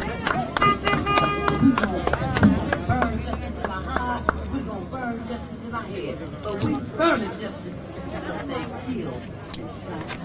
Yeah! I love you. Did you know that you can use this as live stream as well? Like that? They're amazing, dude. They're like the video streams. We got Kid Drift out here streaming on 3 phones. 2 phones and a GoPro. I didn't know you could stream live on this. Where can people find your work? You can find me on Instagram, YouTube. You can find me anywhere. You can even Google me, KID-DR1FT. We have a duty to fight for our freedom. We have a duty to fight for our freedom. We have a duty to win. We have a duty to win. We must love and support one another. We must love and support one another. We have nothing to lose but our chains. We have nothing to lose but our chains. All right, a little bit louder. We have a duty to fight for our freedom. We have a duty to fight for our freedom. We have a duty to win. We have a duty to win. We must love and support one another. We must love and support one another. We have nothing to lose but our chains. We have nothing to lose but our chains. Now I need y'all to scream this at the top of y'all lungs. I want to hear an echo. Those motherfucking pigs in that motherfucking courthouse need to hear us. Yes. This is why we are all out here. We need all these stolen lives to hear us screaming to the heavens that we are saying this, all right? Y'all with me? Yeah. We have a duty to fight for our freedom. We have a duty to fight for our freedom. We have a duty to win. We have a duty to win. We must love and support one another. We must love and support one another. We have nothing to lose but our chains. We have nothing to lose but our chains. We have nothing to lose but our chains. We have nothing to lose but our chains. We have nothing to lose but our chains. We have nothing to lose but our chains. All power to the people. I love y'all. Thank you. We need to get off of the streets because the marshals have to go. So the street is going to be opened back up. So everybody get off the street as quick as you can, please. Thank you.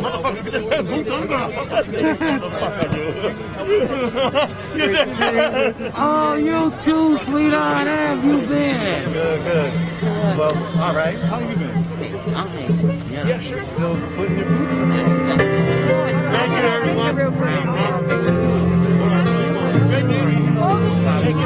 I love you, Chris. We're going to speak to Kim Handy Jones for a second.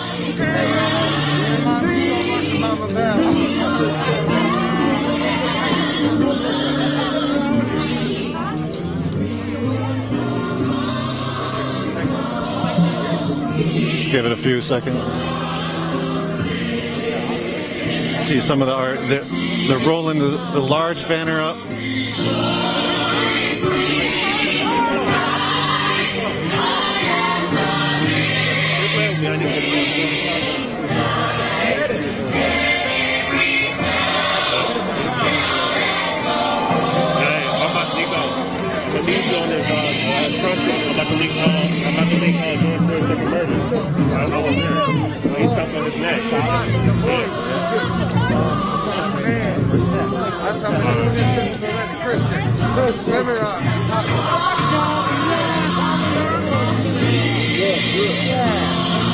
You ready? Yeah, we're right here if you can. All right. What's life been like right now for you? I know we chatted with you days after George Floyd was killed while the city was burning, and you said some really choice things about property over people, that the city was valuing property over people. And right now we're here, and the city has valued, once again, a lot of property over the people's voices. What is your feeling out here? My feeling hasn't really changed. It will never change. As I said, they have assurance to build this city back up, and that they have insurance to do it and assurance to get it done. No matter how much insurance, we don't have the insurance to get our kids back. And so, you know, these buildings are standing and our kids are not. You know, and this is just, all this really is just temporary stuff. Because one day we got to get gone, right? We got to go on up to Glory Land and be with our loved ones. And guess what? We can't take this with us. I've never seen a Brinks truck follow a hearse to the graveyard. You know, wealth, power, prestige, you can't take none of that with you. None of it. And my stance today is still the same. Had Chauvin not been shoving his knee on George Floyd and choking him out to his very last breath, he too would still be here. But this is what we have been saying over 400 years ago. We weren't lying then, and we're not lying now. And the video reflects that this is what's been going on. And it just shakes my core that we know that our sons and daughters were done unjustly. And they always say police and the judicial system and the corrupt systemic powers that be will say, oh, it was justified, and we know it's just a lie. It's just a lie. Talking about that, can you talk about your son real quick? They called it, they being the authorities, called it justified that your son was shot to death by St. Paul police. Since then, your life has changed. You brought it up 3 years ago, plus now I'm coming on 4 years coming up in a couple days. You want to talk about any of the events that you got going on and some of the stuff you've been doing? Well, did you know that I have a foundation called the Cordell Quinn Handy and Remembrance of Me Foundation that gives away headstones to mothers and fathers around the globe who have lost their children to police brutality and community violence. And, you know, for some people that is really a hardship, because when you think about your young children, you don't think that you'd ever be burying them. You think, okay, they're going to bury you. You expect to see them to live out the full potential of their life. And as you look around, it's not happening. Our children are being gunned down by the masses globally by corrupt police. You know, and it's, you know, I had to take off from the ground running. I didn't know where I was running, but I just know wherever God lead me, I follow. And that's what I've been doing. And, you know, Minnesota happened to be the place here. When they killed Cordell, they gave me the key to the cities here in Minnesota. So I don't need permission to come and go. I got the key. I just walk right on in. Because this is what it is. You know, and George Floyd, wow. When I think about that video, it just, it does something to me. He said, mama, 11 times. And when you hear a man, a grown man at that, hollering mama like that, he's in the fear of his life, and he's fighting for his life. And where in the world could a police officer ever fear for his life while you got a man down on the ground, kneeling on his neck, bouncing up and down on it like Derek Chauvin was doing George Floyd, like his neck was a trampoline with your hands resting comfortably in your pocket. You had no regard for the preservation of life. And you stood there looking at the onlookers like, yeah, today I'm getting ready to kill me a black man. And the way he looked was like, I know I'm going to get away with murder. You know, I'm sick of the two types of systems. One for black people, one for white people. We need a system for all people. How do you feel about this trial coming up?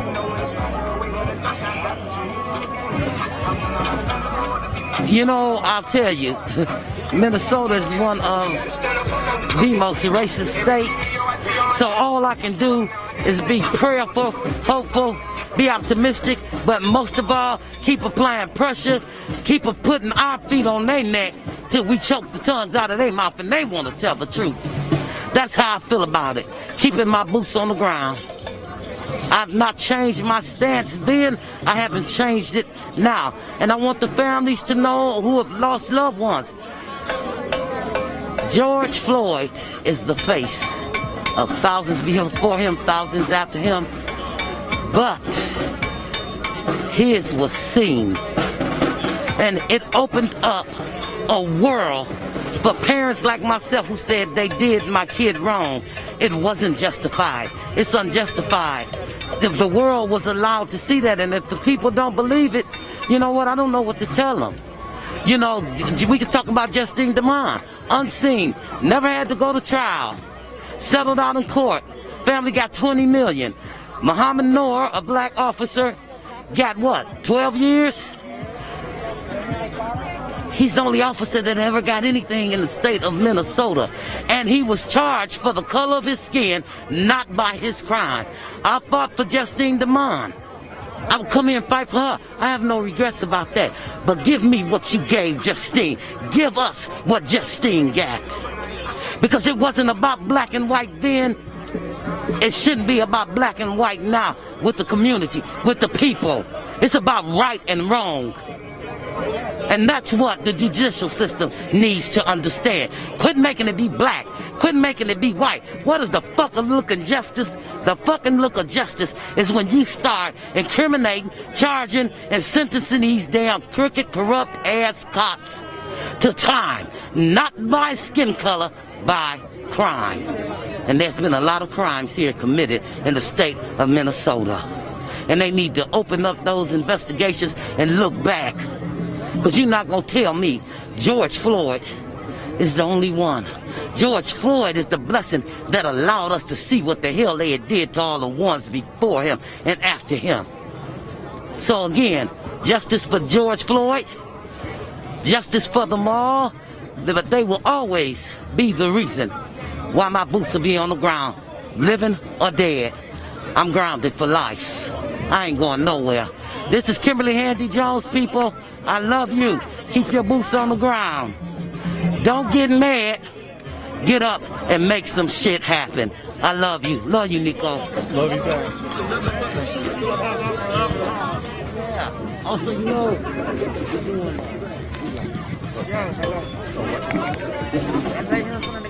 Oh, okay. Yeah. Let me know. Outside. Let me know. Okay, we already. Yeah, how do you stop that? Right here.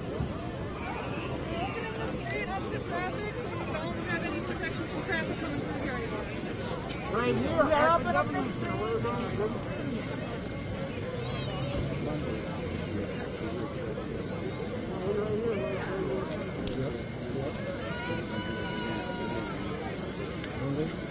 Okay. Okay.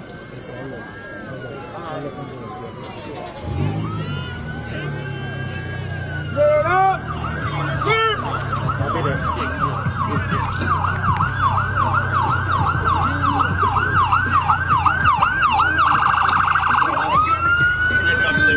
I'm muting for a second.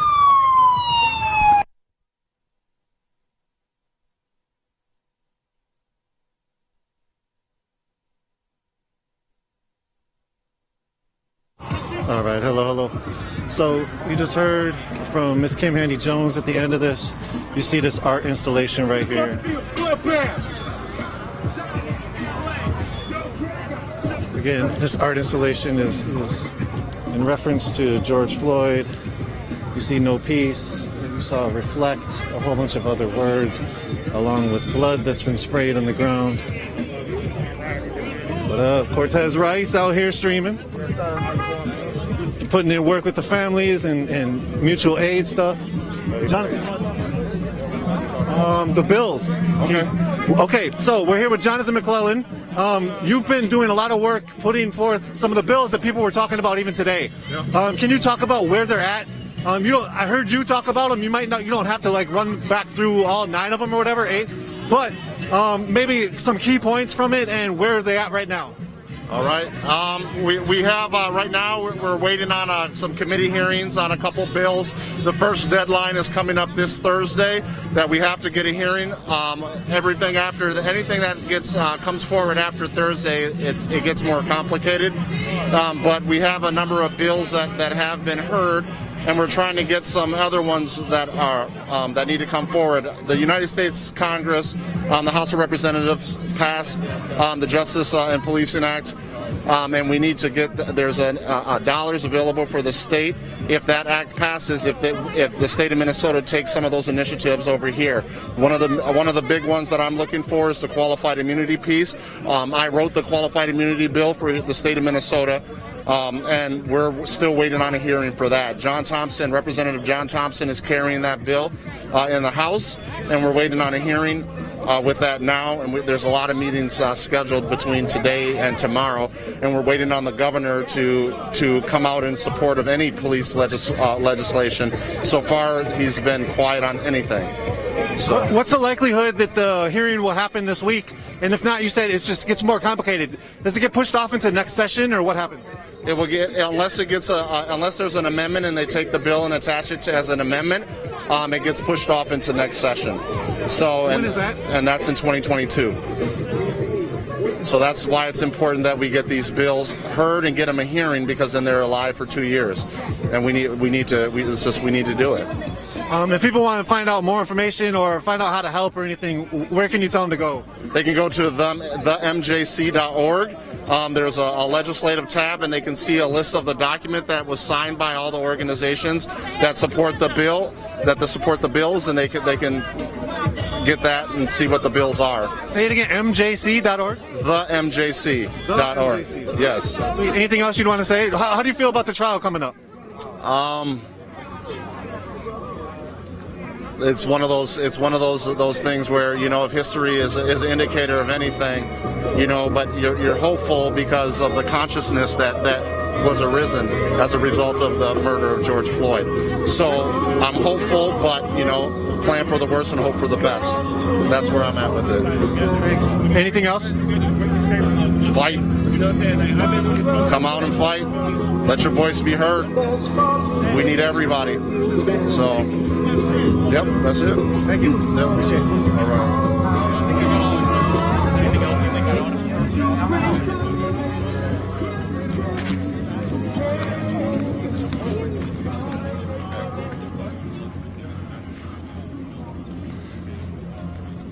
So bring you up to the fencing real quick.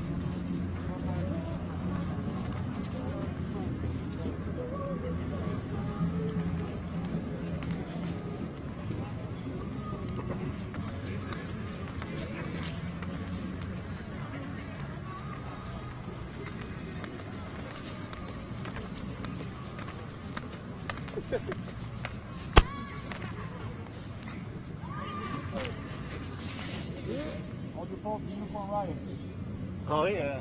You gotta let Nico get his shot. He's a legend around here. The man behind you as well, he's the king. Quite literally. The king. I got you, mister. Get her done. That's right. Flag right in the background. Nice. Listen.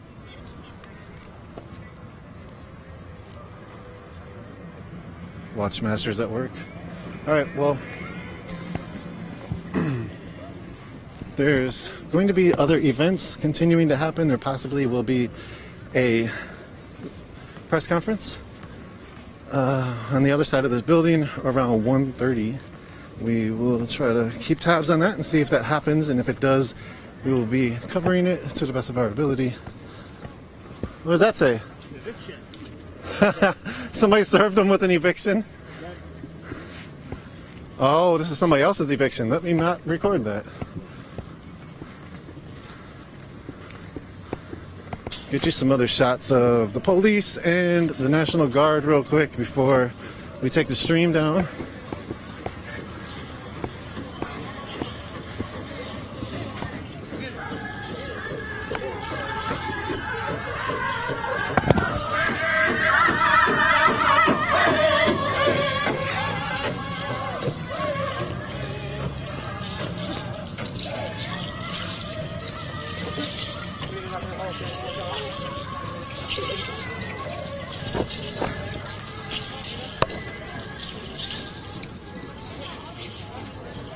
Not really sure why this fence is here. There we go. You see back there, there's a 6 foot basically, maybe 6 feet, 4 feet in between those fencing components. Yeah.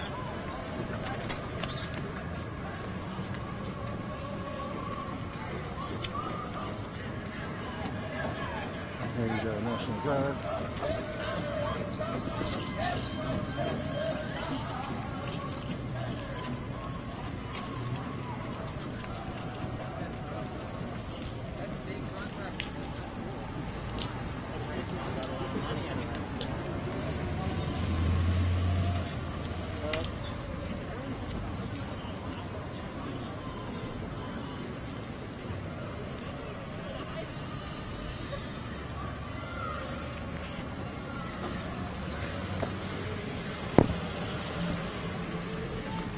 Again, this is a concertina wire in between the two concrete boulders that are about 4 feet apart, along with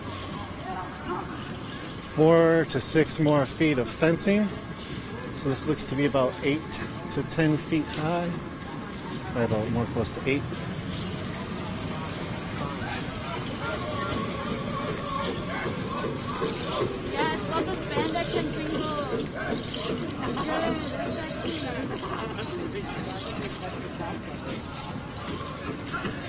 Some more guardsmen.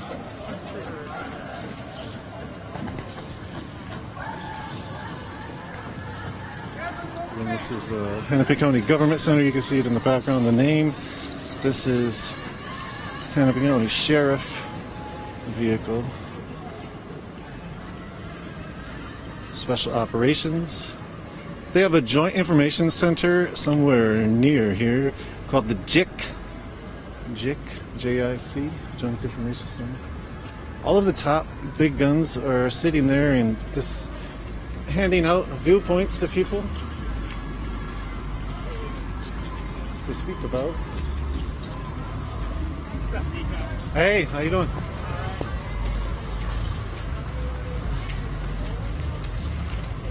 See you at PP holding it down. How are you all? Hey, hi, good to see you. How to deal with these? Did you see these while they were up still? So right now, here's a long list of people who were killed in police interactions in Minnesota. Is that what this is? That's exactly what this is. Yes, that's exactly what it is. It's roughly 470 people who have been killed in police interactions in Minnesota. We thought that the people that are putting together this trial needed a reminder of why we're doing this. And so we came out very early this morning, a little bit before 7, and decorated this fence with these posters as well as flowers and things like that. Because, you know, this is a very ugly symbol of this system. And we wanted to, again, beautify it and remind people of why we are out here. Wow. And now we're taking them down so that we can, you know, possibly use them another day. But because it looks like we're going to be out here, you know. Yeah. But that's really the symbolism behind it. Thank you. Do you have a second real quick? Yeah. Okay, you, along with ACLU, brought a letter to the Hennepin County authorities to talk about First Amendment rights within these cages and their what their rules are for being on the premises. Can you talk about that a little bit? Yes, absolutely. About a week ago or so, they had posted up some notice of things that you're not allowed to do on Hennepin County property, and it included things like make noise, hold a sign, all kinds of things, chalk on this, do chalking. I mean, all kinds of ridiculous rules that are clearly unconstitutional. No public art, whatever that means, no offensive slogans. And it was like, who decides what's offensive, right?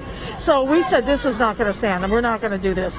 And so we wrote a letter, all of the coalition partners wrote a letter telling them that these rules were in violation of the First Amendment, and the ACLU also wrote a letter, and we are preparing right now to engage in some litigation against the county. And part of the reason is that they put up a new, friendlier sounding set of rules, but they're still unconstitutional. Oh, okay. So we're not, we're here to let these guys know that they work for us, not the other way around, and that, our First Amendment rights are the rights we already have. And the First Amendment's all about telling government entities that they cannot infringe on that right. It's not about giving us the right, we have the right. It's about telling this government that they can't take that right from us. And so if we need to litigate it, we certainly will. And even their new friendlier set of rules is still violative of the First Amendment, and we're not going to accept that. And you're talking about rules that are applying inside of this fencing area where the protest out here today. On any Hennepin County property. Oh, wow. Actually, and what's really crazy is some of the stuff, the rules don't even make sense. Like they said, no, on any Hennepin County properties can you drive a car. Well, here's the problem with that. There's a bunch of county highways, and the only way to get on those highways is to drive a car. It's like, what are you suggesting people walk on highways now? I mean, what do it might be a little dangerous, So, goofy stuff. They have a lot of stupid rules. One of the rules, for example, is no sleeping on the property. And sleeping is considered a life-sustaining event. It's illegal to ban sleeping on any property, on any government property. So, we're not going along with it. And people shouldn't. People should just not, you don't have rights if you let them go. You have to make sure that you enforce your own rights. Yeah. Anything to look out for? I'll let you get back to doing what you're doing. It seems like people are sort of waiting on you patiently. Thank you for everybody. Anything to look out for with the trial? Well, they've delayed jury selection, and it's really important. And I know people think jury selection is like the boring part. It's not. Who they put on the jury means everything to these trials. The fact that they had a lot of pro-cop people on the Yanez trial, and Yanez is the cop that killed Philando Castile, as a reminder to people. But the fact that they had all of these pro-cop people on the Yanez trial is the reason we got the outcome we got. So it's very important to keep up with these jury selections, which I believe are supposed to start tomorrow. And so I intend to watch that, and by seeing who they put on the jury and what their arguments are and things like that, you'll be able to figure out what the outcome is. I really think in a way they're signaling to us what that outcome is going to be with these fences and razor wire and all this. Yeah. So it's frustrating. Anything else you'd want to say? No, just except that to say that I hope people will come out and continue. This isn't the one-shot deal. We're going to be out here for every nodal point of the trial, and I hope people will come out and join us. Okay. If people are trying to find out more information, how do they know when the next time to come out is? Well, they can go on the Communities United Against Police Brutality Facebook page. We post all this stuff on Facebook to make sure that people know what to do and when to do it. Thank you. All right, great. Thanks so much. Appreciate you. Communities Against Police Brutality is a nonprofit. They've been putting in work for decades here. All volunteer. And 20 years, we just celebrated our 20th anniversary, and all volunteers doing a ton of work. Amazing. We always want more people to help us, and so if people are interested, just get on our website, sign up, and we'd love to have you. All right. Saturday meeting still? Every Saturday, 1:30 right now by teleconference, and yes, we meet every Saturday. All right. Thank you. Thanks. Thank you, Michelle. That was Michelle Gross. How are you, Dave? Good to see you. Hey, good to see you. You heard from Michelle from CUAPB talking about some of the things to look forward to with jury selection coming up, as well as the reality of what they're fighting against with this protest site. So here's a little peephole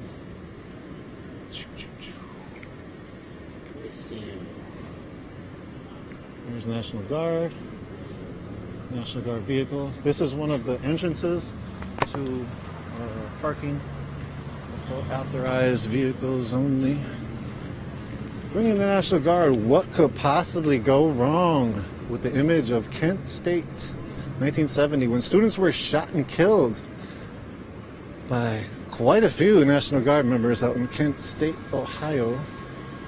If you don't know that history, you can do a quick Google search and probably find pretty horrific news and acknowledgments of it. People have redecorated the blackboards over here, and people have also redecorated 3rd Precinct, if you haven't seen that yet. Hey, thank you. Love you back. Appreciate it. You see some of the chalk.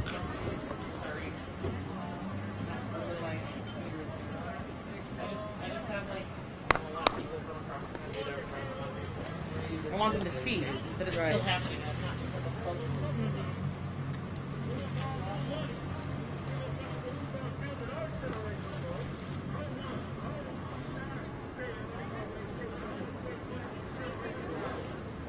This building, I think, is a U.S. Bank Tower.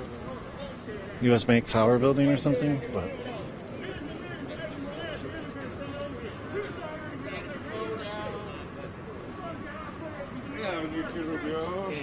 Yeah. Macho.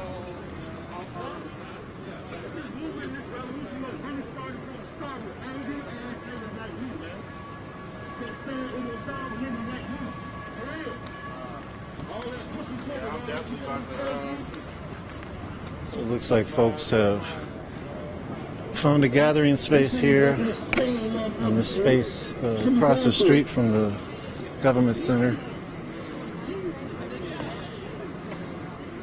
Like I keep telling y'all, it was the Peter system. It was the black codes that really started this bullshit. But they really had to do something because you just couldn't free a whole bunch of people. And then they thinking like how angry could these people get against us? We done held them slaves, they got to free them. We gotta protect ourselves.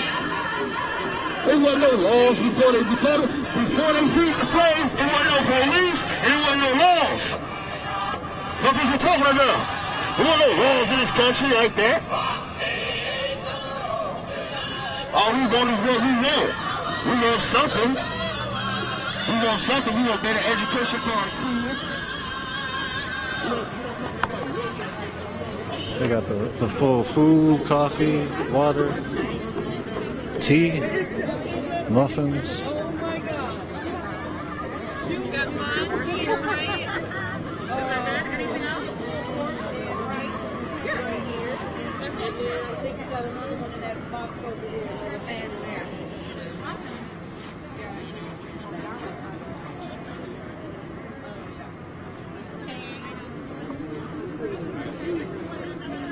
It's a group, A Mother's Love, Bringing Back the Village.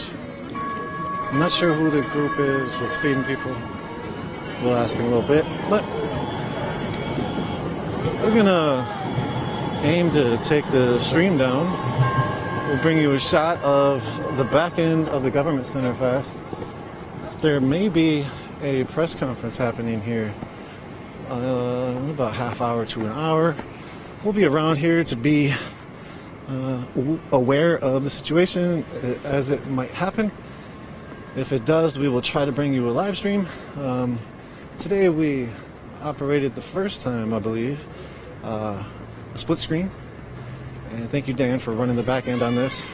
Again, this is Nico from Unicorn Riot. We're here live in downtown Minneapolis. Here's the government center. This is where Chauvin is being tried. The court side, I believe, is the left side. The administrative side is the right side of this building. This is the Hennepin County Government Center. And this is where Derek Chauvin's jury selection is slated to begin tomorrow now, as it got delayed today. So, you saw a gathering today out here, outside of the Government Center. People gathered out in the street on 3rd Avenue, marched, and did a lot of speeches and spoken word and some other things. We spoke to Kim Handy Jones, the mother of Cordell Handy, after the march. We also spoke to Jonathan McClellan, talking about some of the bills that they're pushing through Senate to try to end qualified immunity, and 8 other things, I believe, numerous other things having to do with police accountability.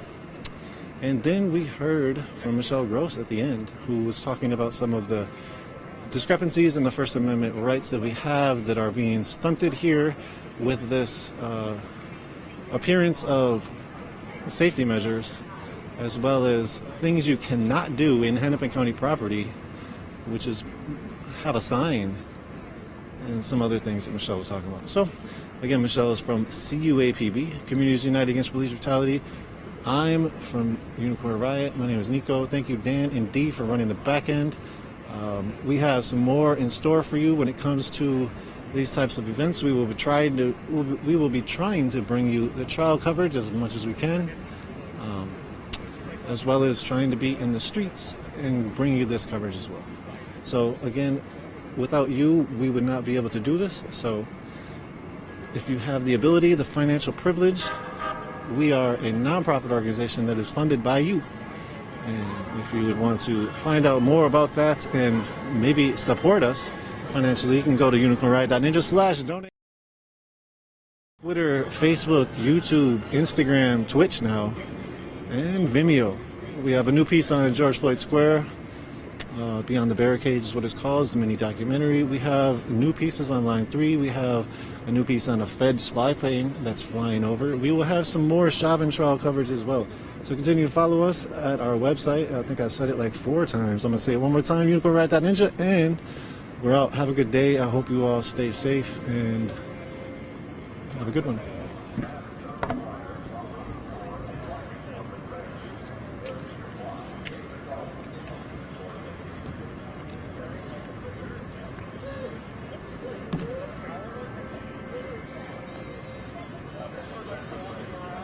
You can take it back.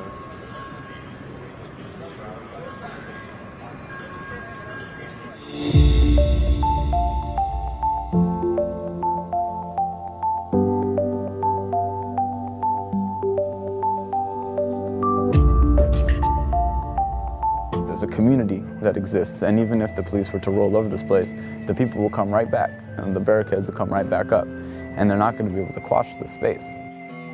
No justice. No streets. No justice. No streets. No justice. No streets.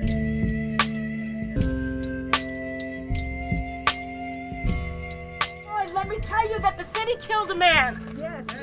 And that is why we are here. That is why the community is standing for justice and asking and demanding for justice. This street does not belong to you anymore, City of Minneapolis. You're going to have to negotiate. You're going to have to give us some justice if you want that street back. After George Floyd was murdered, the barricades went up and the demand went out. And those demands, the Justice Resolution, has played a very, very key role in establishing this as a space of protest and establishing this as an autonomous zone. That's been the reason the barricades stay up. It's for holding the police accountable. It's for demanding justice, and it's also demanding structural changes and investments into the community. It isn't any one individual demand, it is a collection of needs and wants from this community saying, these are the things that we need in order to move forward to heal. And it's just talking about the beginning steps. And so we're talking about merely $155 million over the course of 10 years, which is really not a huge amount of money when we're talking about the oppression and the systematic racism that has kept this community down from the beginning. But we understand that this is not the beginning, neither is this the end to justice. Play your role. We're not asking you, we're demanding, play your role. Bring the resources. We have the healers, we have the teachers. Quit pimping us. Quit prostituting us. Expecting us to run into a burning building with a water gun. Give us the resources so that we can now heal our own lands with our own bodies. People who look like us, sound like us, move like us, and think like us. What can change, or what can be different, or what can be better, or what can happen where we're okay to opening up the streets if we say no justice, no street. And yeah, the 20 to 4 demands is here, but that's just a scratch on the surface, because that doesn't really say Black liberation. GFS has utilized a partial demand very, very well to prop up the space. And it's a partial demand in the sense that it's not necessarily demanding the complete collapse of the world capitalist system. We say that we hold the space until the demands are met. And the city certainly does not want to meet the demands, and so they won't take back the space. So we're in a sort of crossfire. They're gonna have to meet those demands before we give up 38th Street. We're not giving it up. We're not giving it up. We're not giving it up. We're not giving it up. We're not giving it up. No justice. No streets. One of the big things about how things are defeated beforehand, it's when you don't develop processes and systems that can continue to keep themselves up. At GFS, every day there's a meeting in the morning and a meeting in the night. And that has been one of the ways that like community has really, really developed. And like you look around here, you see like bus stops turned into storage, bus stops turned into a people's closet. You see bookshelves going up. You see we've got a medical shed. We've got a greenhouse. We've got a library. 612 MASH is a medic organization that operates out of the square. And there's this People's Way. This is a public space, you know, it's a public meeting space, and it's a public space of a real like community and joy and unity. And it's a sacred space, you know, and it's a space of grieving and also of liberation. And so for people who are coming in here, you know, people come from all over. It's almost a pilgrimage site in that way. I think it's something really to be said about how the common spaces and collectively maintained spaces have been like eroded by capitalism. You can see this as a return of the commons in a lot of ways. In the ruins of capitalism, we've built something new, and something that sort of leaders in the square, Marsha especially, has said before. This is a blueprint for how society can be. You know, how society can be organized, how we can develop community and come here together and meet the needs of the community. Because every day there are people who are unhoused who will come here sort of to find sanctuary. They'll come here and they'll get fed, they'll get clothed, and they'll get resources to get housed. And that's a thing that literally the state has been unable to provide. And the fact that community has been able to come in and fulfill that role it spells out exactly why this is the way of the future and not the way of the state. It looks like many things at many times a day if you've been in this square. But in all those hours of every day, it still looks like community.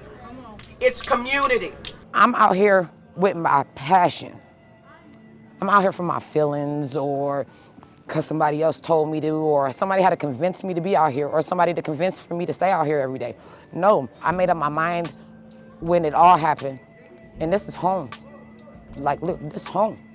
I done ran down these streets. In my first meeting that I came with a close friend of mine, I was instantly sold, because how they embrace Black people, especially the Black man in this community, I mean, it's beautiful. I've never had a chance to experience this much Black love in the area. No hatred, no undercutting. They just want to see the success of a Black man here, and that's pretty much what brought me here. What made me start was at the uprising, the space was filled with hundreds and hundreds of people. So I came out during the evenings, about 5-ish, and stayed till like maybe 6 a.m. or something like that. I barbecued right on the street every night at 9:45, especially when they broke out the curfew. When they broke out the curfew, that we had to be in the house at about 10 p.m., or we're gonna get a citation and blah, blah, blah, blah. I'm like, we ain't going home. Spark grills at 9:45, and barbecued until I ran out of food. Costly, very, very costly, because barbecue is not cheap whatsoever, but it kept the square fed at the time. Food makes people happy. Food brings people together. I didn't think I was gonna come out here and be feeding people for 6 months. No. I don't get paid for what I do. That's just out the genuine of my heart. Just like we needed to secure the space and make sure it needed to be secured. Until we find out exactly who's gonna do that all day, every day, I'll take some of my time. If you're stationed on a barricade, it's keeping an eye out for the police. We're gonna hold this down. They got an army, we got our own army. It don't matter. They want to call this the United States. It's not the United States. We're not with the system. We are showing them how united we can actually be. So as of that, we're gonna be careful and be aware. And to be aware is to be alive. So be careful out here in every state, for real, and be well protected. And that's all I gotta say. Now I'm gonna have to watch out for everybody. And it's, you know, opening and closing for residents coming in and out. At certain barricades have like gates that we open and close so people can still get in and out of the space to their homes. We're not trying to inconvenience anybody. We have masks, bottled water, snacks, basic resources like this that we'll pass out to people and we'll greet people coming into the space. I think like the sort of first importance of this space is as a memorial, as a sacred space for grieving a black man who was murdered by the state. And I think it's also grown into a really like powerful autonomous community of mutual aid, and really not just envisioning but enacting a community that is as free as we can be from policing and from the United States as a settler colonial fascist government. GFS it's kind of the epicenter of an uprising, right? And it's been operating very well as a staging ground for other types of struggles that are ongoing in the area, whether that be stuff for Line 3, whether that be stuff in the housing movement, all types of racial justice movements. It's been sort of a center for activists all across the city. There's many memorials in this space. The biggest ones are for George Floyd, but there's also the Street of Names and Say Their Names Cemetery, which are both really, really moving, large-scale testaments to the memories of lives stolen by the police. And there's also plenty of individual memorials. Murphy Ranks' memorial is down the street there. And honestly, there's so many that really shows the power of this space to hold testament to so many, as well as to George Floyd, you know, first and foremost.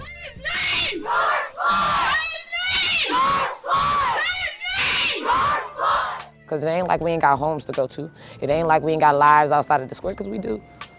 We're just learning how to maintain and juggle what life is and what the square is. Love you, babe. No justice, no streets. If they want these streets, they got to get into these demands. We got solidarity, y'all. We here. They want a little bit of street. They got to give us a little bit of justice.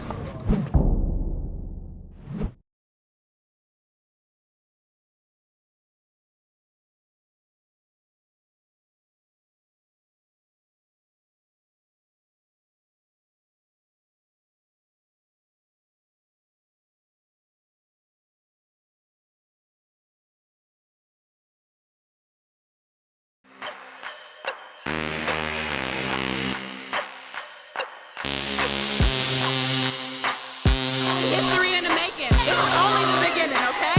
Only the beginning. It's like we're going higher.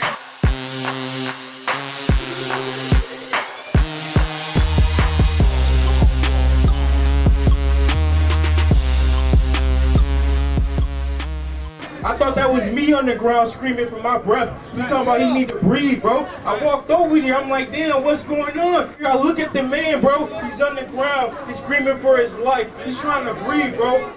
Immediately after George Floyd was murdered by the Minneapolis police, there was a vigil that next day. That vigil was about maybe thousands of people in the street that started on 38th in Chicago. There was a lot of community rage you could see and feel. Even though COVID was happening, there was a bunch of space in between people, but yet there was moments where everybody was sort of smashed into where the speakers were, and some of the speakers were having difficulties trying to control some of the emotions in the crowd. Why don't y'all hear me out? Why don't y'all hear me out? Justice is not We want this man arrested. We want this police officer arrested with his partner, not suspended. Because if anybody out here committed a felony or heinous crime, they will be in jail right now. He needs to be in jail right now. So let's go to the police station and make sure we get arrested. So the vigil ended up marching down 38th Street, and up Hiawatha to the 3rd precinct, where the officers were employed at. I feel hurt, I feel betrayed, I feel not safe, and honestly, I feel like I'm not wanted in this country at all.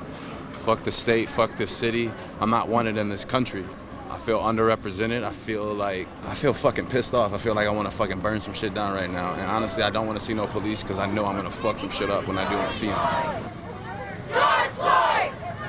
George Floyd! On 32nd Street in Hiawatha, we saw some of the first interactions with police. It was one car with 2 officers in it, and people started to direct their rage against that one car, started to throw things, started to smash on the windows, and that car ended up having to move back out of the intersection. And there was a lot of people who came in the middle of that to try to quell what people were emotionally showing with their actions. Right after that, we heard multiple people saying, you can't police my emotions.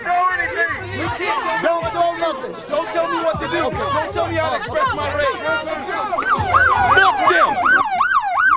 Once people got to the precinct, there was people who surrounded the precinct. There wasn't a police force on the outside, and the police were on the inside, some of them in riot gear, but some of them not. The people immediately had surrounded the precinct. There was people who were guarding the precinct to stop people from smashing windows and from spray painting on the precinct, but that quickly was sort of pushed aside as tons of youth and community members that were really angry and grief-stricken at what they saw the day before. They sort of came and swarmed around the precinct. There was a few windows that were shattered.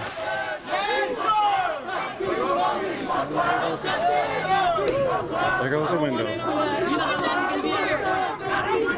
It's kind of tough on it, like, to actually, I've looked at it once, I couldn't watch it again, you know, because of the tragedy, because of what I seen, how horrifying it was, how the power we don't have, like, what we can't really do anything about that because they have the badge, you know?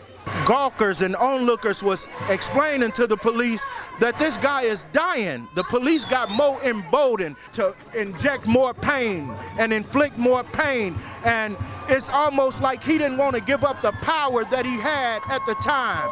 You understand what I'm saying, man?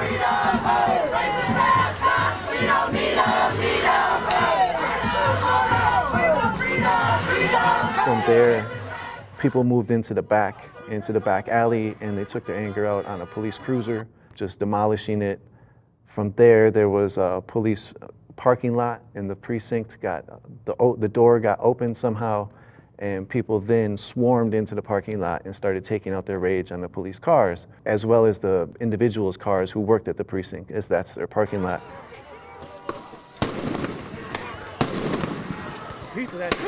When that happened, I immediately knew that that was going to be sort of a tipping point for the police to then react, because they hadn't come out to react yet. They came in full force with a few riot squad vans, with the white vans and the Jump Out Boys, and they came out to sweep the area. They shot a lot of flashbangs and less lethal munitions and a lot of tear gas. And when they first came, we were still live streaming. We were sort of stuck where the alley is in the back of the precinct. The police came to sweep that area, and there was a press standing next to us, and that press got batons to the neck. He expressed himself as press, and he was still attacked. Whoa, whoa, whoa, whoa. Hey! Yo! You do not need to do that! No! You do not, he's a press! He's press! He's press! I'm press too! Press! I'm moving! Spoke to him later, and he felt that he was specifically attacked because he was black. It was crazy because there were so many police that walked past us, and that one officer that singled me out made a beeline directly at me. And I'm not one to play victim. I'm not one to be like, woe is me, right? But I did feel singled out in that moment. I was the only colored person in that area. I'm not quick to say that by any means, but that's what it felt like to me. I'm just glad that I responded as opposed to reacted, because I was very freaked out. Then the police tried to take control of the other parking lot. There's two parking lots, one that was locked, one that was open. They then pushed into those parking lots, pushing everybody back to Snelling Avenue near the Arby's and shot a lot of tear gas, probably the most tear gas I've ever seen shot in the Minneapolis or St. Paul area during any time in the recent past. Then it started to rain, the drizzle started to happen, but that didn't really stop the people pushing forward and continuing to fight. It was tit for tat. A lot of people on the front lines were putting their hands up. People on the periphery lines were throwing rocks and water bottles at that point, and the police were shooting a lot of less lethals. There goes more tear gas on that side.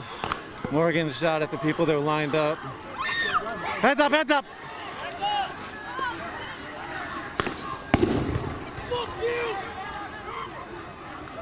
People are throwing some of the tear gas back.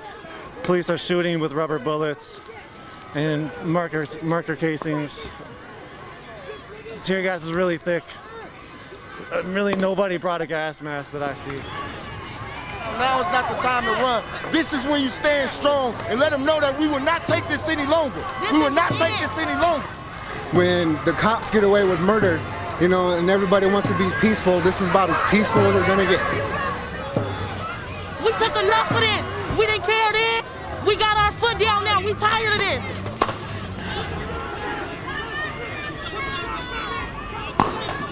Here goes more getting tossed.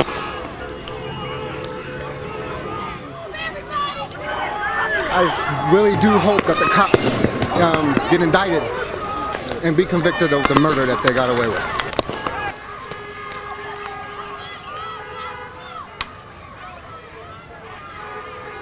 See what they do to us? See what they do to us? They macing us for no reason. If it's war they want, we'll give them war. If they don't want to give us peace, hey, peace killed our brother. Sitting down, not doing shit, killed our brother. We not gonna get them back. They gonna get their cars back. They gonna get their building back. They gonna get their shit back. We not getting our brother back. So it's fuck the police to the death of me. That's on my mama. Some fireworks were shot, and the police were then using less lethals to shoot back at people who they thought were throwing rocks. We got sons, we got uncles, we got nephews. That's not right. They supposed to provide. They supposed to serve. They don't care. They shrug their shoulders. They don't care. Like, where's our justice? That ain't right. Period. It was like the battle at Snelling and Lake, where Target carts were used as barricades as well as the bus station, and at one point even a semi was used as a barricade to stop police from shooting people who were throwing rocks or projectiles, and the police were shooting a lot. I got shot at twice from standing where I was. I was not throwing things. I had specifically, you know, a camera rig in one hand, mic in the other, and one of the times I got shot at was one of the less lethals came right directly towards my head in the bus stop and broke through the bus stop window.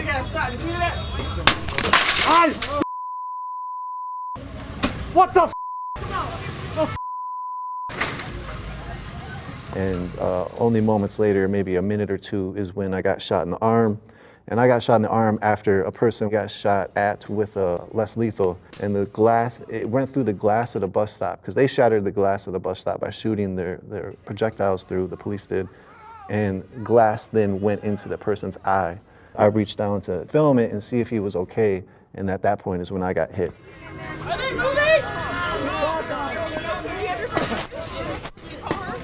Ah!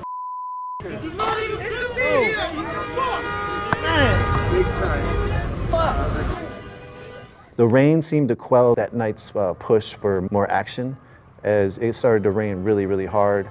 Liquor store across the street from the Minneapolis 3rd Precinct was looted.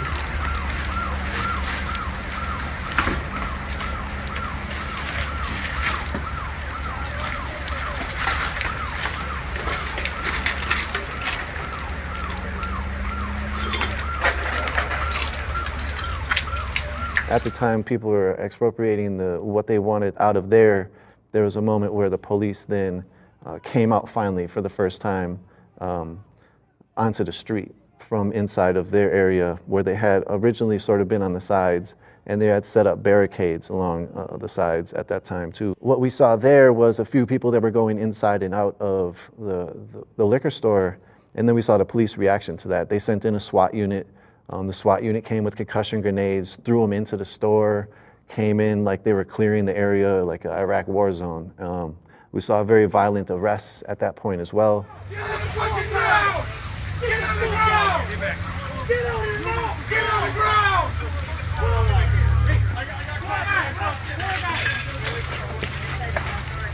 Yo, what the fuck? Do you see that? What the fuck was that? What the fuck was that? Dude, do you see that? Why are they punching him? Why are they punching him? The police are punching him in the face multiple times. Do not kill him, please. Do not kill him. That was just the first night. Things continued all night that night. People were doing a bunch of different things in a bunch of different manners that led to what we saw the next few days. Shit not gonna change unless we take a stand here. We don't leave right now or the next hour, even the next hours. We stay here all night if we have to, and we come our asses back tomorrow if we got to. And the next day, and the next day. Shit's gonna change, it's gonna change the next.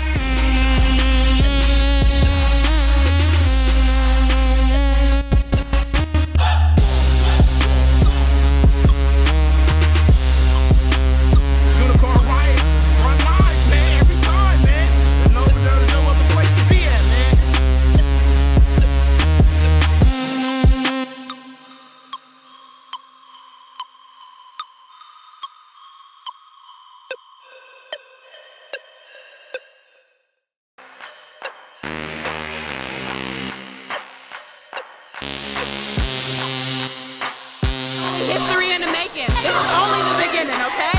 Only the beginning. That's what it is. Fuck, we're going out here.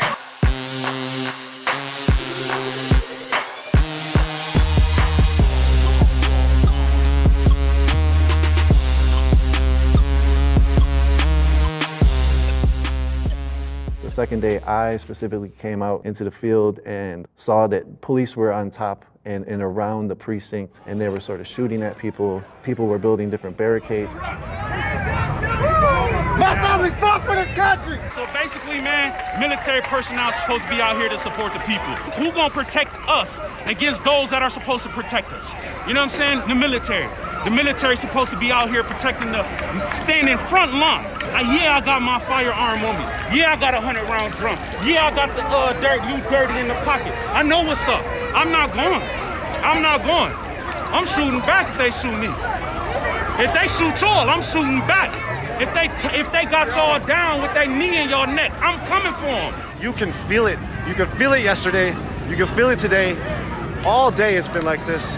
Helicopters overhead, shots, tear gas, vandalism from the community. People, that's the only way people fighting back at this point is property. And property does not equal George Floyd's life, the folks say. And so this is where we are right now. We're here in Minneapolis on Lake Street in Minnehaha. Don't shoot! Hands up! Don't shoot! Hands up! Don't shoot!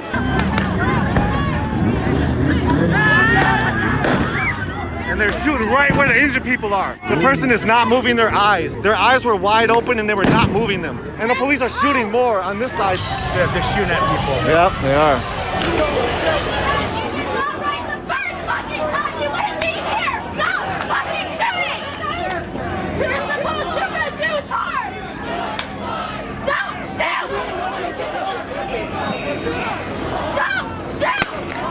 People were in the front lines, were doing a bunch of nonviolent, like standing with their hands up. They were getting shot and maced.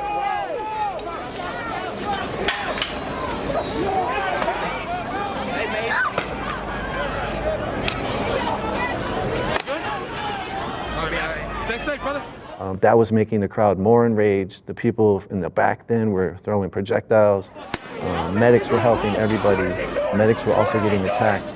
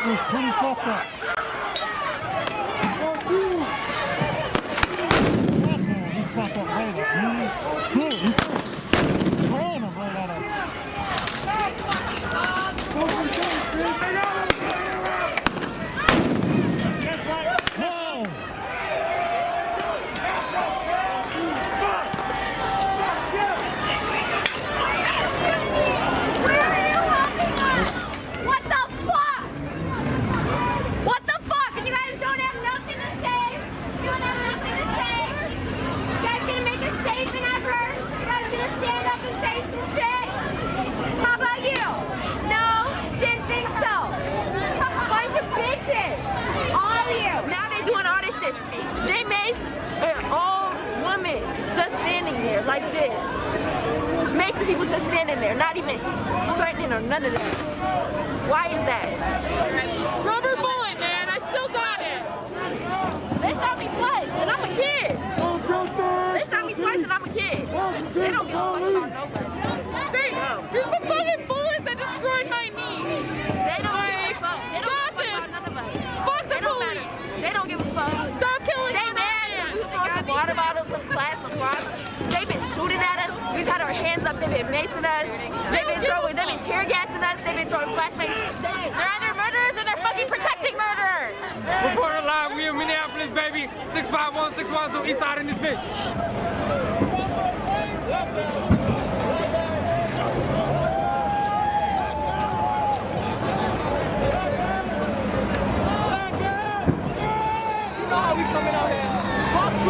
When the AutoZone got set up on fire that second day is when the police again had came out of the precinct area. They used that opportunity to push the crowd back a few blocks.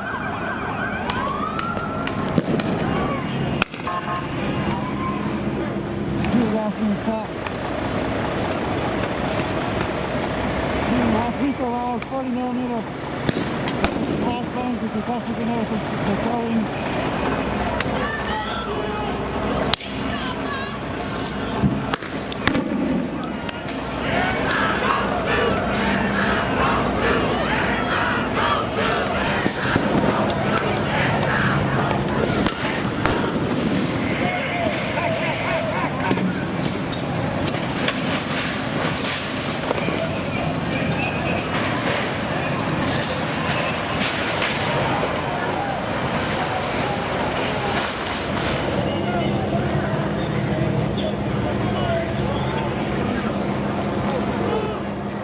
That then pushed the vandalism further. Every time the police made an incursion on a different area or specifically attacked a different area, it seemed like the crowd then filtered out.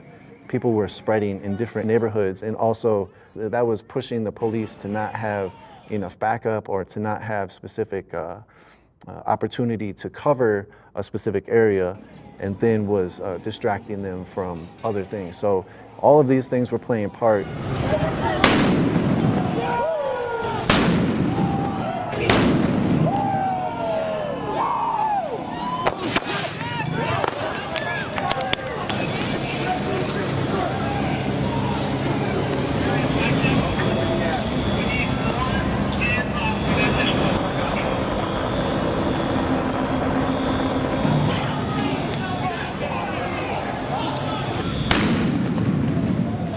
Here comes another. He just threw that up here. Yeah, Nobody up here threw anything at him. Yeah. So that's what we see continuously. Yeah? My name is Julio Rosario. BTMC. Cousin of Brian Quinones, BTMC. Got killed by the police last September 7th, 2019. It's fucked up what they're doing out here, man. We gotta stand up for our rights and stick with our people, you know? We can't let them do what they do and us not do anything about it. We all gotta stand up and we gotta make a change. We gotta be the change. I can't breathe! I can't breathe! I can't breathe! I can't breathe! I can't breathe! 100% 10 toes for George. We are here to support all throughout it. Nobody should have went through that. He had handcuffs on. He had handcuffs on. He did not resist the whole time. I've seen multiple videos. He did not resist, and they still felt the need to kill him. Somebody lost their life, just living their everyday life, literally. Literally, it is sad. And yes, my community is tired. My community is tired. As you can see, that's why we have a riot. We shouldn't have to come together like this. This is sad, really. You gotta stop doing this to us. We need justice. How does man get killed like this? He did not deserve to die. I know him personally. He's a good man, man. He don't deserve. You knew George? Yes, I did. Yeah, you want to talk about him? He's a good man. He worked hard for his family. He's a good supporter. He didn't do nothing wrong.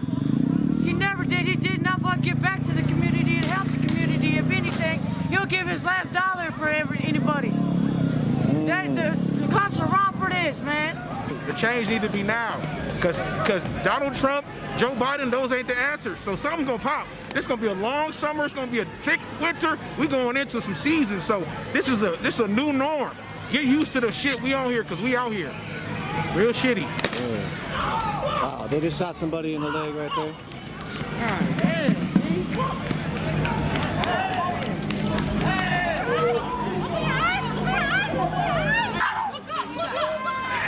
That's what that is. Commentary right there, my man. They just shot fam in the face with the gas pellet. That's what they on. They don't care about us. That's inhumane. They don't care. This is an inhumane practice. These people, it's not even it's a lack of humanity. It's not even about racism. It's not even about capitalism. It's not even about colonialism. It's about a lack of humanity, man. All this shit is a consequence. I feel bad because these is businesses, but this, man, it is what it is. Put your money where your outfit is. When you come back, when they buzz your insurance, let's see what your model look like after that. Every one of these is gonna get Recopa insurance. Every business got insurance on here, so this is capitalism at its finest. These people ain't gonna take no losses. That police department's gonna come back with more officers, more shit. What are y'all gonna do though then though? It's time though. It ain't about no conceal and carry. It's about what we gonna do with the guises. We gonna have to change. We have to abolish the police. We have to change the narrative, man. We can no longer have a lot of the systems we have, man. I ain't got all the answers, man, but get involved, man. This is the community out here that you're seeing right now. This is Southside. This is Minneapolis. And, you know, our people are dying every day, so, you know, this is what happens when you keep killing our people. This is what happens you see here, so this is a warning for the entire world that, you know, you need to stop murdering us. You need to stop murdering our people.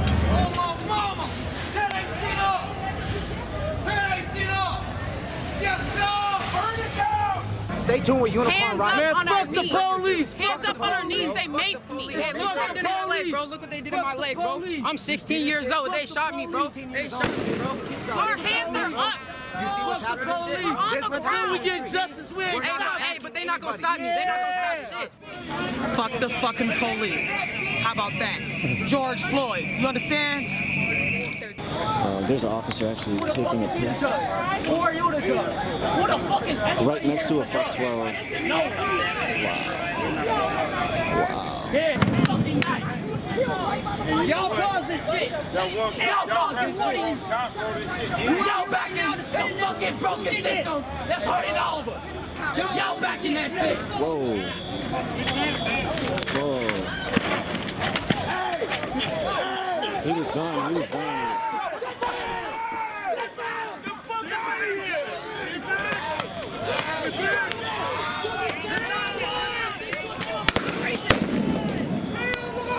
Fuck you, bitches! Fuck you, bitches! We still watching!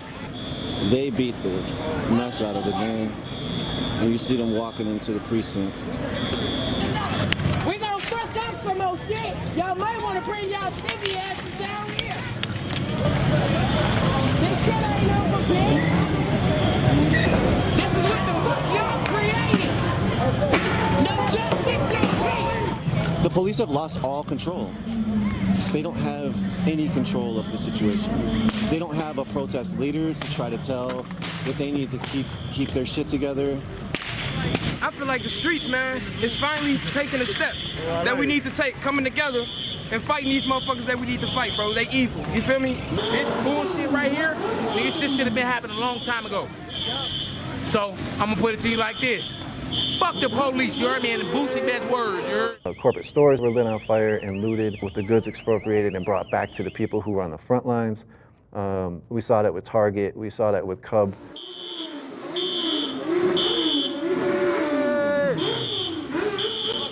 Yeah, listen, I know all this shit is fucked up and they're doing all this shit. Look at the fires, bro. Look at all the fires. But listen, this is what happens when you kill our people. You can't be killing our fucking people. Rodney like King 2.0, they fucked up. It's fucked up out here, bro. This is where we from, and we destroying our own city. But there's a reason, man. They got us fucked up. RP to everybody that lost their life to the police, man. That's what this whole thing is about, okay? Don't get misconfused because everybody fucking shit up. We out here for one reason and one reason only, man. Justice. That's it. George, rest in peace, man. We forever got you. Fuck 12, MPDK. You know how we rockin'.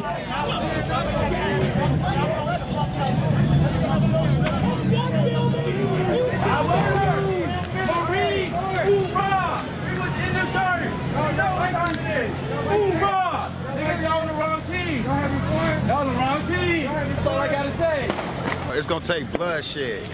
We done talking. It's time to act. People are tired of it. You know, we tired of the games. I'm ready to die tonight behind this shit. I don't care. My kids there. I got 5 kids. There's no way they're gonna do that to my kids. Right here, we're in front of Gandhi Mahal, minority owned. Nothing is wrong with the windows. There's a bookstore across the street. Moon Palace Books. Didn't get touched. Corporate institutions are on fire.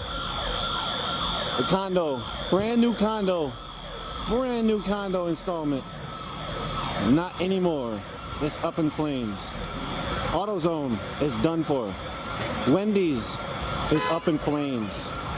We're here in South Minneapolis. This is Nico from Unicorn Riot. This is the community's response to George Floyd being murdered by the Minneapolis police. The police are taking video while they stand by. A lot of fires are being lit. One of the biggest fires I saw was the apartment complex that was being constructed in front of Aldi. The flames were so hot on that people had to continuously move away. I see across the way at Target, there's still tons of people out. Still tons of people in front of the precinct. And this is a massive fire, my gosh.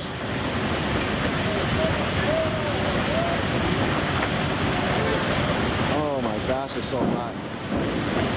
People weren't really sad. People were sort of gawking at it like, this was the rage that we are feeling now, please hear us. When I talked to other people on the scene, that's sort of what they were displaying to me in their emotions and their words. I love watching a condo burn. I'm okay with this. Hey, we deserve this. We deserve this. It's the least they can do is watch the city burn. Hey, man. At least it keeps us warm. Yeah. The takeaway that I took from it, all these fires that were spread that second night, it seemed like they were specifically from the community and specifically rageful. Rest in peace, George, man. Rest in peace, George. Things can be fucking replaced. Things can be replaced. A life can't. George Floyd, Big Floyd was fucking murdered. This is gonna keep happening until something fucking changes. This shit will be replaced in a fucking year. He's still gonna be gone. Rest in peace. Man, tell them motherfuckers to quit fucking over niggas, man, and quit playing the motherfucking games, man. We ain't having that shit no more. We've been asking, praying, begging on our hands and knees, and motherfuckers still don't respect us. The man crying for his mama. I can't breathe. I can't breathe. You know what I'm saying? I can't breathe. Like when they shot Tyrell Nelson in his motherfucking back. You know what I'm saying?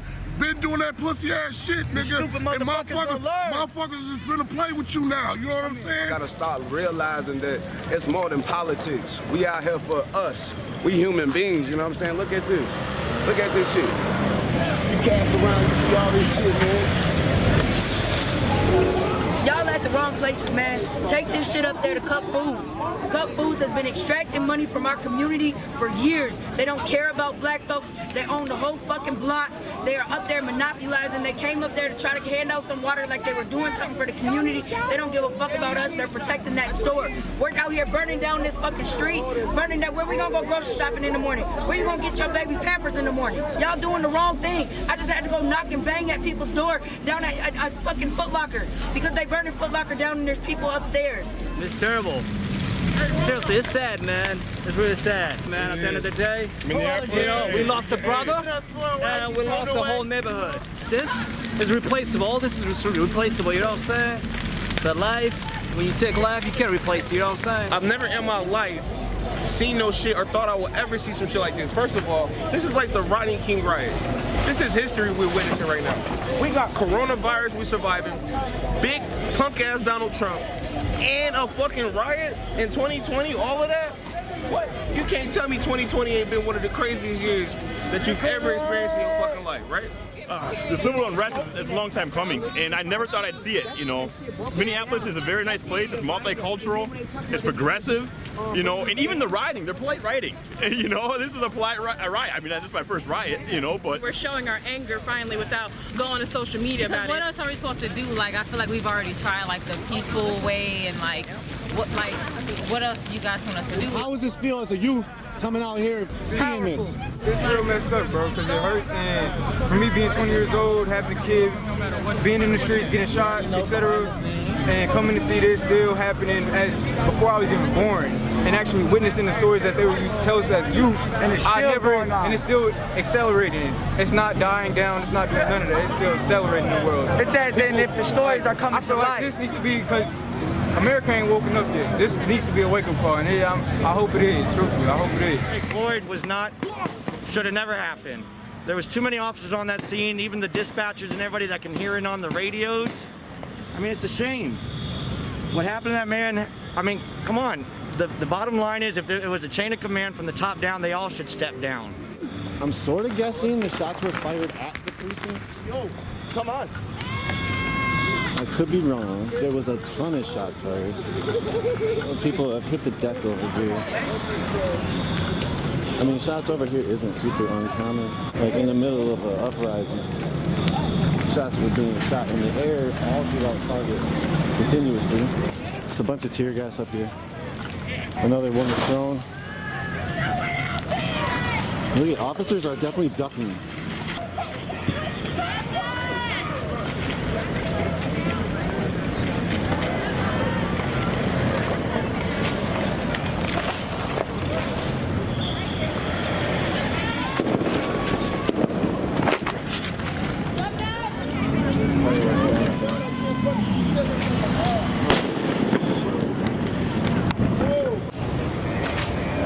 They're running when they move.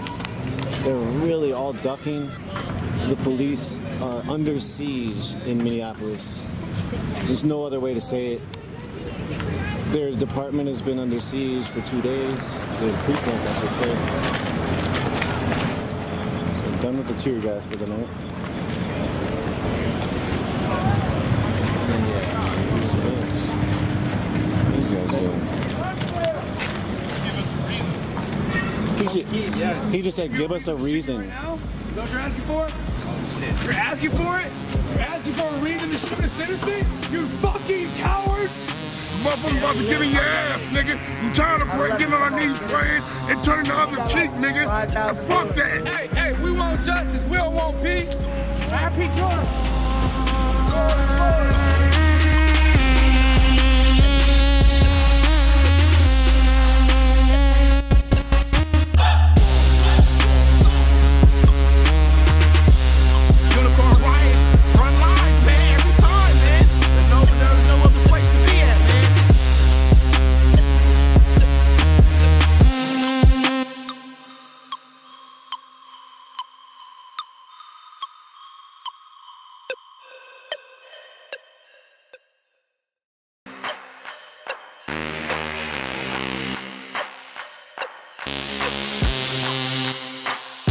History in the making. This is only the beginning, okay?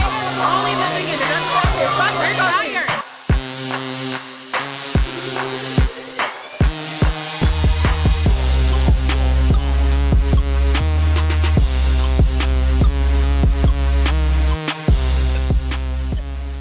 Oh, y'all embarrassing the whole nation. Why you should have went? You should have went and locked your boy up. You should have locked him up. You should have locked him up. Why you didn't lock him up? Why you didn't lock him up? If you fire him, you know he should be in jail. You know that. You know that. Y'all know you don't train nobody like that, man. What I witnessed third day and the third night was people that were continuing their sort of besiegement of the precinct. It never let up. From the first 2-3 days, it never let up. When I went home, there was people still in the streets. There were still people surrounding the precinct.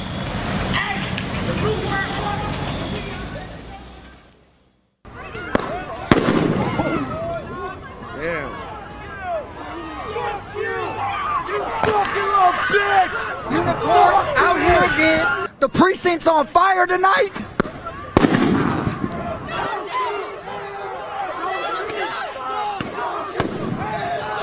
people ain't gonna go for it, man.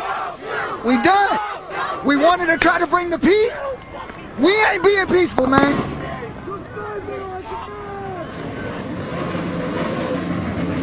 Honestly, I really think the system is really just built against black people, man. Like this, because you don't really see them doing this shit to white people all the time. This shit's crazy. The police never communicated with any of the crowd. They never gave dispersal orders to any of the crowd. The police just fired on the crowd. All right, they're just getting pepper sprayed. You see their barricades are like tore down. People almost managed to breach the 3rd precinct earlier. Ah, shit! The spatial situation of the 3rd precinct lays out in a way where there's huge parking lots, and those huge parking lots ended up becoming like communication zones.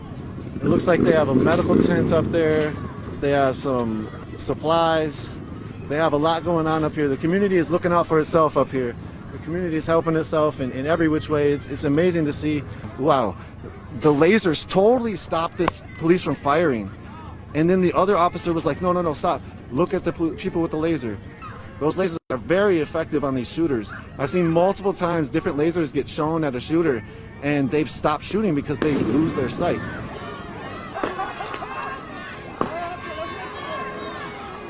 That's tear gas, that first one. They're putting buckets and cones on it.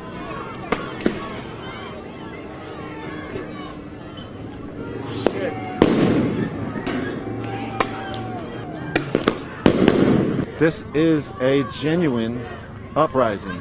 This is thousands of people. Like the whole parking lot. There's fires in it, there's parties in it, there's people seeking justice. There's hundreds of people out here on these streets. There's thousands back here. God damn.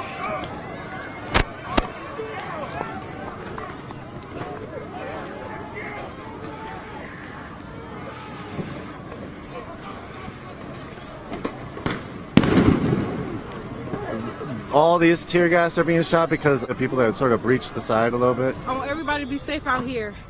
Make sure y'all are protected. Y'all got masks, goggles, because it's getting real out here. Prosecuting those 4 officers, that's justice to me right now. Yeah, hopefully that happens pretty quick. Hey, Mayor Fry, take a word, man. We hurting out here. You know, there's a lot of hurt, there's a lot of destruction, there's a lot of anger in the air, you know, and you can definitely feel it. It's unfortunate that it had to come to this. But, you know, when you have injustice taking place on this, you know, the scale that it is, it's about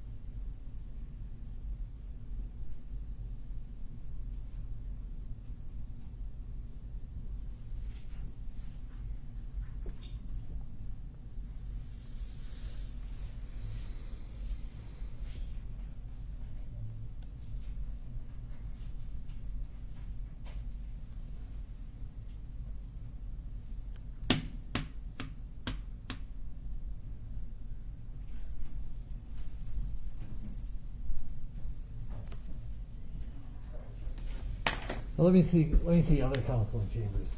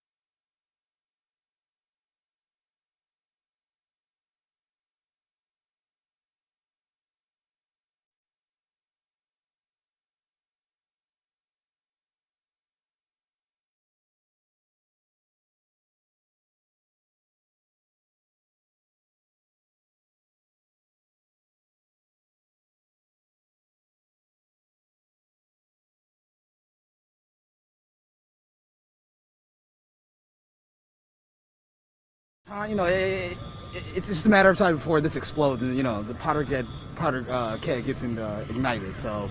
We had gone down to Target area and we're interviewing people. One of them specifically was saying, as some fires were burning, that they were hoping, as they were a Southside resident their whole life, they were hoping that wasn't in vain. They had told us a story about how forest fires will be created, but then it's a beautiful new growth that happens after them. They compared that to what they hope they saw after this. If properties and things have to burn down for new things to rebuild, then that's what it is. And it's sad because right now people don't have a job to go to. People don't have access to groceries. People don't have access to the normal things that they would go and buy at these stores. I went to MTS. This is MTS right here. Fucked up. Them kids cannot go to school. I went to that fucking school. But you know what? Things have to happen sometimes for change. Sometimes it has to get worse before it gets better. This is history. None of us has seen this in our lifetime. And we're gonna remember this for the rest of our lives, and I hope to God that my city doesn't burn in vain. It was actually an incredible interview that then led into maybe about 20 minutes later, me actually realizing that the police had left from the 3rd precinct.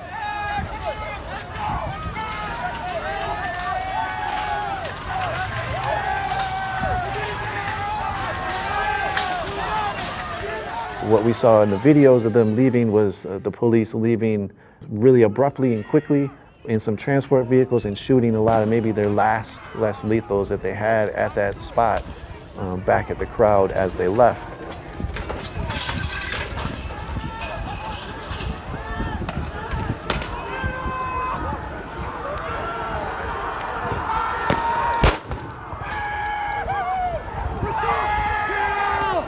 What's up?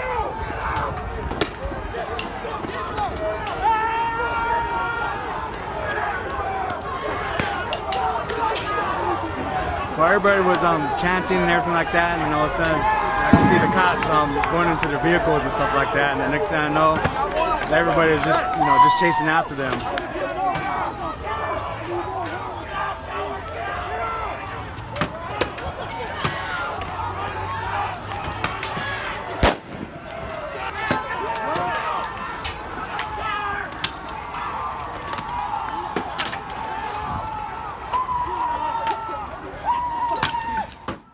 Immediately after that, the crowd filed in to the whole area around the precinct.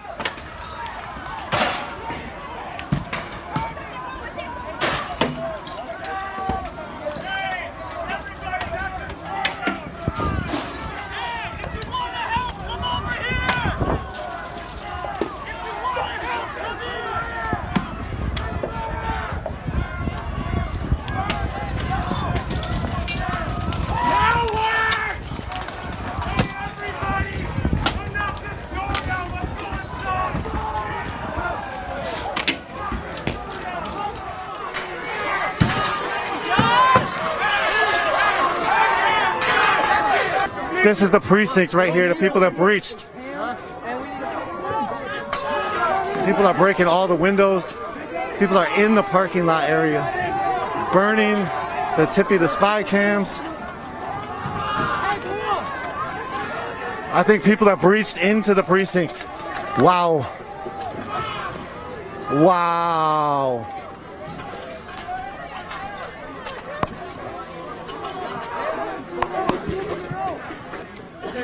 People breached the precinct. There was a lot of different thoughts as to when people were starting to go into the precinct. What smoke was coming out? Was it tear gas? Was it the police shooting at people? Were they inside still?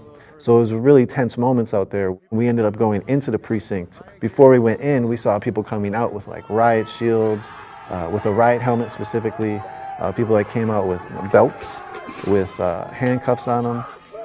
Once we got into the precinct, we noticed that there was a few moments where people were like running out and they thought it was tear gas that was getting shot in, but it wasn't. It was just smoke because people were setting fires to a whole bunch of different rooms. This is the 3rd precinct. There's a fire started.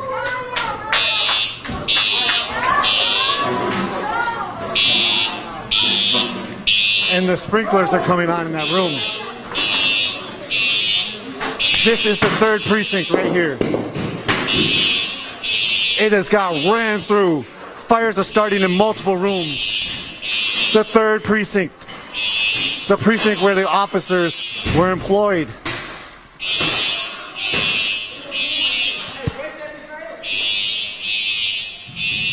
Again, this is for George Floyd, murdered by Minneapolis police officers from the 3rd precinct. This is what they were drinking on their breaks.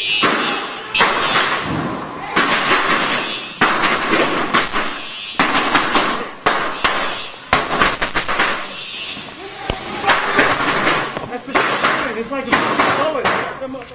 bullets burning up. When we went in there the first time, we think that there was a pack of like bullets that was on fire because I heard the bullets pow, pow, pow, pow, pow, pow, pow as they were exploding. That's when I scurried out.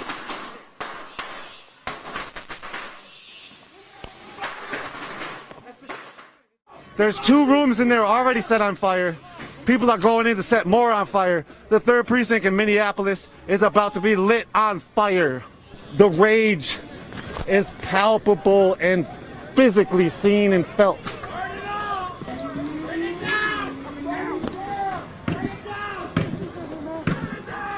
People are now going through some of the equipment that they're finding. You saw a lot of people who were actually very joyous. Ton of youth. I didn't really see many elders there at all. Tons of youth and a lot of people claiming they're from the South Side, claiming that this is how South Side does it.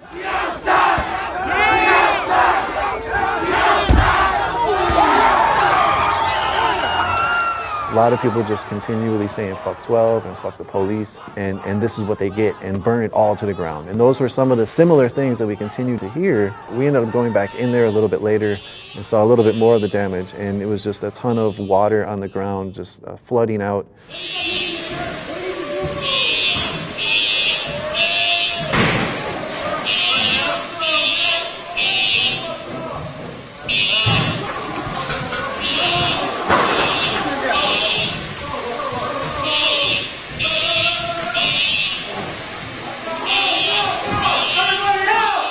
And people are on the 2nd, 3rd floors, people were in the basement, and by the time we got in there, like I said, there was tons of fires already set. But the sprinkler system was incredible, and so the sprinkler system was setting out every fire that was getting lit. People were continually trying and trying and trying.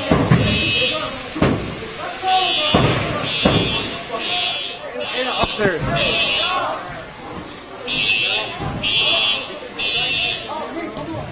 People came out with a Minneapolis police jacket and burnt that on the side of the parking lot. And so people were joyous when that was burning. It was very interesting at that moment where I was filming. You could see Target in the background. You could see fireworks being lit off as people were celebrating the precinct being taken down. And people were burning a Minneapolis Police Department jacket right there. And so people were cheering that on. Looks like that is a...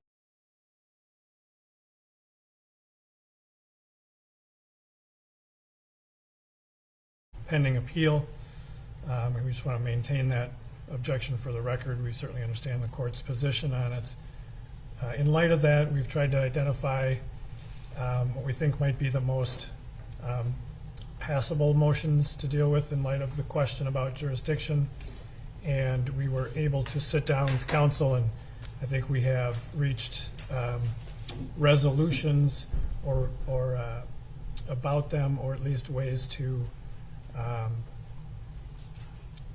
put them off till further development for them, if we can.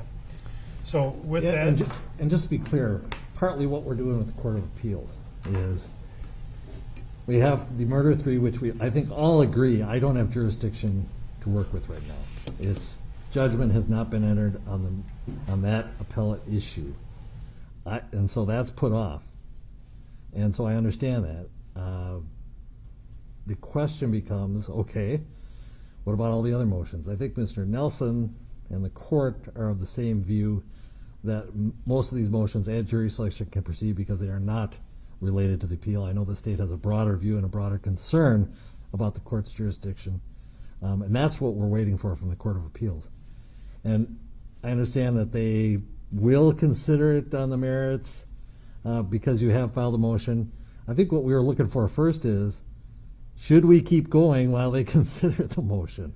I mean, give us a preliminary sign of, should we put the brakes on completely now while you consider the merits of the request for a stay, because that stay is probably for a much longer time. Okay, so I just wanted to make that clear, that we're really asking two things for the Court of Appeals: short-term stay and a longer-term stay. I appreciate that, Your Honor, and we will, if it's not clear in our initial motion that we filed with them, if we do a reply, we will try to be very clear about sort of that two-step assistance we're looking for from our court, from our appellate court. So. Now, with regard to the motions in limine that are either agreed or stipulated, if you could walk me through those. So, Your Honor, I think what I'll do is start with the defendant's motions in limine, and then just refer to them by number if the court has them in front of the court. The motion number 1, which regards sequestration of witnesses, the court may have already answered this in its order. I would also at this point refer the court to defendant's motion 16, because it also deals with sequestration in a sense, more specific to this case because of the live feed. We agree to sequestration, Your Honor, and one of the questions we typically run into in various courthouses is what exactly sequestration means, whether it means a witness can start watching after they testify, or they can never watch testimony and still be recalled as a witness. I don't know how this court's preference is, but I think we are of a mind that a witness could not be recalled if they watched any amount of testimony after their own testimony, with one exception I'll get to. So if that's consistent with the court's understanding, that is what our understanding is about sequestration. So you agree that after a witness testifies, they may watch further proceedings? They may not watch and still be called back as a rebuttal witness. All right, that is my general practice, so we're all on the same page there. And the one exception that we have discussed is expert witnesses. We would agree that each other's expert witnesses can watch the testimony of other expert witnesses and still be allowed to testify. Any objection to that, Mr. Nelson? No, Your Honor, so stipulated. And it is appropriate, because experts can then be called in rebuttal to opine on why the other expert was wrong or why they disagree. And so I think it's appropriate that they be able to watch. And so even before the defense witnesses, expert witness would be called, they can watch the state's witness. Correct. Understood? Okay. All right. Your Honor, motions 2 and 3 are really, I think, kind of decorum motions. I was taught quite a while ago now that we are to use names in the courtroom rather than terms like victim or accused. And so, we don't have any problem with these motions. We would agree to them, and to call people in the courtroom by their last names as much as possible. I would, Your Honor, this is, I think I've shared with this court before my concern about motions of this kind that are, trying to set up appellate issues later potentially. We will instruct our witnesses. We will ask them to abide by these rules, but we have a limited control, of course, over what tends to be very common ways for people to refer to other parties in the criminal justice system.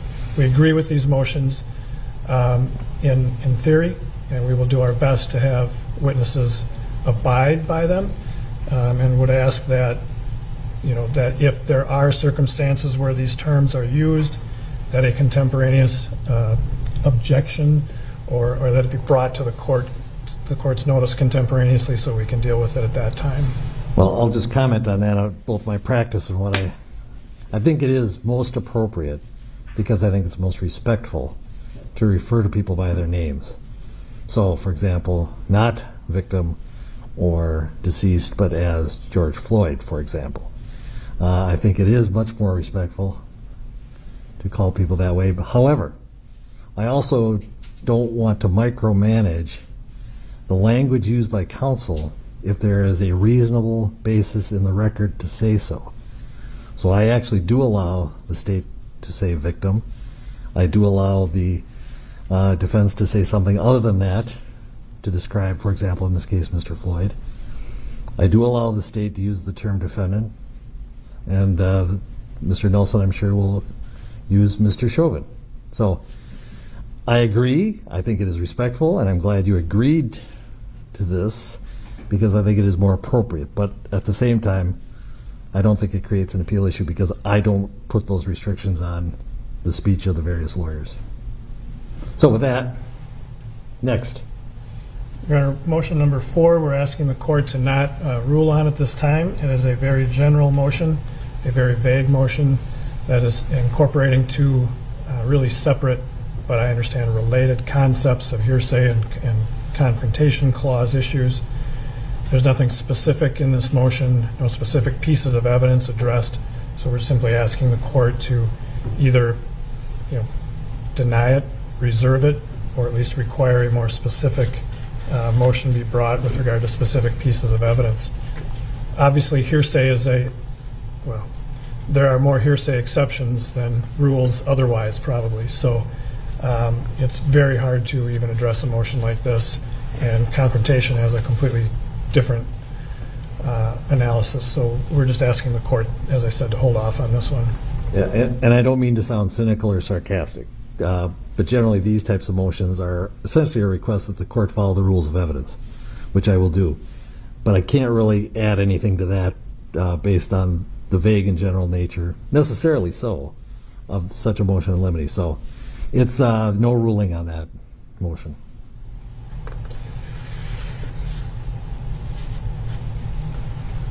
Your Honor, motion number 5 asks for the state to produce any information or background checks on prospective jurors. We consider that very clearly work product under Rule 9.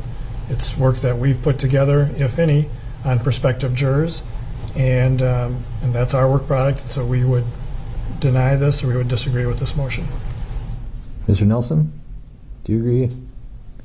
Are you all right with that? Yes, Your Honor. Okay. On number 5. Number 5, granted without objection.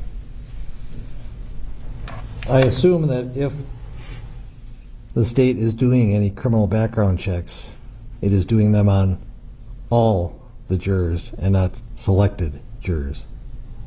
If we did, Your Honor, I'm assuming we would do it on them all, yes. All right. Thank you. Number 6. Number 6, Your Honor, criminal histories of listed witnesses. It's, I think, sort of related to number 7 as well. We will comply with Rule 9. There are 2 provisions in Rule 9 that really provide this. We will provide a list of criminal convictions that we are aware of for witnesses in accordance with the rule. Defense agrees? Yes, sir. All right. That's granted without objection. Or Number 8, Your Honor, we, again, believe there's a rule that applies to this, and we will disclose statements that relate to the case made to these individuals and from these individuals, and we'll comply with the rule. It sort of moves into number 9 as well. Number 9 also incorporates, however, some work product, communications between counsel working on a case. So as for 8, I think the court can grant it with the understanding that it will cover our obligations under Rule 9, as will motion number 9, with the added caveat that some of it's simply work product. all right. As regards number 8, Mr. Nelson, if you are agreeing to it, what is your understanding of what you're agreeing to? Your Honor, that's exactly what we were talking about, and I would note that the state, to my knowledge, has been complying with the Rule 9 requirements. I'm sorry, I should stand. Actually, why don't you sit but pull the microphone closer to you? Sorry, just the glare through here, too, is kind of difficult. So, Your Honor, with respect to number 8 and number 9, I understand that the state has an obligation to provide us with substantive statements that witnesses provide. I would note that it appears that the state has been doing that through various BCA reports that I've received. So I'm in agreement with how Mr. Frank articulated his obligations under Rule 9. Okay. Motion 9 as well? Correct. All right. Your Honor, motion 10, we had a discussion about this, and Mr. Nelson indicated to me that this motion is intended to deal with situations where the court makes rulings about certain pieces of evidence or testimony, and that we would then make sure our witnesses comply with the court's order. I don't think to this point we have anything like that yet, but with that understanding of the motion, we would agree that we would instruct witnesses with regard to the court's rulings on any permissible testimony or other evidence. Defense agrees? Yes, Your Honor. All right. Number 11, Your Honor, and number 12, well, I'm sorry, number 11, which is similar to state's motions 9 and 10 regarding commenting on witnesses who are not called. I do think that's covered by Rule 9 for both parties as well. So obviously we don't have any opposition to this. It is inappropriate to comment on the failure to call a witness. And number 12 is to prohibit any counsel really from, it says the state, but I assume you join in, no counsel may express a personal belief or opinion as to the credibility of a witness. Correct, Your Honor. I think there's a lot of case law on this, mostly directed at prosecutors because defendants appeal and prosecutors don't. But it is inappropriate for any counsel to express a personal belief, I think so-and-so is credible. Counsel are obviously allowed to argue credibility by reference to the evidence. It's that assertion of personal belief that's not permitted clearly by the case law. It's because they can, both sides can say this witness is not credible because of X, Y, and Z. Maybe I'm just restating what you said, but you can't say I believe or anything like that. I think that's exactly right. Both counsel can say this person is not credible and here's why with reference to the evidence. What's prohibited is saying I think this witness is credible. And where attorneys get in trouble and go wrong is the old I submit this, and then it kind of bleeds into that. But as this motion is written, we agree. Personal opinion is not permitted from either counsel. Okay. All right.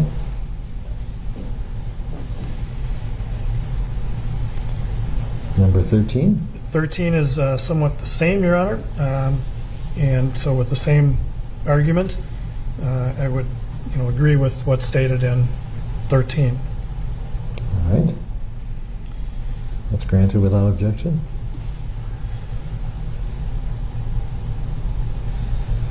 Is that? Yeah, 14 is about witnesses expressing an opinion on guilt or innocence. It's generally improper for a witness to say I believe somebody is guilty or I believe somebody is not guilty. A witness. Obviously, witnesses are allowed to express opinions, particularly expert opinions, on ultimate issues. So we understand this motion to be directed at simply the question of guilt or innocence and prohibiting testimony from witnesses about guilt or innocence.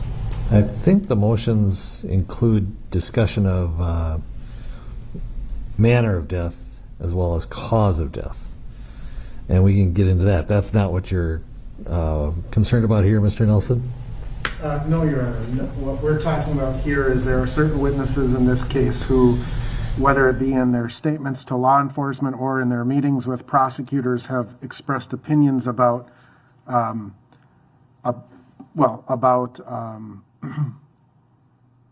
guilt and or innocence, mainly guilt from the state's witnesses, and saying, he clearly did this, this is why I think he did this, and this is why I think he is guilty.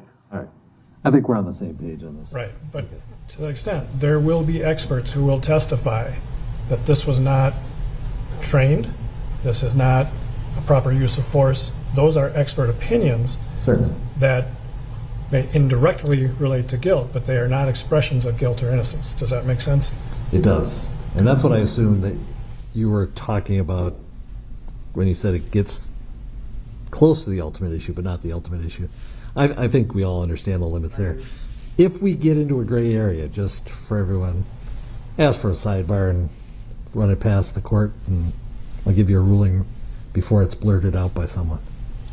And I think that would mostly probably be if Mr. Nelson or the state, depending on who's expert. If you object and ask for a sidebar, I'll know you're talking, well, this seems to violate the court's ruling, and I, on occasion, have directed the examining party to lead so that we get past certain prejudicial statements that the witness might make. So I encourage you to seek the court's guidance on how a question can go if we are close to the line. I mean, this very discussion we're having shows the problem with a sort of a vague. Exactly. It certainly tips us off to the issue, but there needs to be a contemporaneous objection and discussion about it with particular pieces of evidence.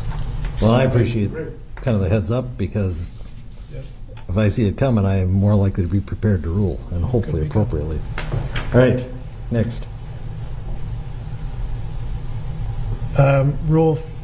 Motion 15, Your Honor, is really about disclosure. I believe we've been complying with the rules on that and would continue to do so. Obviously, we have both sides have an ongoing duty of disclosure, and we will continue to comply with that. All right. Anything to add, Mr. Nelson? No, Your Honor. All right. Next. Your Honor, motion 16 we've already dealt with regard to the first motion. Motion 17, with reference to a Washington County case. I have told Mr. Nelson that we do not intend to introduce anything in our case in chief directly on that. It would be only subject to opening the door or something happening at trial that would otherwise make that potentially admissible. Perhaps a Rule 608 issue, is that what Perhaps. you say? Okay, and I'm not limiting you to that, but that was my guess. Yeah, I mean, there are Okay. circumstances where it could come up, but our agreement today is, as in our case in chief, we would not put that in. All right, thank you. Number 18? Your Honor, I'm going to ask the court to skip around now a little bit. Okay. Proceeding to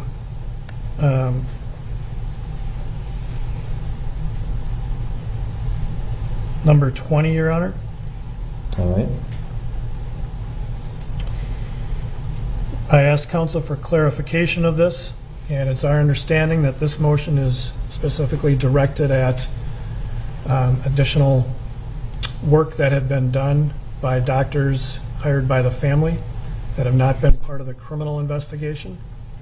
And we are agreeing that we are not going to put those in our case in chief. So with that understanding of the limitation of motion 20, particularly specifically Doctors Baden and Wilson, we would agree to this motion. They were not on your witness list, is that correct? Correct. All right. Then with the court's indulgence, I would skip over to number 24. Your Honor, this is a motion that is really kind of aimed at making sure we're all talking about the same discovery, I think, and with expected testimony.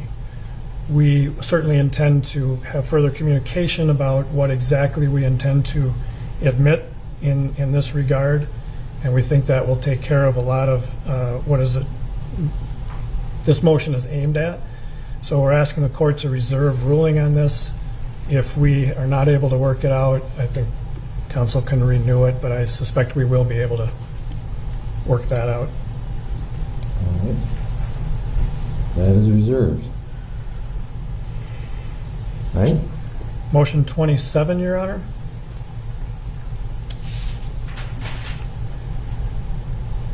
At this stage, we are not anticipating putting in our case in chief any evidence about that matter. Again, it may be something that could come up during trial, could be raised or the door opened to that case through other witnesses or other testimony. Okay. So at this point, we're not opposing that motion as phrased, with the understanding that that could change depending upon how the trial proceeds. And then we can proceed with either a sidebar or other conference outside the hearing of the jury on that. Anything to add to that, Mr. Nelson? No, Your Honor. Thank you. Your Honor, motion 28 has a number of subsets. And with regard to paragraph A, we are not opposed to providing a list of our actual trial witnesses prior to trial. I think we talked when we discussed, maybe the week before trial. We understand, Your Honor, talking with counsel, that a lot of the concern here is about subpoenas and getting witnesses here. And we understand counsel's concern, and they understand ours, and I think we will be able to address those concerns. If the court wants to issue something specific about this, we would suggest the Friday before that Monday. I suspect we'll have ongoing conversations with counsel about that. A week before? Yes, if we could do that. So let's assume March 29th that we are having openings and witnesses. So you're saying by March 22nd, the defense will be provided a witness list of witnesses, the subset that you intend to actually call. Keeping in mind, you're not bound to it. It's more the professional courtesy of, here's who we're actually going to call so you know how to prepare. Correct. Because how many, I think we counted 362 potential witnesses on the state's witness list, Your Honor. and I think all told with yours, I think it ended up being roughly 400 once you get rid of duplicates. So that would be greatly appreciated by all. So March 22nd, I think, assuming there are no other delays in the case. Paragraph B, Your Honor, we understand that, in a sense, we're required to do this for the court's purposes of security in the courthouse as well. I don't see a problem with doing this. With both paragraph A and B, we just ask the understanding that we not be held to exactly what we've provided, because as we all know, things change, witnesses become unavailable, one day, and we just want to make sure this is not binding, that everybody understands that, and I think we do. If you in good faith give me a list and defense counsel a list, it's basically so they know what's coming the next day. The sheriff knows who's coming the next day. If you end up not calling because somebody calls in sick that they can't make it that day, I'm not going to hold that against you. It's a problem if you want to add somebody onto the list who is not on the list.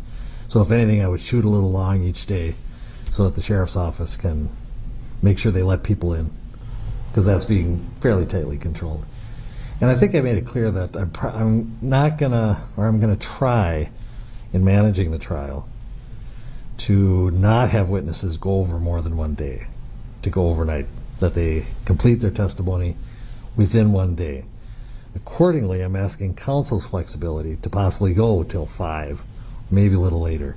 My usual practice is 4:30 to stop, but I think given that, I think the need to get the witnesses on and off and gone prevails over getting done by 4:30. So just a heads up on that. Thank you, Your Honor. Paragraph C, we've discussed with counsel. We certainly would not stand in the way of the defense of subpoenaing witnesses. We have some witnesses subpoenaed. We will,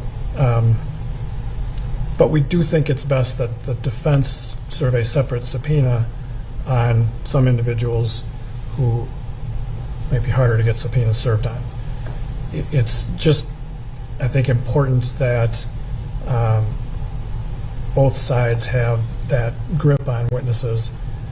We may have subpoenaed people that we may not call, and we don't want to be the steward of the defense's control through the court's subpoena of a witness.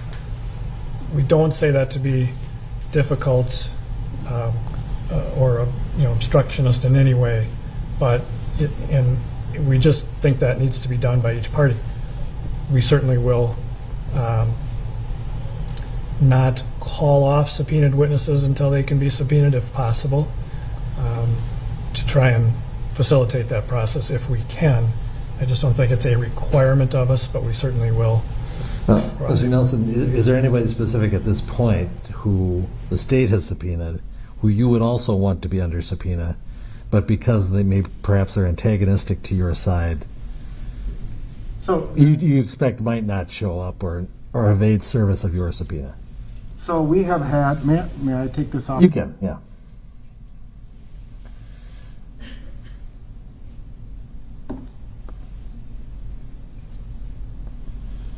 Thank you, Your Honor. This is an issue that obviously we've had some discussion about. What I am in agreement with is, as far as any of the police officer witnesses, whether it be from the Minneapolis Police Department, the Bureau of Criminal Apprehension agents, or laboratory analysts, if those are people that are very easy to subpoena and would be cooperative with the subpoenas. The problem comes when you have a nearly 400 person witness list where there's no indication as to who's actually to be intended to call, is the expense and the frustration of attempting to serve subpoenas upon citizens. So yes, Your Honor, we have had substantial discussions about one witness in particular, who the state has already subpoenaed, and the state has indicated that they will keep that person under subpoena. I have made efforts to attempt to locate this individual, and there may be some corollary issues relating to this issue, or to this particular witness, that we'll need to address at a later date. But that person in particular. Other than that, Your Honor, by my estimation, of the approximately 350 to 400 witnesses, there are somewhere between 43 and 100 witnesses who saw some, all, or nothing of this incident. And there are certain people that are antagonistic to us. And so it's I think it goes to the, once we have the list of who the state intends to actually call, I will be able to specifically say, have you subpoenaed this person? This is the court's order. It's not, it's not Mr. Frank or the state of Minnesota's order. This is a court order. And so I'm just asking, and I believe the state has agreed not to release citizens from these witnesses until we have had the time to look at who they actually intend to call. I think we can start with the list you provide by March 22nd of actual witnesses. Those are people under subpoena. Don't release them under any circumstance until the court gives express permission. As to the others, if there's somebody you're not on your list, I think it's important that you tell the defense whether you have them under subpoena and whether they want you to keep them under subpoena. Is that fair? So essentially that's you, Mr. Nelson, saying, what about these people? Agreed. I've got everybody you're going to call, but what about these people? And then you work out the subpoena nature of it. Correct. And obviously, I would like the defense to have their own subpoena if possible. They are all court orders. They are all equal. Some witnesses view some more equal than others. So I think basically you just got to talk after March 22nd to make sure the people that everybody wants to remain under subpoena remain under subpoena. And I have told Mr. Frank in prior discussions that I would give him a list of those citizen witnesses so he could compare to see if he had them under subpoena. Addresses have changed, people have moved, Well, it does beg the question I forgot to ask. Are you planning on giving Mr. Frank a list of the witnesses you intend to call by March 22nd? Yes, I think that's I think that's a completely reasonable two-way street. All right. Obviously, this does relate back to paragraph A, that list that we were talking about. Right. That's the quintessential problem, or we're trying to address there through this. The problem, of course, with subpoenas, they are court orders, but we have the power to tell people that you're now released from that. True. Also on that subpoena is contact information for somebody working on our team. So then you've got a witness who is contacting our office for direction on what to do. Understood. And then we're in the position saying, so far hang in there. That's the sort of awkward position we get in. My understanding is there are certain witnesses that we should not release until Mr. Nelson can get service done.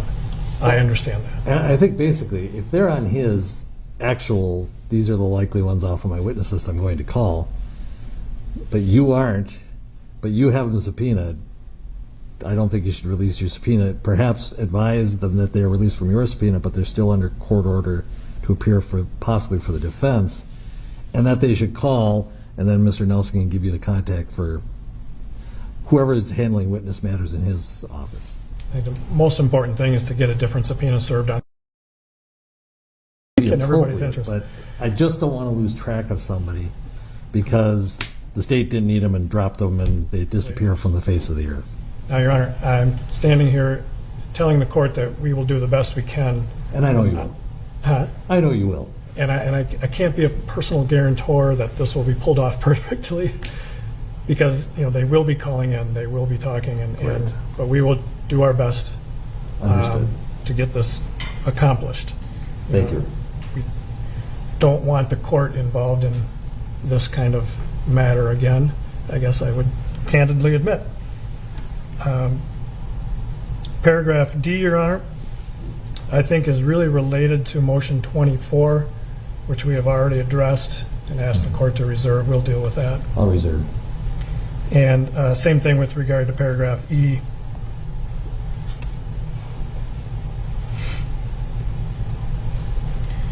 And Your Honor, if I may skip to paragraph 30 or motion 30.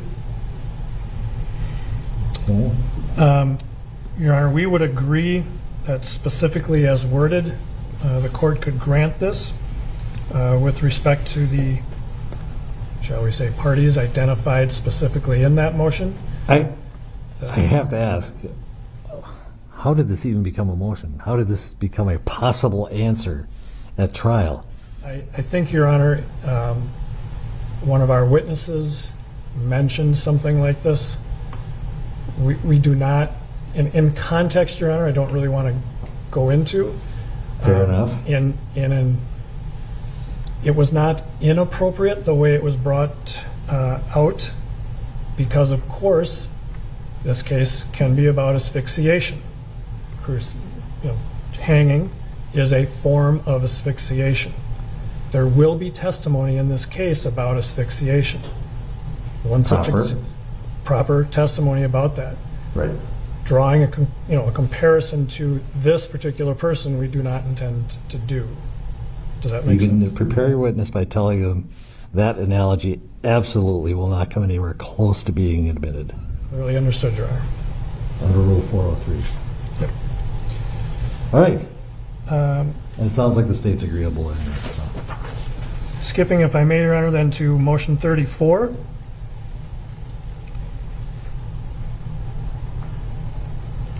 Your Honor, I probably should actually let Mr. Nelson speak to this. I think this Spriegel incident was brought before the court before the court made a ruling. I think there has been some additional discovery since then that the defense would like to bring to the court's attention through an offer of proof. I think I'd probably be best if I let Mr. Nelson speak for himself on this one. Why don't you swap places just for a little bit?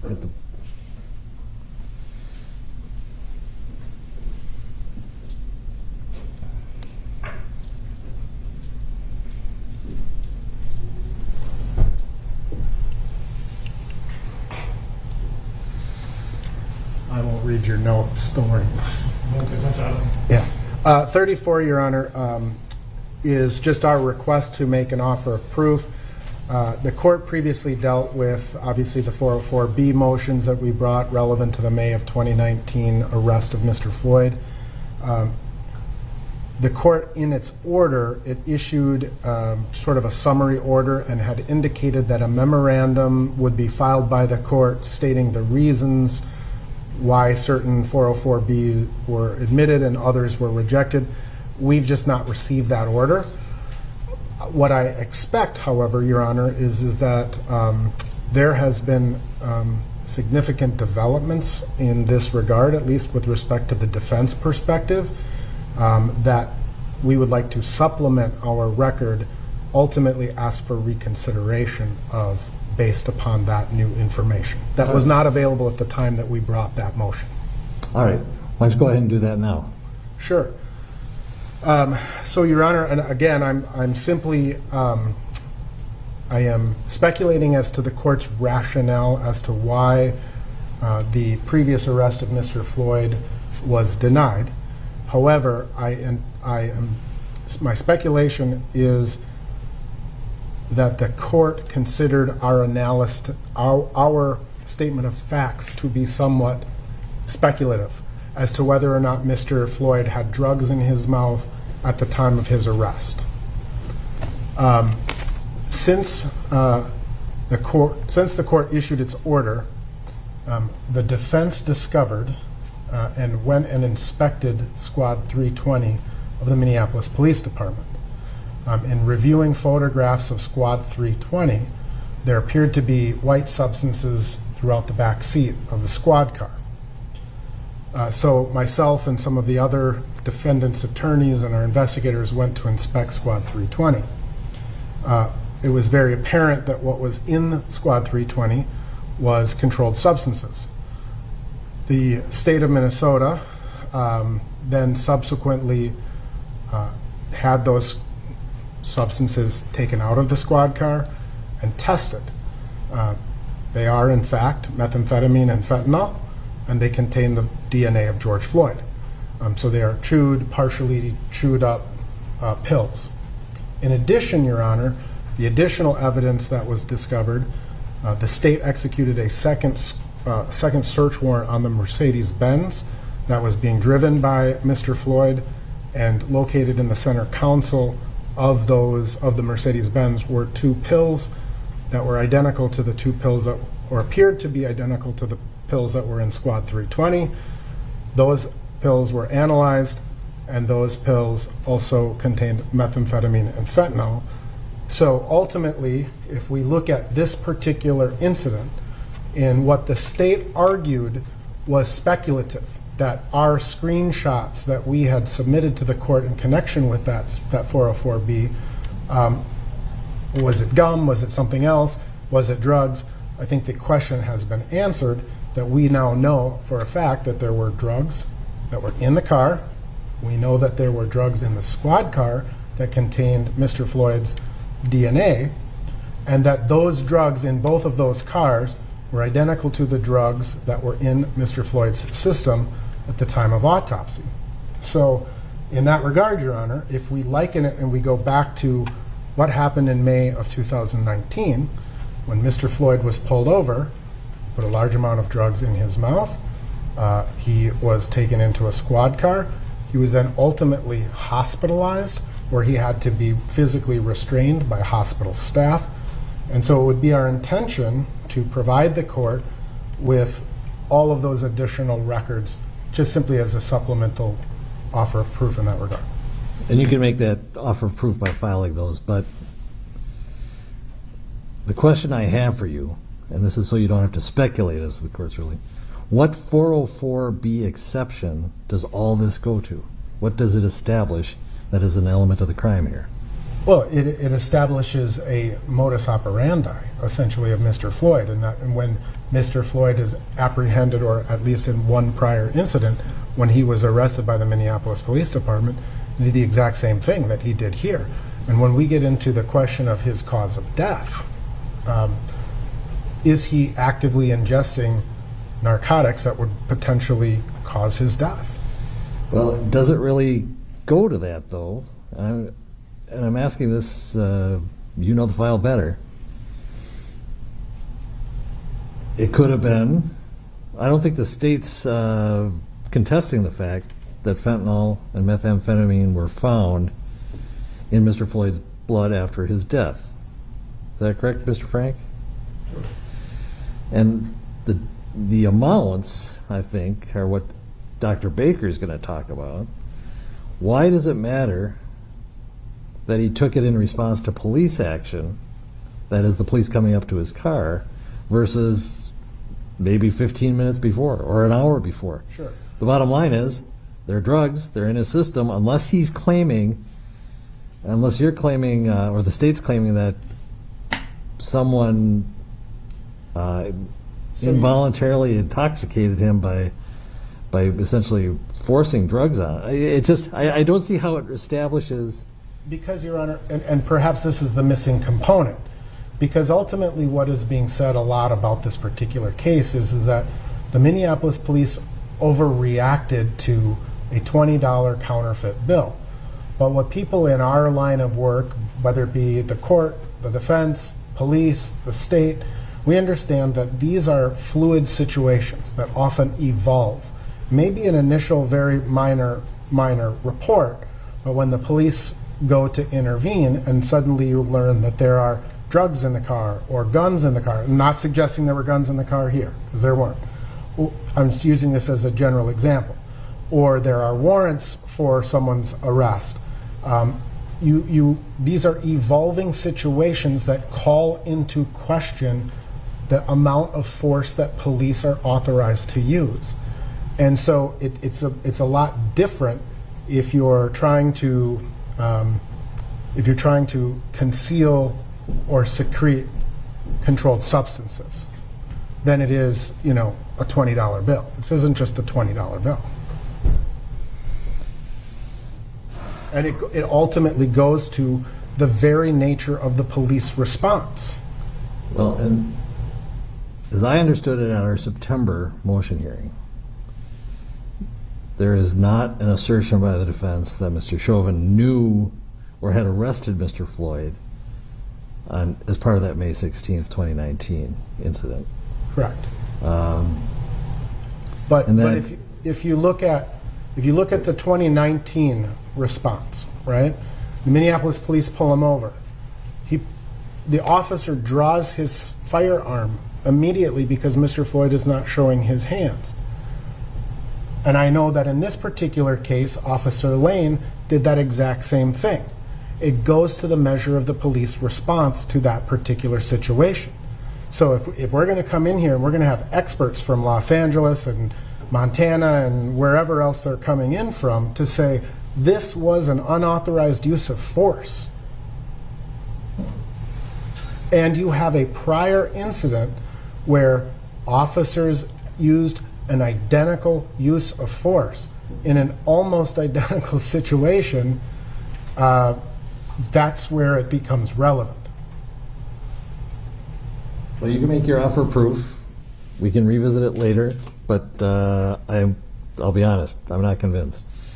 I could see where that evidence might be proper if you had said Mr. Chauvin was part of that arrest or knew about that arrest, and therefore when he had the contact with Mr. Floyd that resulted in his death, I could see where it'd be like, oh, this is what he does. I have knowledge that this is how George Floyd reacts to police interaction. But it doesn't establish that because Mr. Chauvin wasn't a part of that arrest. Understood, Your Honor. It's more of a generic, let's pick a situation because we have the body-worn camera and Mr. Floyd on it. There could be other body-worn cameras that show that that's not how the police react to it. So I guess I'm telling you right now, I'm not convinced yet to reverse my ruling, but I'll consider whatever you have as far as written offer proof. Thank you, Judge. All right. Thank you, Mr. Nelson. Mr. Frederick.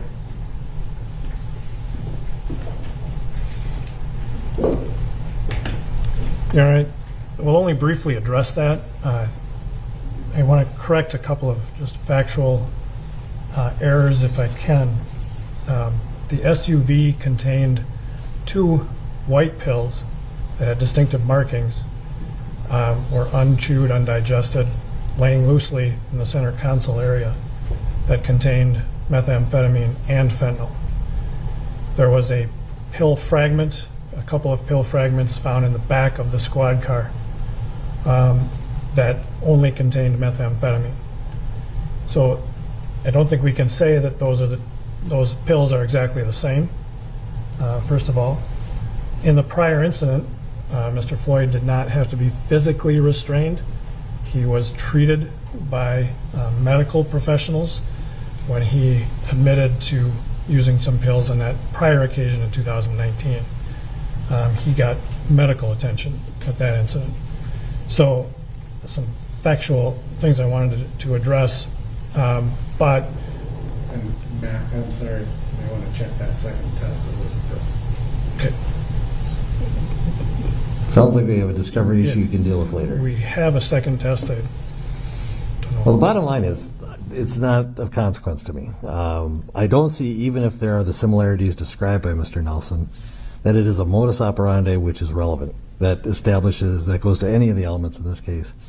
There's no prior relationship that it establishes or acknowledged by Mr. Chauvin. Any minor probative value it has is certainly outweighed by its prejudicial nature.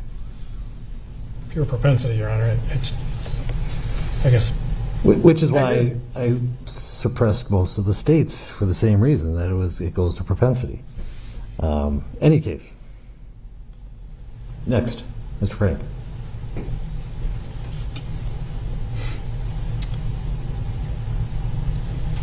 So then, Your Honor, motion 35, we would ask the court to reserve this. I had asked counsel to try and narrow this down to specific records, specific items. I think we'll work on that. So I think we would simply ask the court to reserve motion 35. Okay. And then, Your Honor, motion 37.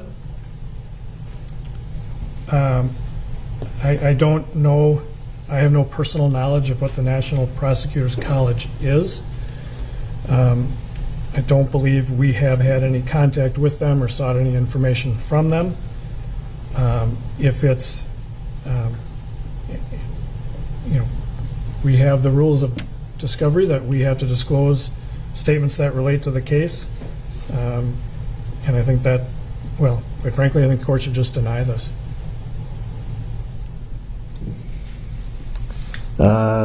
What organization are you talking about, Mr. Nelson? I know that the National Advocacy Center used to be down in South Carolina, but that's been closed, so I'm not sure what organization we're talking about.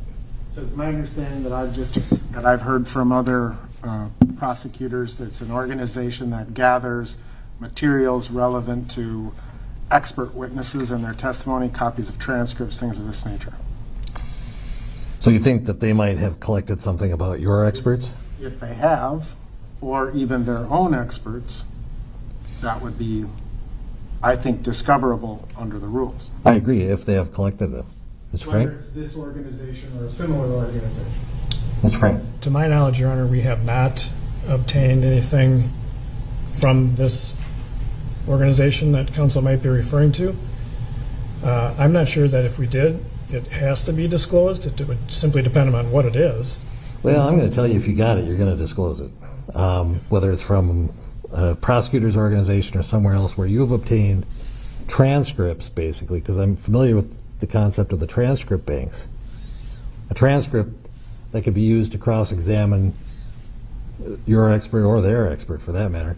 Sometimes I know prosecutors will get it for their own to know what's out there that they have to defend against. So if you have it, he gets it.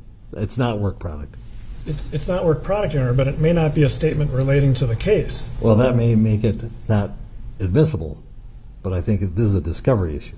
Correct. So if an expert says something on the witness stand, correct, right, that raises a question based on something they've said before, written before, it doesn't become a statement about the case until they testify.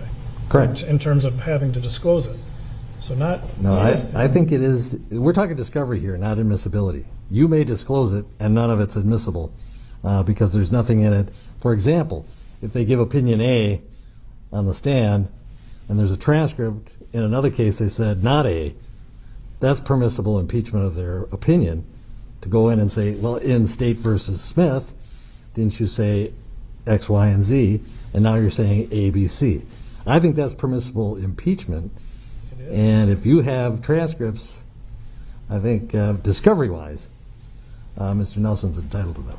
But what I'm saying is, until that witness says not A on the witness stand, that prior doesn't, I may be mixing up the court's analogy, until that witness says A on the witness stand, not A isn't a statement about the case. Correct. It's potential impeachment.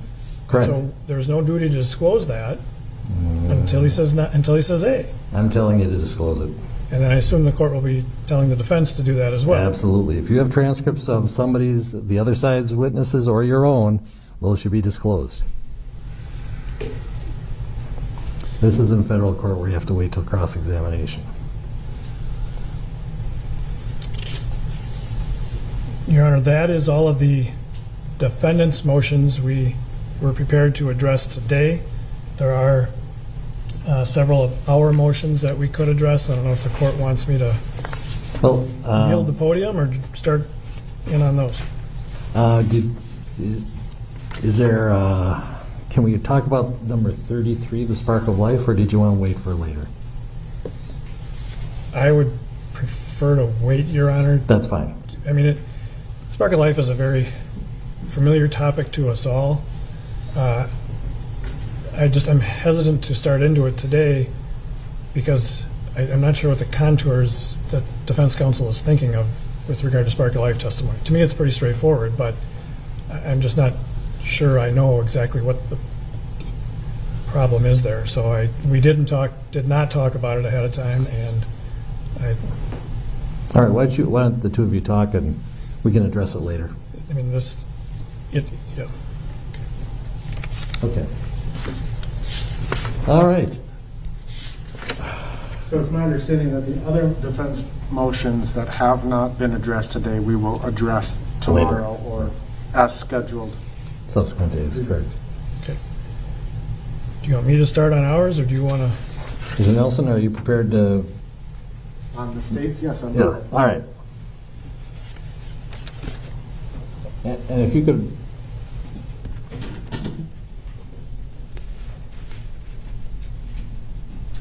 reference, I will assume on the state's motions that these are from the motions filed February 8th, 2021, unless you tell me otherwise. That's what I'm working from, Your Honor. All right, and these are also numbered, so if we can walk through the numbers, and let's start with things that are not contested that you've essentially agreed on. I actually think that the vast majority of these will not be contested, Your Honor. Okay. With respect to witness number one, or excuse me, motion number one, we have no objection as to the permissible grounds for impeachment. Would not use a FBI report or a BCA report to impeach a witness who didn't prepare that statement. Number two is one that is going to be contested. It also corresponds to a subsequent filing that I don't have pulled up right now. But number two will be contested. I think that you're talking about the state's second amended. Correct. That were filed on March 4th. Is that correct, Mr. Frank? It is, Your Honor. It's These- amended motion 2. Understood. Thank you. Mr. Nelson. Thank you. Motion number three, Your Honor, I think is premature. I think that goes to the questions of jury instructions. Obviously would not make any reference to any rules of law that were not contained within jury instructions. But because we have not had a jury instruction conference yet, I think it's premature. Mr. Frank, would you agree with that? And I actually need a microphone by you.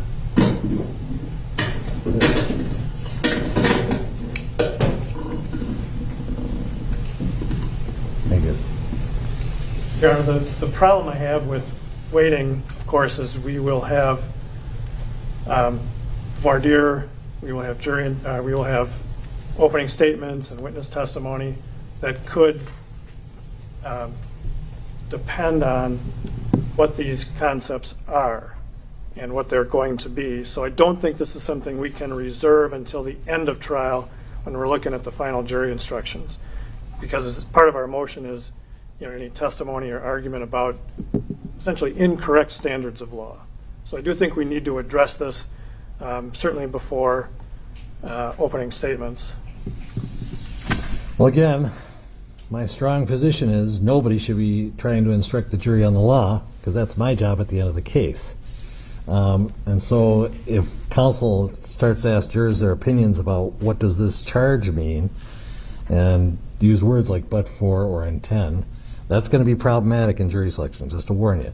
But Mr. Nelson, do you object to these, or what part do you object to? No, I don't necessarily object to them, Your Honor. I just think that in terms of what the appropriate legal standards are, we have not thought about those, for lack of a better term. And so in that regard, Your Honor, it's not my customary practice to inquire as to the law or the rules of law in voir dire. And I rarely ever reference any sort of elements in an opening statement. So, I mean, it wouldn't be my intention to do this, number one. So if the court wants to grant it subject to a jury instruction conference later, that's fine too. I think that's the best way to handle it. I'm going to grant it subject to the jury instruction conference because I assume the state is relying on the substantial factor in causing death. Correct. And we did submit a memorandum that addresses this motion too. And I think everyone is in a safe harbor if you rely on the jury instruction guides for elements, generally. And so if these aren't in the jury instruction guides, you are in dangerous waters. So I'll grant it with the understanding that we'll talk about it at our jury instruction conference. Sounds good. Your Honor, number 4, I'm just asking that we address that later in the week. Okay. Number 5, I think is very similar to the one of our jury instructions. I have no objection to that, Your Honor. Okay, that's granted without objection. Number 6, I think, is also part of our ongoing discussions about the training materials that both sides intend to introduce and the reasons for which they may be introduced, whether it to show that Mr. Chauvin received particular training or the policies of the MPD. And so that's just a discussion that we're continuing to have. I think we've made some substantial progress in that regard, and so just asking to reserve it, and if we need to come back to that at a later time. Any objection to reserving it, Mr. Frank? No, Your Honor. All right, that's reserved. Number 7, I have no objection to that, Your Honor. Okay. That's granted without objection. 8, no objection. Granted without objection. 9 9 and 10 are identical, and they are also identical to one of the defense motions the court Right. I previously think we've granted. already established that you're not going to comment on each other's failure to call a witness. And if the answer to that was to call 400 witnesses, this would not be a 4-week trial. Go ahead. 11, again, in terms of, I believe that the court has already issued its ruling on all 404B stuff, so it would be no objection to that, other than subject to re-arguing the May 16th. Yep. Number 12, again, this, I have generally no objection to this. However, the state has agreed to provide me with the criminal convictions of witnesses, and if there is any intent to use any prior criminal convictions, we can cross that bridge should we learn of any. Thank you. I'll essentially reserve that. Okay. And I believe that's all of their motions. Mr. Frank, anything else? You had the second supplemental, but that was basically the reserving on the expert. Correct, just because we had obtained additional information from the time of the first motion to the second amended motion. All right. So I didn't count them up, but we've got a handful of motions left to argue more substantively. Is that correct? And I'll try and identify them myself. But that's it for today then as far as motions? Well, as far as motions, Your Honor, just other than stipulations as to strikes for cause. Yeah, who wants to, somebody wants to take the podium and... Your Honor, for the record, again, over the mid-morning and early afternoon break, counsel for the defense and state met and conferred and reviewed agreed upon jury strikes. We are in agreement to strike juror numbers 5 for cause, juror number 11 for cause, 12, 13, 14, 15, 16, 18, 22, 24, 25, 32, 35, 45, 47, and 50. We only made it through the first 50, Your Honor. No, that's fine. That helps us a lot as far as who to call in. Let me make sure I've got it correctly. 5, 11, 12, 13, 14, 15, 16, 18, 22, 24, 25, 32, 35, 45, 47, and 50. Is that correct? State agree? That's correct, Your Honor. All right. Based on the stipulation, we'll release those people for cause.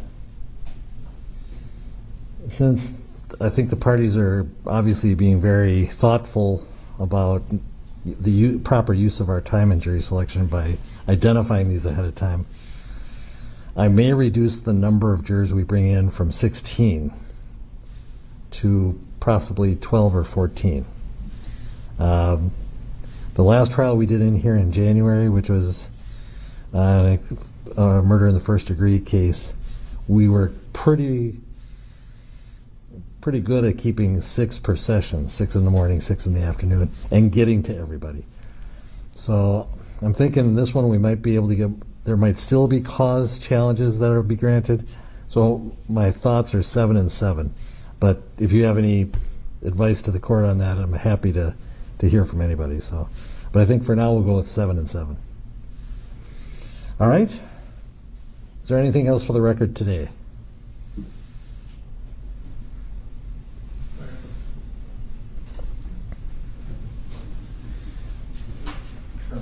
You can't do it.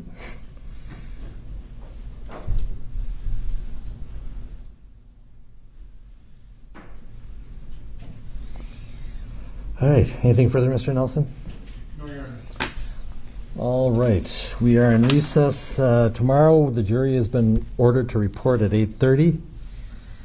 And so we'll try and get started with jury selection by 9 if we have motions at 8. So we will come back at 8. The jury is expected to start with selection at 9.